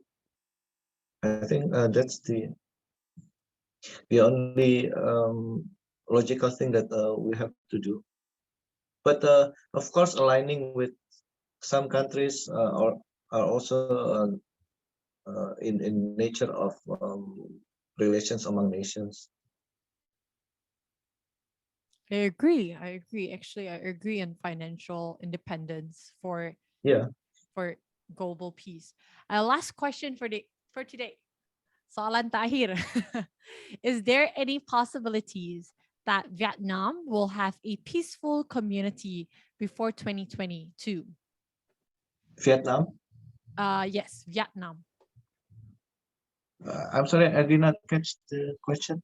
Is there any possibilities that Vietnam will have a peaceful community before 2022? Before 20. I don't know why Vietnam, because I don't see any problems in Vietnam. Yes, I was also asking them to make sure that the name of the country is correct, but they say it's indeed Vietnam. I'm not following closely the development in Vietnam, but I don't see any. They're facing any major political or economic crisis in Vietnam. So I'm not sure whether I could answer that. No worries, Council. I still have one more question here. Just asked. Because of a handful of terrorist group, all Muslims are nowadays seen as violent people by most other people around the world. Sir, what is your thought on this? Yeah, just because some radical elements that resort to terrorism and extreme violent extremism, so it tarnished the value of Islam, because Islam, as I said in my presentation, Islam is a religion of rahmatan lil alamin, that is supposed to give it is a blessing for the universe. It's supposed to give peace. Even salam alaikum, salam is like peace be upon you. That's our greetings to fellow, not only fellow Muslims, but also to the world. So it is sad that like what is happening in Afghanistan, because Afghanistan is actually a Muslim, but what they are practicing, the Taliban is Deobandi, it's the 15th century interpretation of Islam. And we're not practicing that in Indonesia. So that's why it is also one of our tasks in Indonesia. We have to project a moderate Muslim among Muslim countries. We have in Indonesia two largest non-governmental organizations, the Nahdlatul Ulama and Muhammadiyah, and we even established Nahdlatul Ulama branch in Afghanistan. And during the, I was also involved in our mediation with regard to Afghanistan. As I mentioned earlier, that we would only partake in conflict resolution if we were being asked. In 2017, President Ghani visited Indonesia, and he requested President Jokowi to mediate his government and Taliban. We accepted the request, and we held a trilateral ulama conference in Bogor. It was a meeting between ulamas of Pakistan, Afghanistan, and Indonesia. So the Indonesian ulama hosted the meeting. Why we invite Pakistan ulamas? Because most of Taliban they studied in Pakistan, and they're influenced by the so-called radicals and conservationist ideology of Islam. By mediating this, we try to become an honest broker between the previous government and Taliban. But of course, along the way, as we see, because of the abrupt departure of US and the allied forces, then Taliban took control of Afghanistan. But we still also involved in peace building. In 2018, we invited 80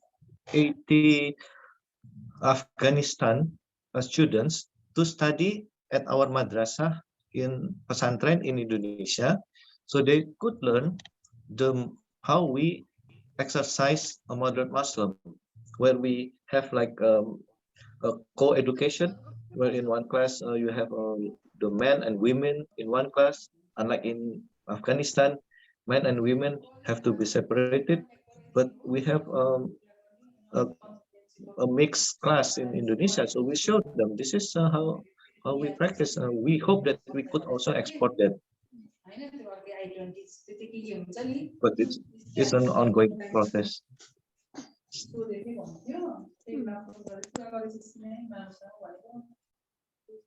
Okay. Oh, okay. All right. Is someone's mic turned on? Please ensure your mic is off. Yeah. All right, done. All right, without further ado, thank you so much. Terima kasih, Council General, for your session. And I would like to present you with a certificate of appreciation. Terima kasih. Can we have the certificate? And on behalf of the organization, once again, I say thank you so much for being here and for sharing this knowledge with us. I think it's, even though it's a little bit late on schedule, but it's really appreciated. And I hope every student here, every Rotaractor, Rotarian, you have learned something about Indonesia from our Council General. But before we end today's session, I would like to take a picture with our Council General. Can we have one of our members to take the picture?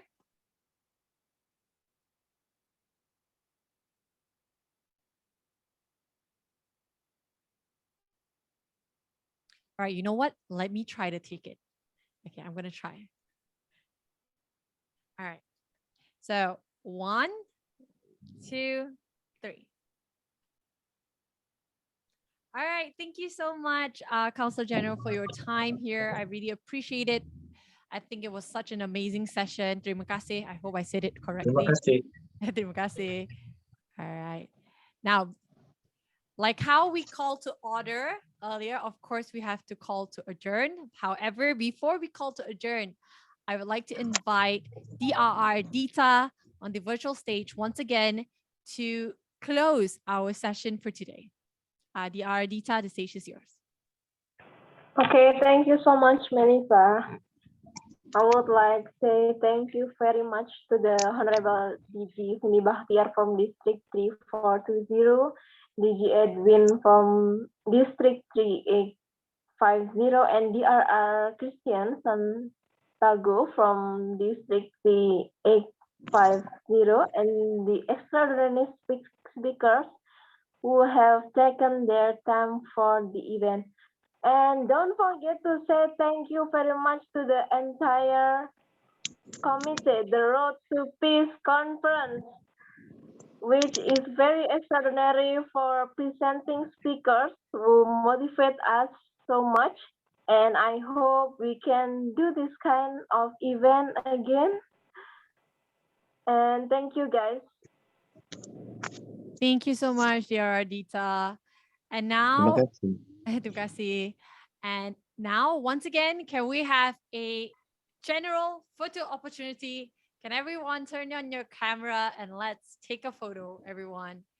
Okay, style your hair. I see someone combing your hair already. Right, let's do it. Okay. Okay, I'm gonna print screen this. I'm gonna try, guys. Right, everyone? On page 1, please fix your hair, look good, and smile. Okay, Joyce, smile, Joyce. Okay. All right, everyone look good. 1, 2, 3. Okay, that's page 1. Let me save that real quick. Hold on. Okay, save. No. Okay, now page 2. Okay, smile, guys. You don't know which page you are. So I'm just gonna ask you to smile. 1, 2, 3, smile. Okay, hold on. Let me save it again. And the last page for today. 1, 2, 3, smile. All right, all done. Everyone looks so good. All right, now to call to adjourn, I would like to invite on the virtual stage once again, DRR Dita. The virtual stage is yours.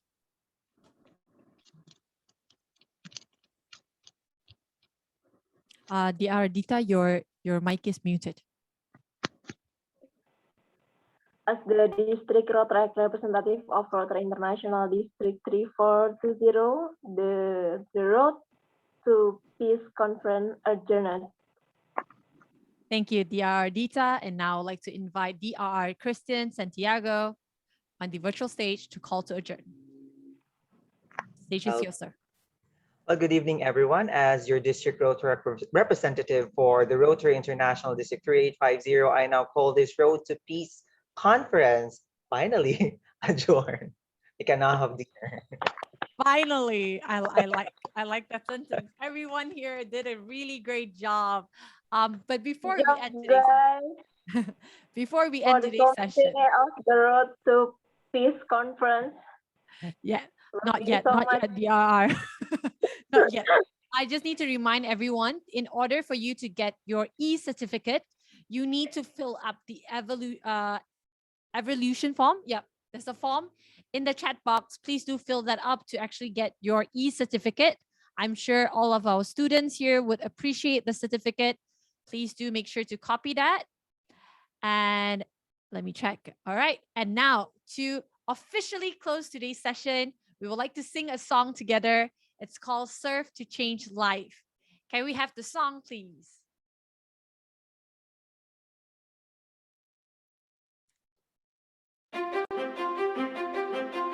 You know the song? Please do sing.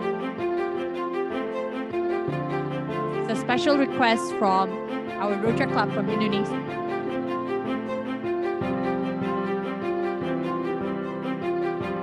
We stand for truth and fairness. Integrity within us shines for all to see.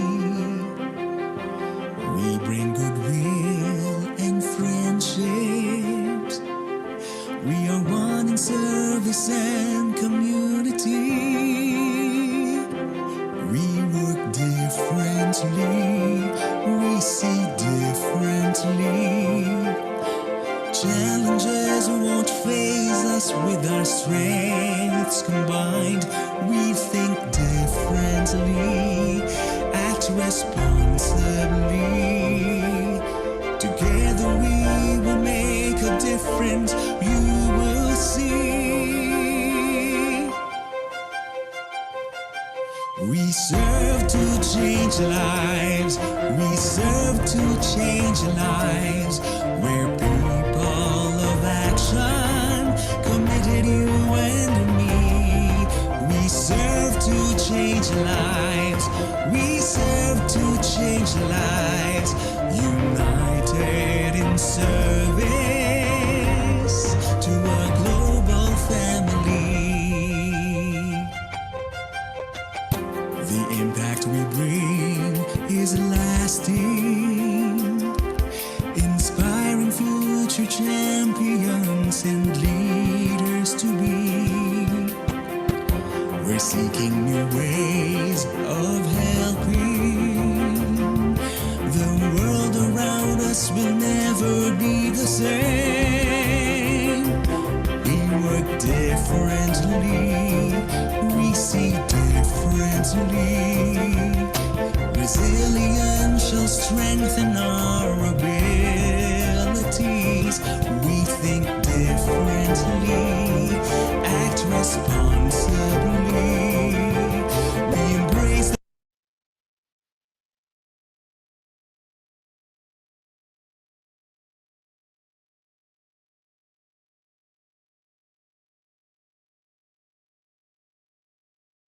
Has the music ended?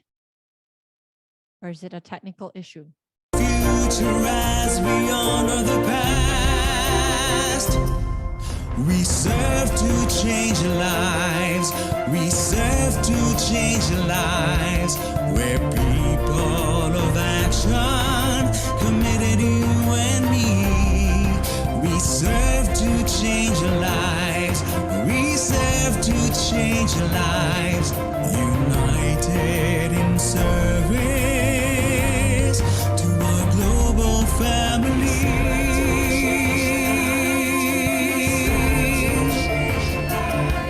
We're people of action, committed you and me. We serve to change lives. We serve to change lives. A change for the better.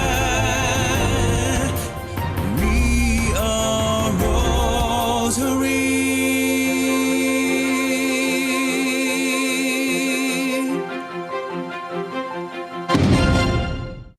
Oh, wow. I actually really like this song. Not ended? Okay, now it's ended. All right. I was worried. And once again, thank you so much, everyone, for being here. I really hope you enjoy the Global Peace Conference organized by the Rotaract Clubs of Rotary International District 3850 and 3420 in collaboration with Rotaract Club of Alabang, Madrigal Business Park, Rotaract Club of Bukit, Bintang, Rotaract Club of Islmabad, Rotaract Club of Kathmandu, Rotaract Club of RCDM Scholars, and Rotaract Club of Yangon. Once again, on behalf of the organization, thank you so much for being here. Terima kasih. Selamat po. I think I say it correctly. And thank you so much for being here, guys. Have a great Saturday. I don't know. We have few more hours to go. So go and enjoy your dinner and enjoy a great Sunday. I hope all of you learned something. I saw DRR Kristen like, yes, that's the way to go. Thank you, everyone. Have a nice day. Bye. Tech team, remember to save the recording before you end the session. Otherwise, we'll lose all the clips. Thank you. Selamat everyone. Bye. Congratulations to the organizers. You're saying as if you're not the organizer. But those who really did the dirty works, oh my God, for pulling off this 4 hours long event. Amazing. I had another Rotaract event earlier at 2 o'clock. So I have been on since 2. Same here. I had also Hugo is in another event and he's asking me like, do you want to go? I'm like, I'm hungry. so it's already almost 9 here. So like, yes. So the GMT 8, 7, and 9 people. Let's eat. Thank you so much. My amazing co-host, the one who is handling the slides for so long. Thank you so much. You're the man. Right. Bye guys. I'm gonna go have dinner. Bye. Bye everyone. Have a great Bye. Goodbye. Goodbye, ERR, Christian.